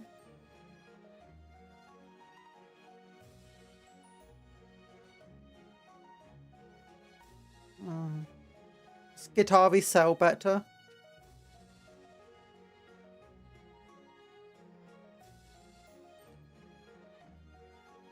I mean, Skitarii are great. Apparently, I only just found out that the Adeptus Mechanicus One, they came out when I was still playing.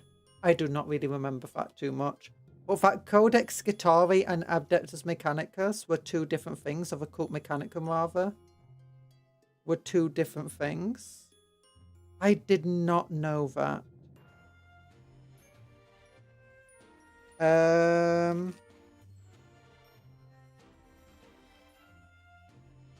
They also make a bit more sense. Personally, I don't really like the... I love Cataphon Breachers. I love Surfeiter Battleclade. I really want them to release a proper Surfeiter unit though.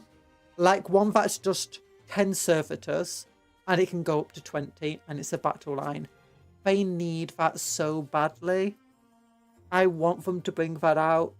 Why don't we have that yet for the Mechanicus? We have it in Horus Heresy. But I don't like the Electro Priests. I think they look so silly, and I don't think they make a lot of sense in lore either. Even when we played Rogue Trade and we came across them, I still struggled to get a lot of sense out of them, like as soldiers that were fighting.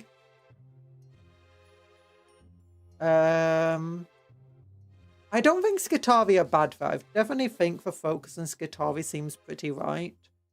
But I also think we need to get more of a Horus Heresy treatment. If we go over here, where's the Horus Heresy? Anything new yet? World Champions, top 5 changes. Fastest position.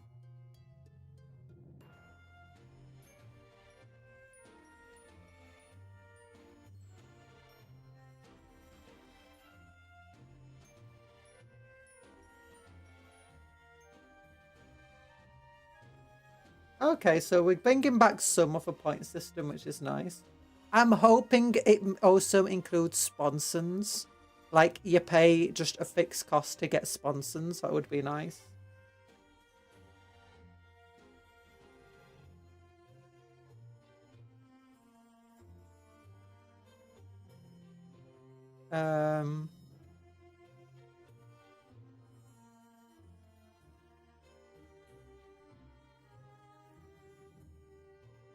Oh, some units become more expensive the more of them you have in your army. Oh.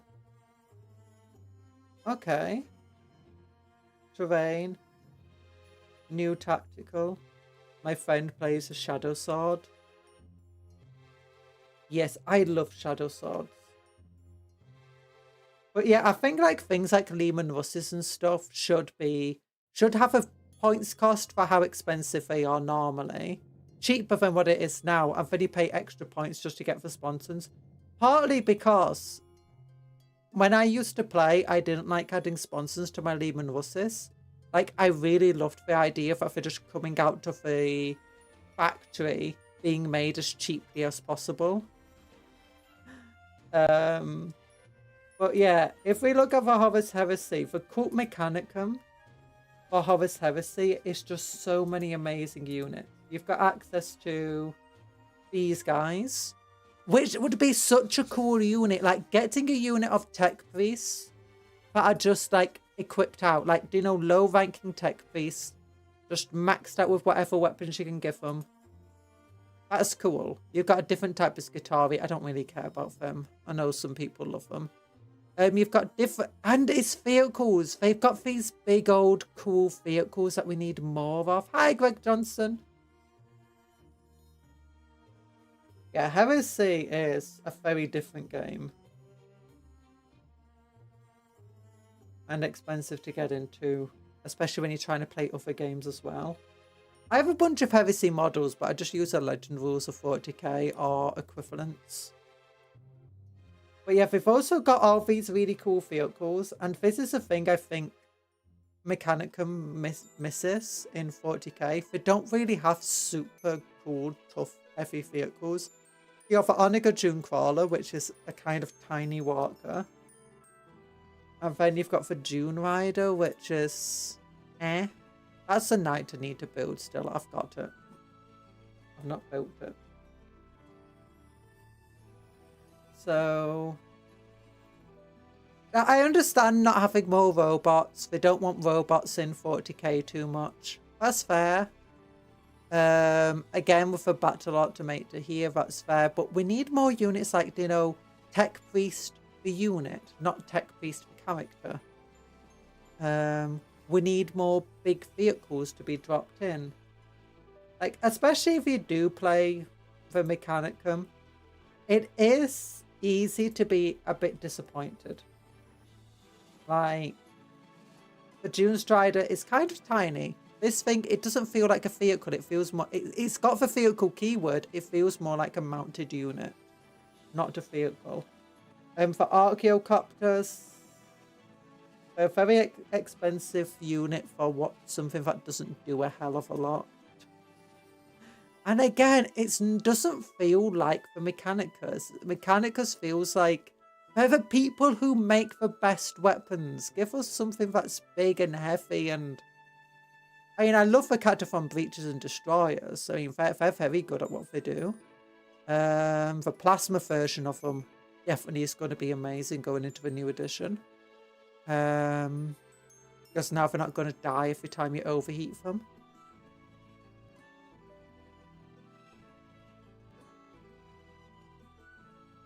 So, yeah, that's what we need. Now, the Battle Clade is nice. We need a proper servitor unit. Because that's the thing. If you don't want to go for Skitarii army, which makes sense. For instance, mine's an Exploratore, an Archaeotech one. My army's entirely focused on getting Archaeotech. And they don't really want to waste resources. Like, they want to just throw in extremely disposable assets. So my idea is that they mostly just throw in Servitus. And they want the assets, what they once they get down there, they're going to be able to actually, do archaeology. Dig things up, dust things off. Servitors are best for that. Skitarii for fighters. They don't do stuff outside of fighting. But Servitor Battle Clade, really nice unit for that. If I can get like a Battle Line Servitor unit, if I could be like 20 Servitors, I would buy that just instantly. These guys though, I don't really see how they'd work in any army. Lore-wise or anything. Why would you be sending them out?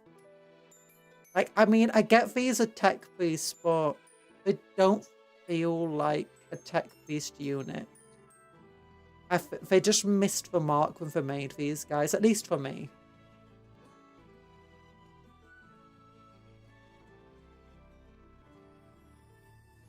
I don't disagree with the sentiment that Admech could use more mechs, but at the same time, I love the Skitarii. It'd allow me to look past it. I do love Skitarii. I absolutely adore the Histari. Although that being said, once I actually did get the models, I was disappointed at how monopose they are. I mean, they're not the hardest to kit bash into, being a bit less monopose, but yeah, it's a very monopose kit. And that was disappointing. And it's not the most expensive kit, mind you. It's got 2 different weapon options for everybody. And you don't have to give a power weapon to them. This one also felt a bit weird, as it feels like it should be takeable in units of 10. And they initially designed it to be. But then decided against it because, for whatever reason in playtesting, it was too strong. Because if you actually build them, you find that you can actually give all 5 of them the same weapon. You don't have to take the power weapon if you don't want to. And equally, you don't have to give this guy the cool... Where is he? Yeah, you can see he's got this little mohawky gear thing.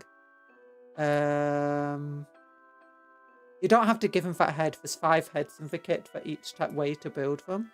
And a mohawk for each way to build them too. So that tells me that they initially wanted these to be units of 10 and decided against it. But yeah, I love that story. I do like the Skitarii as well. And I like the Infiltrator, especially. I love the Wustarkers. And I love the Sky Stalkers, although I am kind of tempted not to get them just because they look so finicky and flimsy. And And I love for raiders, especially for, I love for Sulphur Hounds, especially love for Sulphur Hounds and Sterilizers, for Flamers. So I do love the Skitarii and all the Skitarii units for the most part. It's just, I do feel like we need more mechs, and we do need more Servitors. That being said, we're missing Servitors all over the place in 40k at the moment. Because what's the other Servitor we're missing? Astartes used to have Astartes Servitors. And Astartes Servitors were literally Space Marines who had been turned into Servitors, usually as a punishment for something. And I always thought that was really cool. Especially like for Iron Hands and stuff. We could so bring back Astartes Servitors. And they usually were like taken in units of 4 and they all had heavy weapons. And Tech Priests could join them. So for the kind of unit that you take your not Tech Priest, your Tech Marine, and you give him a Servitor bodyguard.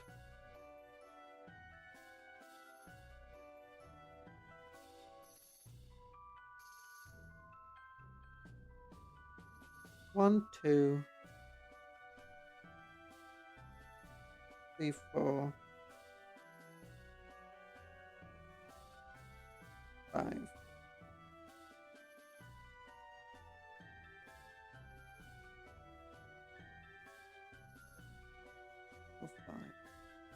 Only given 2 out at the moment. Or maybe there aren't enough shoulder pads to avoid everyone being a World Eater.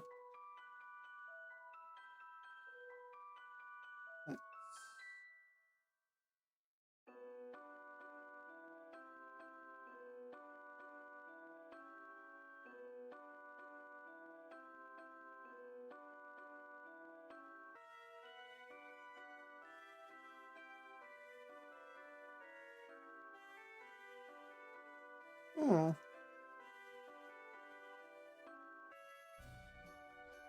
Sad.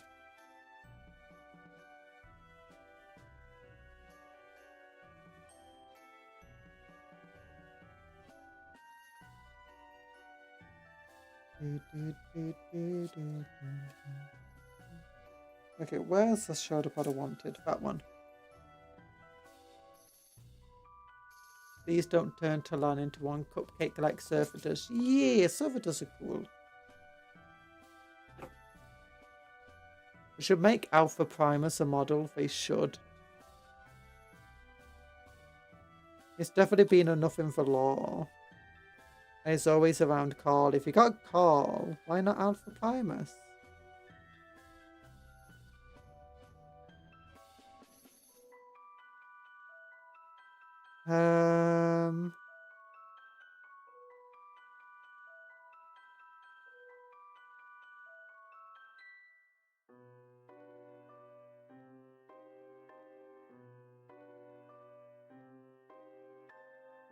Yeah. At the moment, the Horus Heresy Adeptus Mechanicus, I think, just absolutely outshines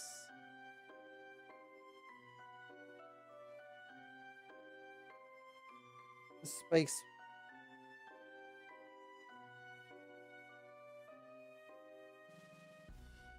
Yeah, I like this head better. Sorry, I'm just looking at different heads I want to take.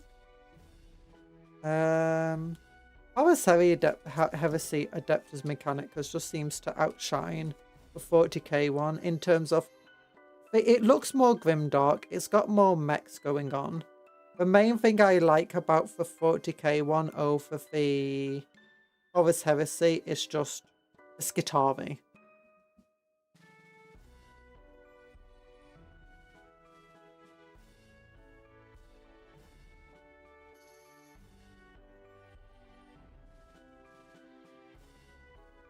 I think if we had more of a gross and disgusting looking.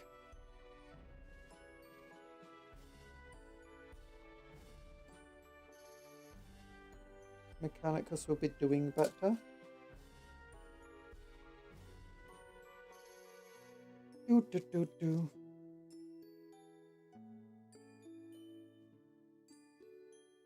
minutes.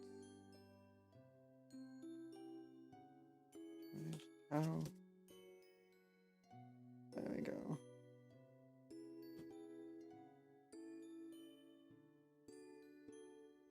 What I'm surprised about, though, is how the Adeptus Mechanicus are in the top 5 least played factions. Like, it really doesn't feel like that, because the Adeptus Mechanicus are super popular. I think it's just because people don't really like making and painting the models.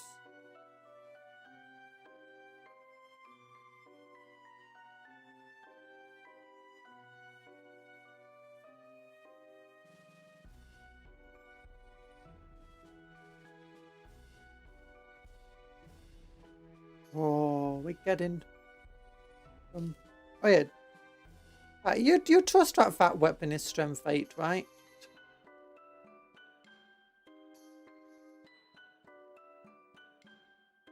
Big old axe.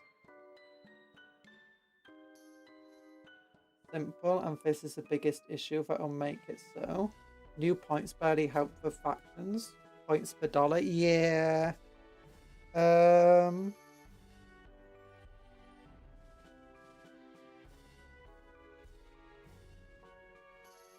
I don't think the Mechanicus is as bad as people say to some extent. Because what can you do?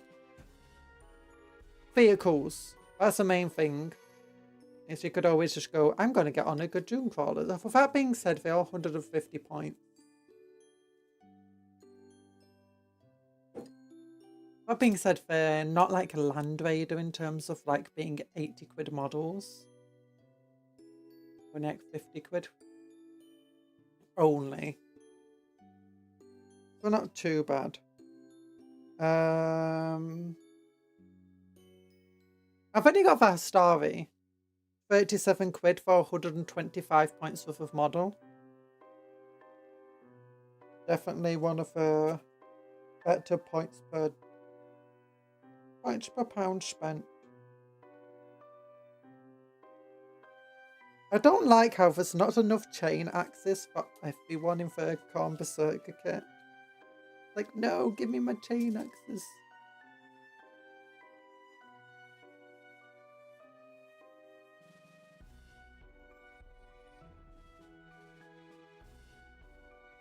Right, Admech mine. That's one of the best points per dollar in the faction, in my opinion. Yeah, the Histari are the best by far for points per dollar. The Scarlet Purse, Dune Crawlers, not too, Dune Riders, not too bad. As long as you're not using it as the troop transport version. Oh darn it, I forgot to give that other guy his shoulder pads.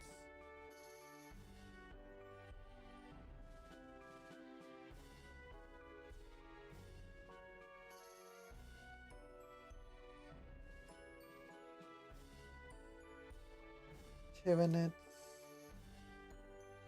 It's better than Guardsman Infantry. Actually, it's better than Guardsman for the most part. Like, you've got...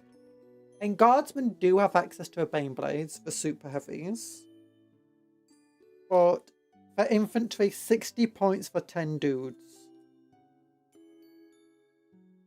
Admech, at least your squads are like 1895 points. For a squad of Skitarii. I don't have to take them in squads of 20 pretty much.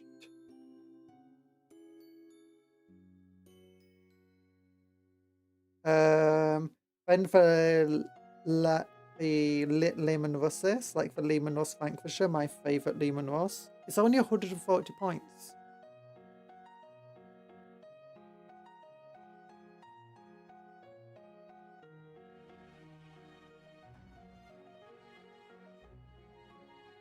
These things very quickly stop being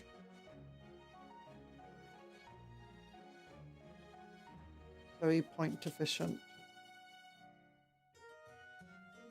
Morning TA, how you doing?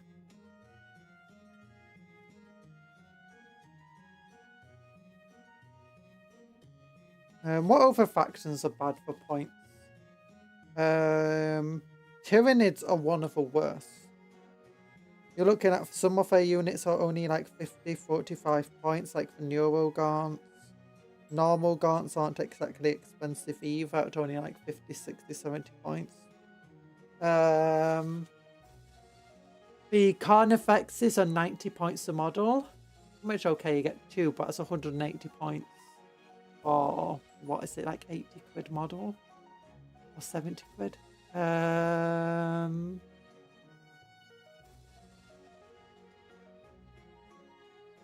you got the Neuro, not the Neuro Tyrant, the Non is a bit better, I guess.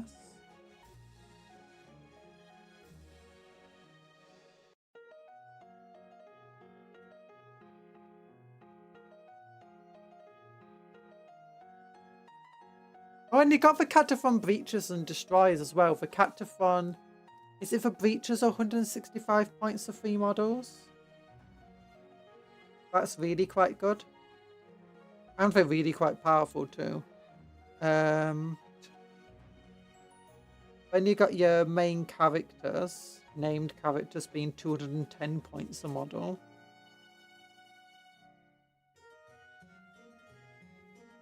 Those who cost more to make because of quantity. Hard factions also suffer from that issue.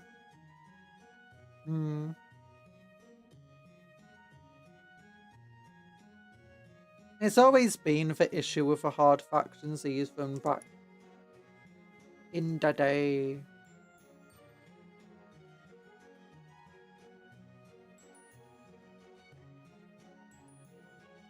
That being said, if you do get the battle forces, especially the ones that come with all the troops, people always complain that it's like, oh, look how few points are in this battle force. It's like, but have you seen how much you save?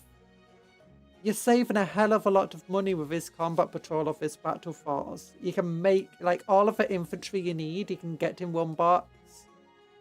And people are like, no, you don't get many points. It's like, oh, but that's because they're expensive.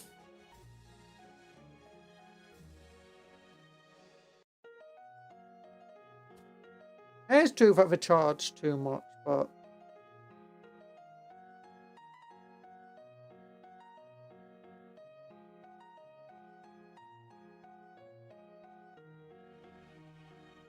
so, I think the biggest issue that AdMech have is just how difficult they are to paint.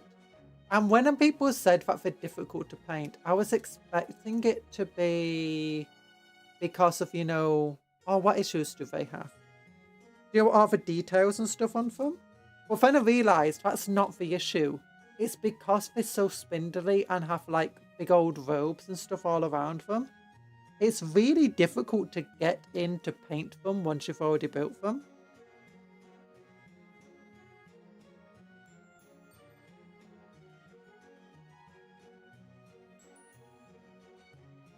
If you know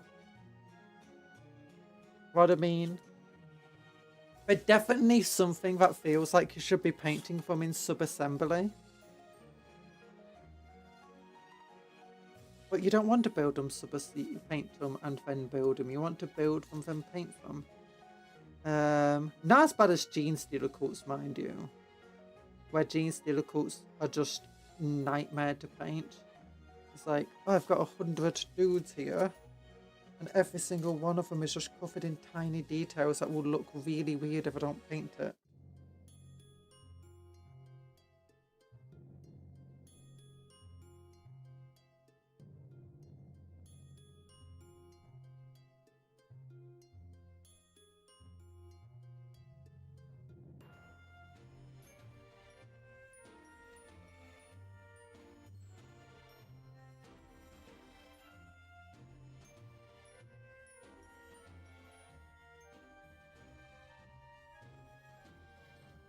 But yeah. Oh, and I don't know why.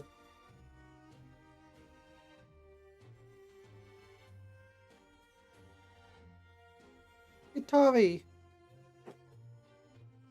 Guitaria are arguably one of the best parts about the current Mechanicus range.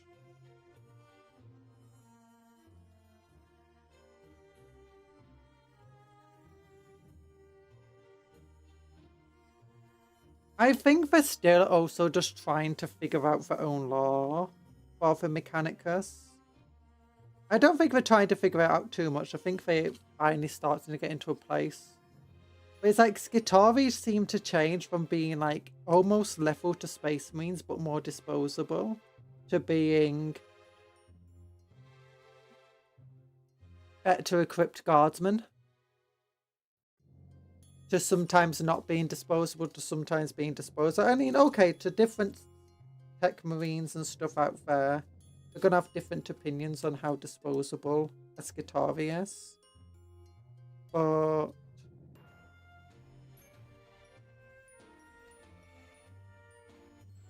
the lore for a little bit seemed quite inconsistent on them.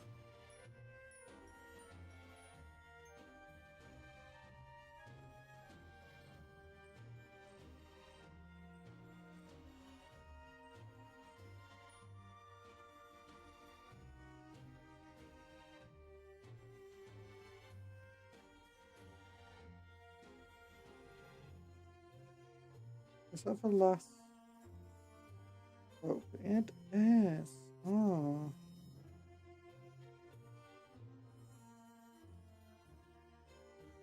Okay, I'll go with this one.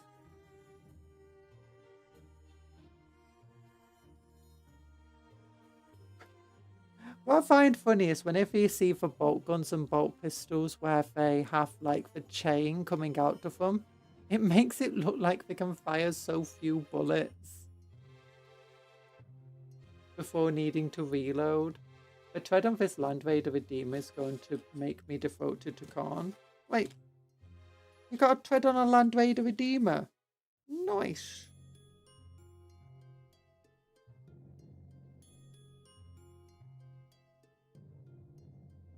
I don't find the treads too bad on the Land Raiders. The thing that makes me dislike the Land Raiders is...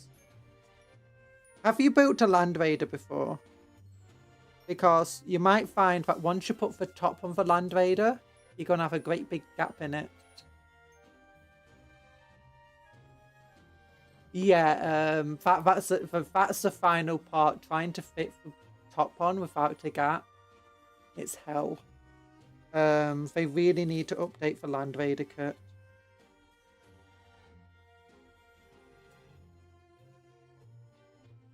The Land Raider is an ancient kit.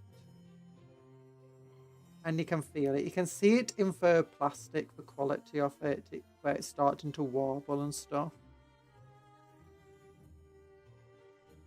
May Siege change realities, but it's not an issue for me. I have had one Land Raider be good with it. So when you're building your model, make sure, like take a crafting knife, the edge of your clippers, just really make sure that any bits of sprue on any part of a model is really well just cut away. Because those tiny bits of sprue can get really in the way in the end.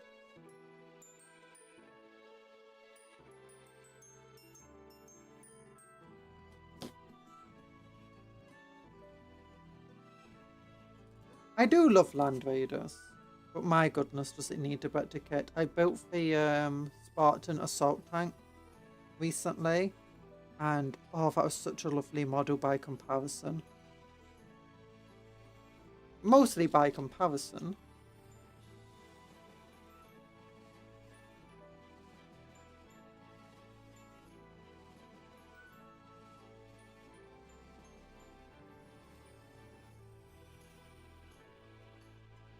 But still, lovely.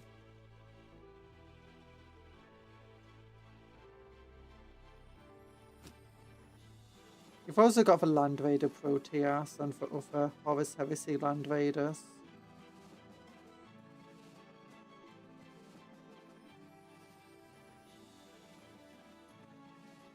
I just felt wrong for as a Salamander player avoiding the Redeemer for so long.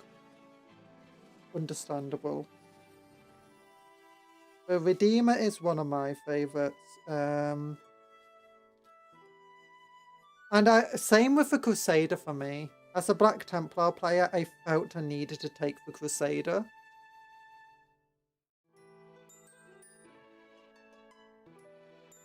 Well, I do prefer the Redeemer over it. And arguably, I kind of prefer the normal Land Raider. Because it's got the twin linked Godhammer Last Cannons.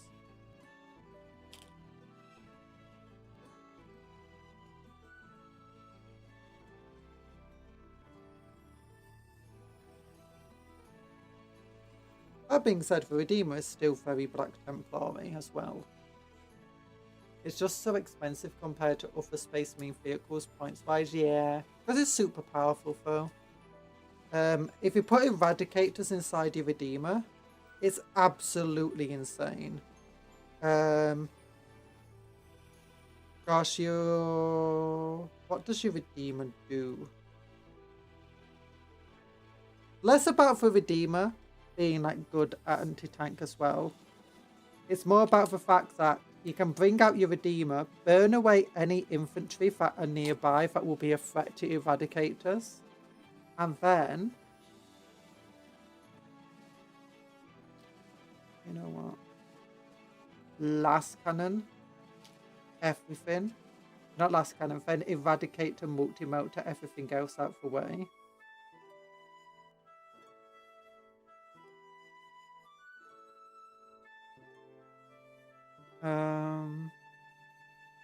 It is a pretty amazing tank.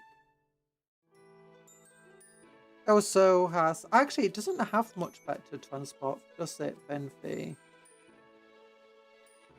other Land Raider now. It used to.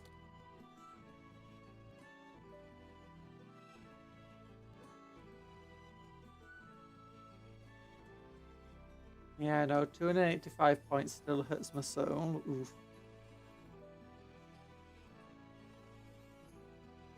Land Raider Crusader for the win.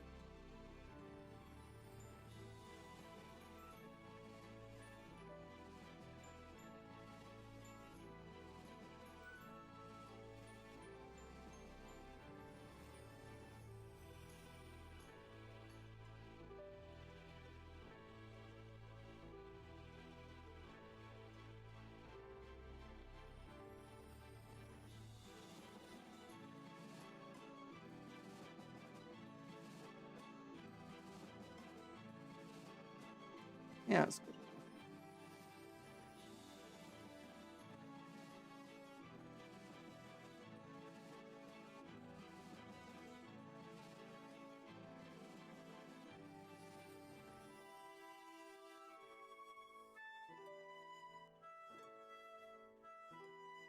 That being said, Land Raider Crusader kind of sucks. It's good in Godhammer Assault or Black Templar, because they get special rules and stuff for it. Actually, wait, you can get the Redeemer with the last cannon, can't you? Not the last cannon, the multi-motor, can't you?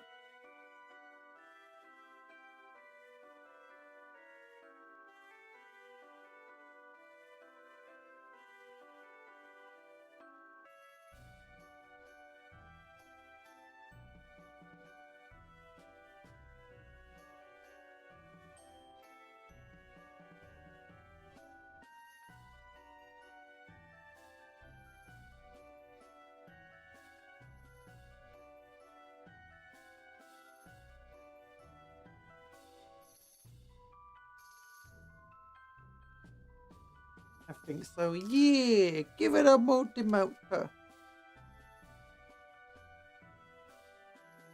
Which allows it to work with the Eradicators better. I don't know.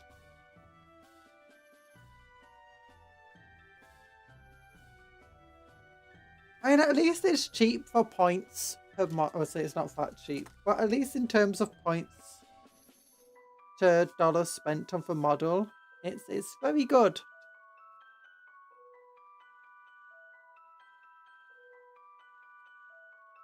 I'm not sure the Redeemer is super good though in any army. It's really fun to use though.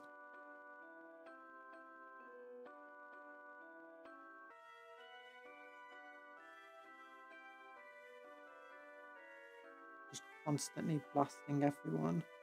Do you think there's a calm berserker out there? Oops, I've not given them the shoulder pads.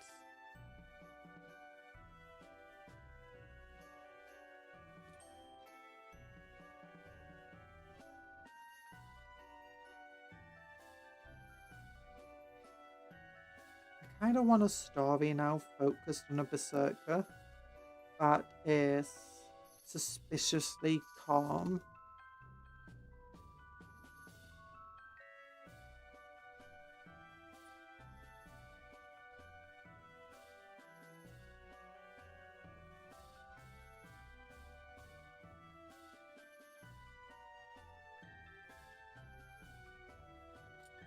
Oh, and then it turns out he's actually just an Alpha Legionnaire the entire time. It's like, you were concerned about why is this dude so calm? Why is he not acting like a calm berserker? Well, because he's not technically one. It's all a lie.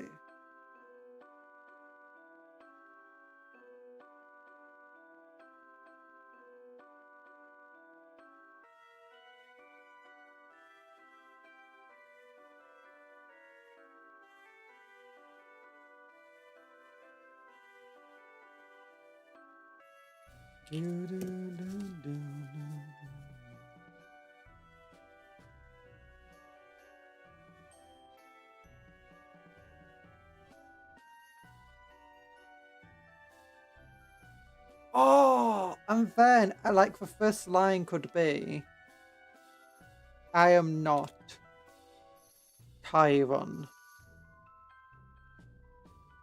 Esto. He died a long time ago, and in his place has arrived something else entirely. And it just sounds like a hard line that, you know, a calm berserker would say because, you know, he's not the same person anymore. But really, he is literally not the same person. The Alpha Legion killed the calm berserker like ages ago, and has it been infiltrating the warband ever since. Like the last couple of chapters is just focused on them finally betraying the warband after multiple years of infiltration.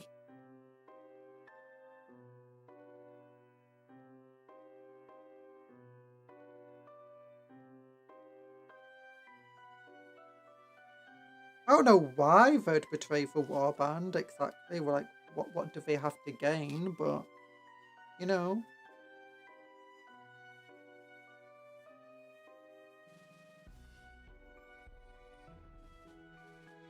They probably have something to gain.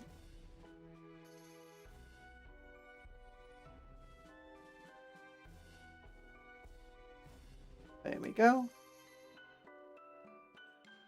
Just 4 shoulder pads left, and it'll be finished.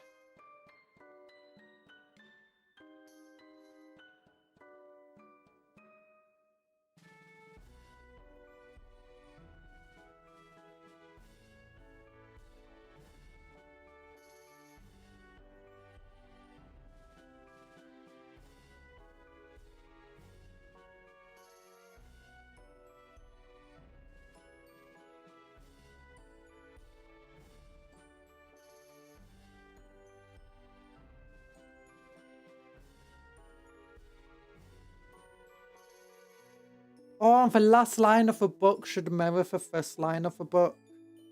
As the Alpha Legion finally like drops the guys, as the final brother is just, why did you betray us? And he's like, I am not. Whatever his name was. Oh, that would be perfect. Okay, now I need to contact Games Workshop and be like, hey, I've got a story idea for Alpha Legion and World Eaters.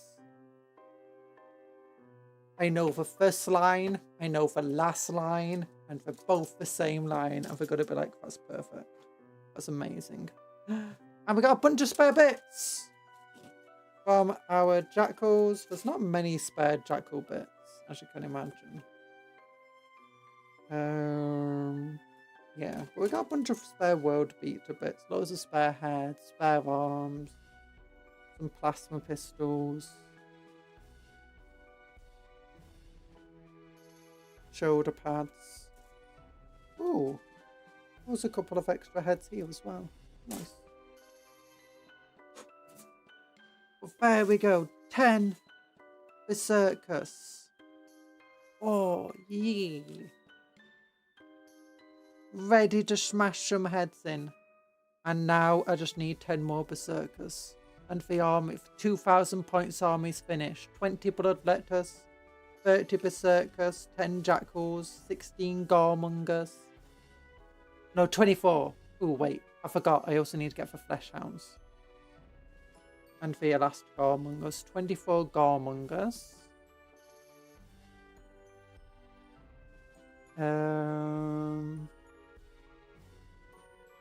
2 Lords and Juggernauts. 10 Blood Crushers. 1 Bloodthirster. 1 Master of Executions.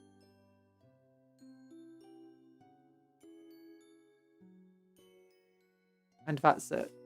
No vehicles. I like the idea that for a relatively poor warband, hence the sheer number of cultists and demons.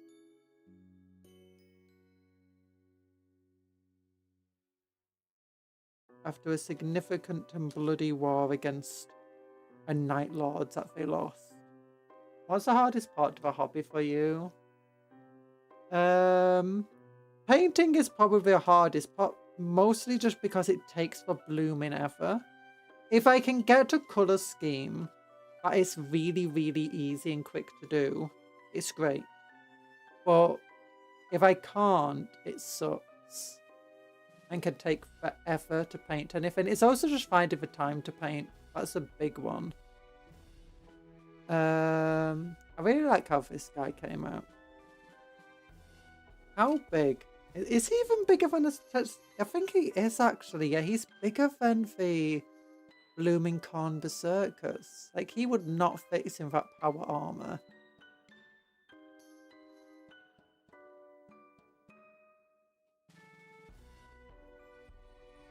He really feels like he should have his own rules, like...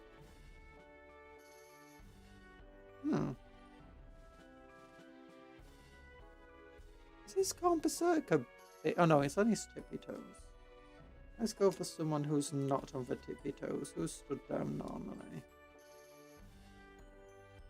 Okay, never mind. He is notably smaller than this dude, even if a low upper on his base.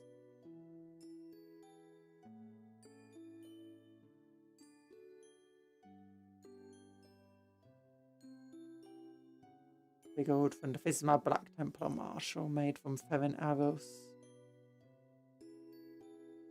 Is that Chainsaw Man kit bash? Yeah! It's not even much of a kit bash. I just literally built him as he's meant to be built. Or one of the variations is meant to build. Then just took his spare chain axe. Cut off half of his head. Put it on. And it's perfect. It's not a chain axe, chainsaw. Chainsaw Man! This is Denji if, you know, he never skipped leg and arm day.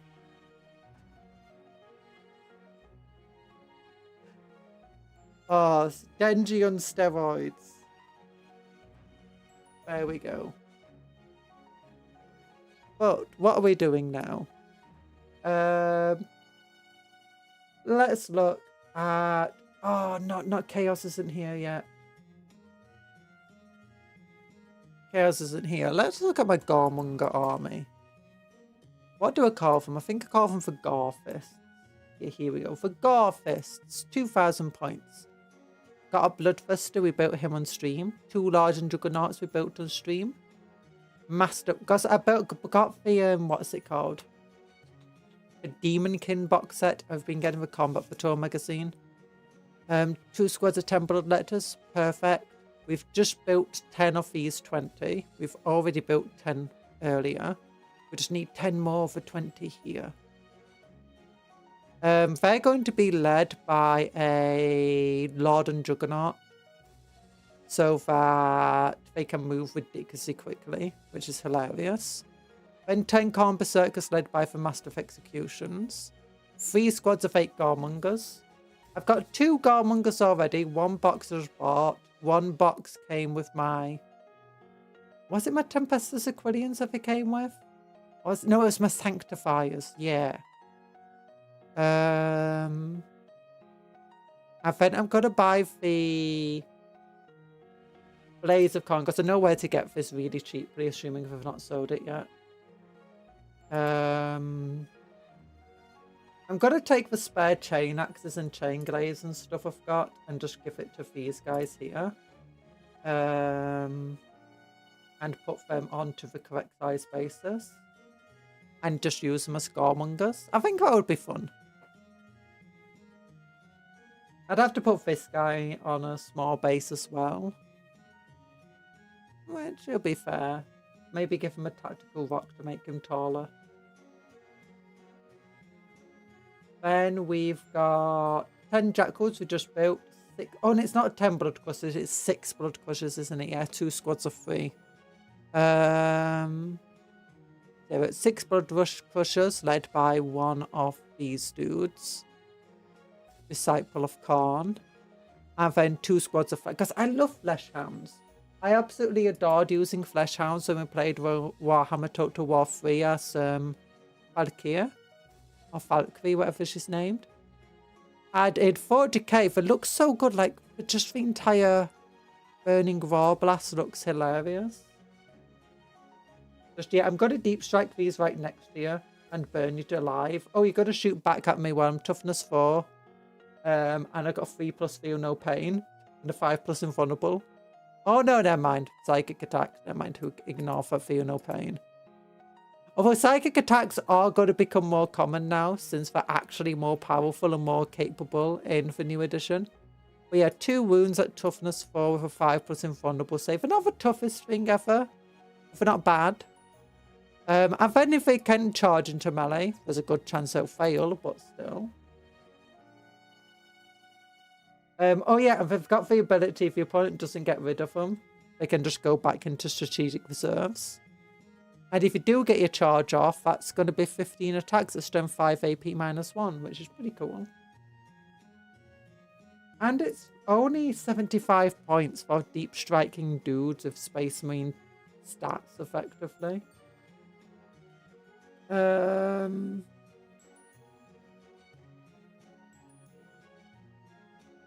So yeah. How expensive is Karnak? Oh, I can't get Karnak in this army. That's sad.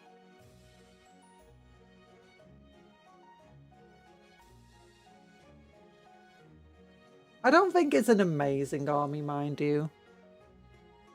But it's a fun one. It's got my favourite parts of World Eaters in it. The demons. Oh, I did not enjoy building for Bloodletters. It absolutely sucked. And they feel like they're going to break at every single moment. Garmongers, again, they're a bit of a pain to build. They're not too bad. Blood Crushers, I absolutely adore. Juggernauts. Lords, I adore. Khan Berserkers, honestly, they've grown on me. I don't really like the design too much of Khan Berserkers, but after building them, I was like, you know what? I actually don't mind these guys. They're pretty cool. I found that a lot with a lot of the, with a lot of the things that came with the Combat Patrol magazine, where they're cooler than I expected. And things grew on me, like the Chaos dudes. Chaos Space Marines grew on me quite a bit. What else was in the box that I didn't expect to like as much as I did? The Guardians were cool, actually.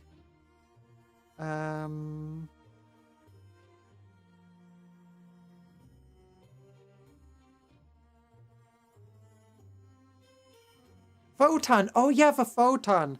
I didn't feel like I cared too much about the Photon before getting Combat Patrol. And after getting them, I kind of fell in love with them.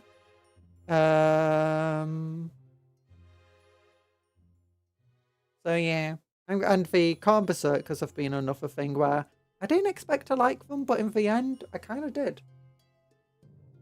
Or at least not like them too much. Gene Stealer Cults is one of those ones where I wasn't particularly enthused about them before getting them. And afterwards, I kind of just lost anything I liked about them. For Gene Stealer Cults. Photon is super cool. They just need more lore / books. They do. I still like what they do half at the moment. Like half of the game is how they play. And Photon play are very similar to very old school Space Marines in a lot of ways. And I kind of like that. Some nostalgia there.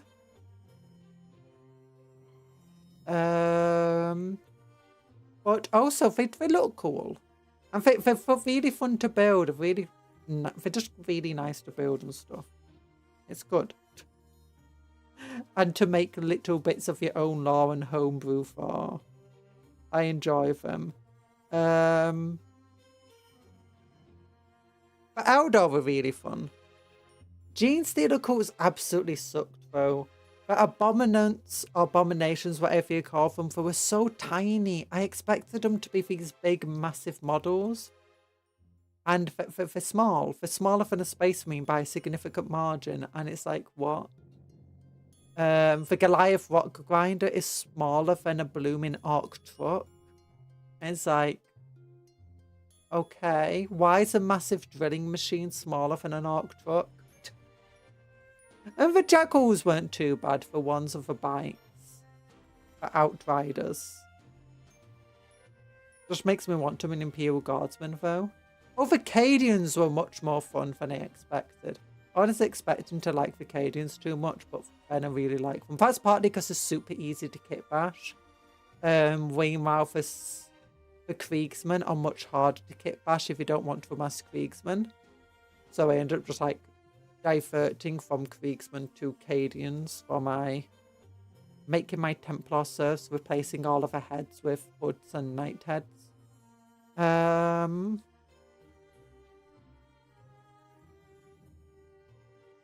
Trying to think. Yeah. I don't even know about the Photon needing more lore and books though. Ooh, if you've not read the free book, that's got a bit of Photon lore in it. There was a free book they did for Black Library Anniversary. You can still get them for Black Library app. And I've not actually read it. I started reading it, then I never got back around to reading it because I don't enjoy reading on my phone too much. We have one book. I thought you had more than one. Because you had a new book recently. I thought you...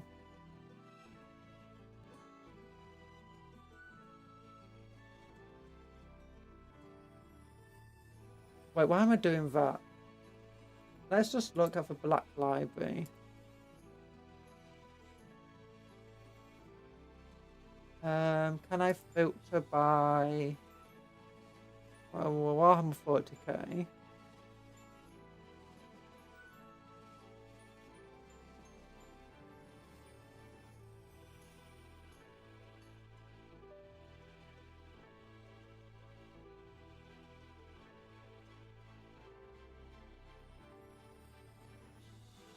Dark Imperium.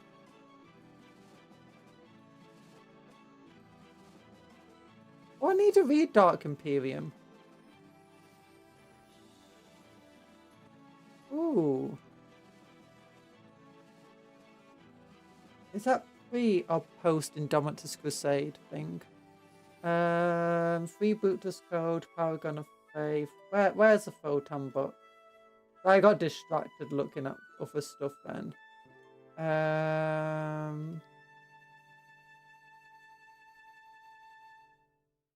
I know they've appeared in other books. You got the High Cause Oath in paperback. I thought you had one before the High Cause Oath. Am I just insane?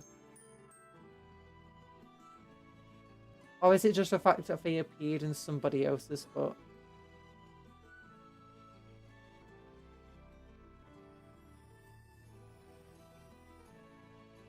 Yeah. Okay, I'm probably just insane. Human hammer, paperback. Oh,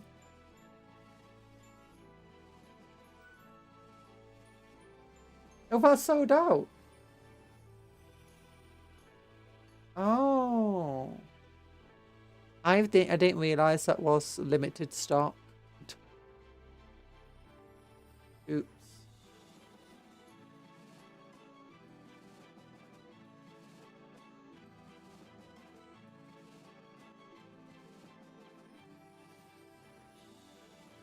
But what was I going?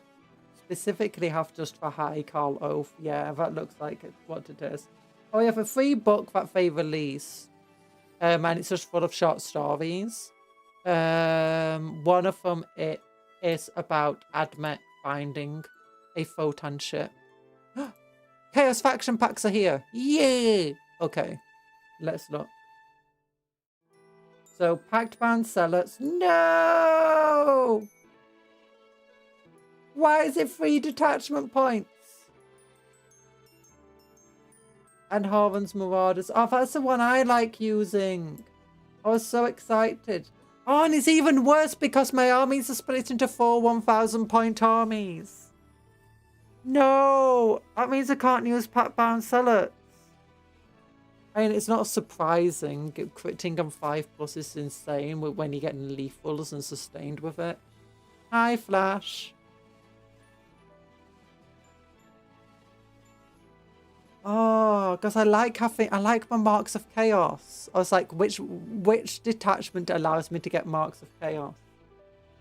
Oh.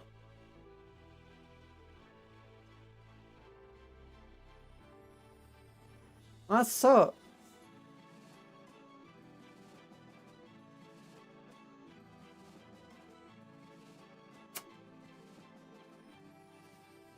Butchers of Khan, 1 detachment point.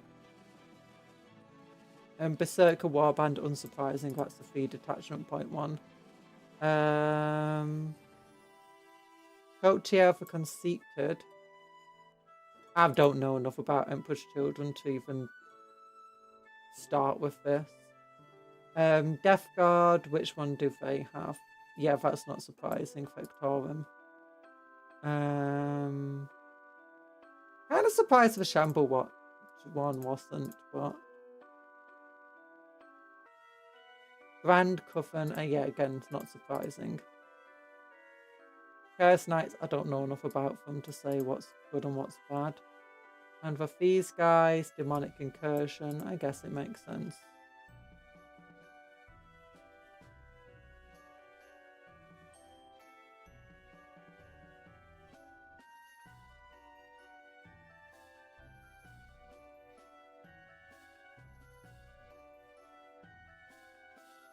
No! Corpse Emperor got God Emperor. No, it's a God Emperor, not the Corpse Emperor.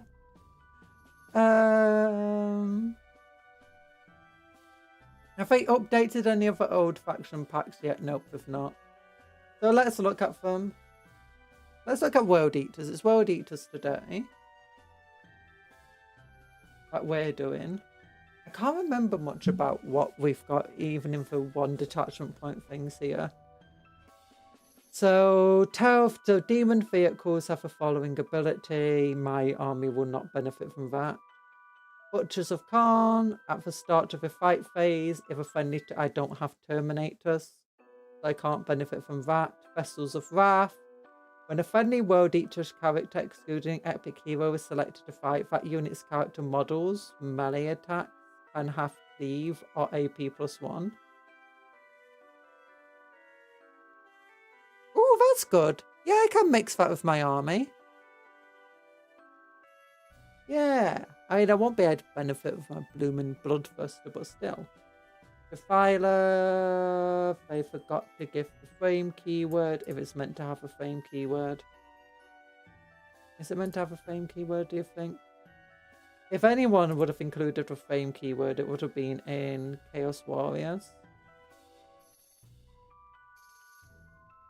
Honestly, I would have rather them weakened what the Marks of Chaos can do. and allowed it to be taken for 2 detachment points, then well, I mean, it makes sense, I guess. In your shooting phase, when a friendly Heretic Astartes Psycho unit is selected to shoot,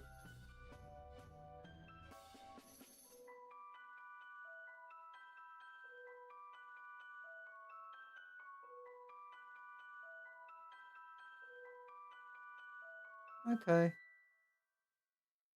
Devotees of Destruction, Havocs and Obliterators have a heavy keyword. Unaliving Talons. That would be very good for one of my armies, mind you, for my Night Lords.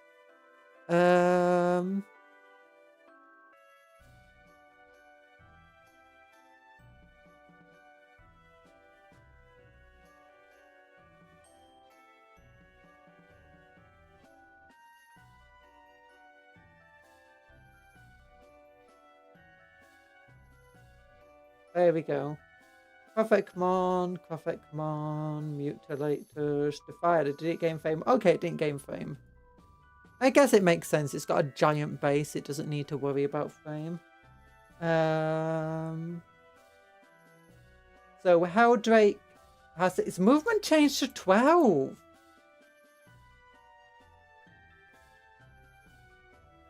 Why 12?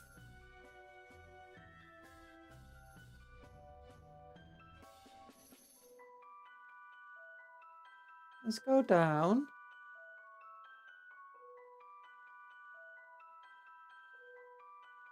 Can we find the Helldrake here? Yeah, 12. Well, the aircraft were changed to 14 inches. Why did it get changed to 12? That sucks. It's barely faster than a Mauler Fiend.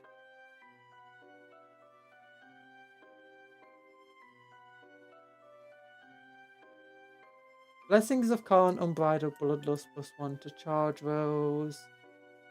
Just trying to see if there's anything here that, outside just rewording things slightly, anything that's new. 9 to 8 inches. I don't think that seems seriously new.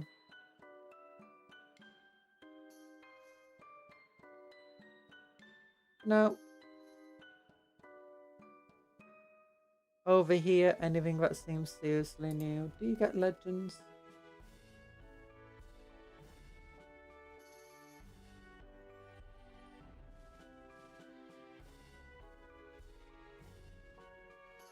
Nah.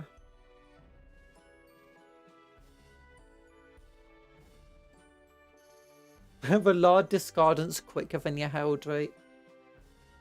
Oh, I mean, if a Helldrake can move as a crow flies, but still. So did remember to update the rules here. Held Talon, aircraft, fly, frame. Yeah.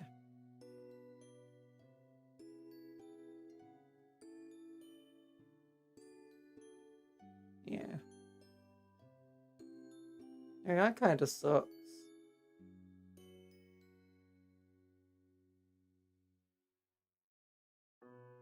I doubt there's much that's changed otherwise. I imagine a lot of things have gained the frame keyword. I wonder if any of the knights have.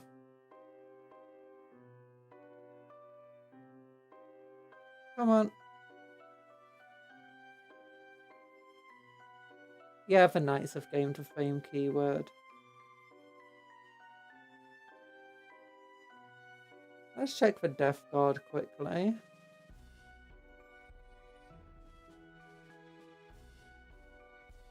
Yeah, didn't gain frame.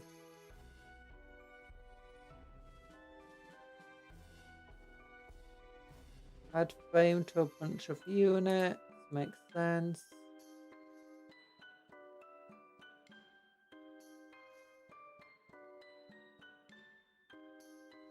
Yeah, there's not a lot of major changes in here. Which? It works with. It kind of sucks though that packed bound sellers is 3 detachment points. Partly because at 1000 points you're only limited to 2 detachment points, and my Light Lord army is split into 4 groups. Undivided, Nurgle, Sinch and Slanesh, and each one's 1000 points. And all of them use pack bound sellers, except for Undivided.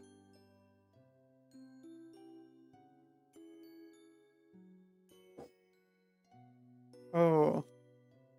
Or at least give me like a 1 detachment point thing that still allows me to get marks of chaos, but they just do something else. Oh, but we got a big old horde of dudes. I need to put magnets on all their bases now, so that I can then put them away where the Tau and the Con Berserkers are kept. Oh, but thank you for coming to the stream today. Big old love hearts to you all. Have a good rest of your day. Remember to work hard but play harder. Take care of yourselves and be kind to others and vice versa. Eat good food, sleep well, dream of cupcakes but don't eat the cupcakes because if there's not food. Goodbye everyone and big love hearts to you all. Don't forget to like the stream. Smash! Yeah!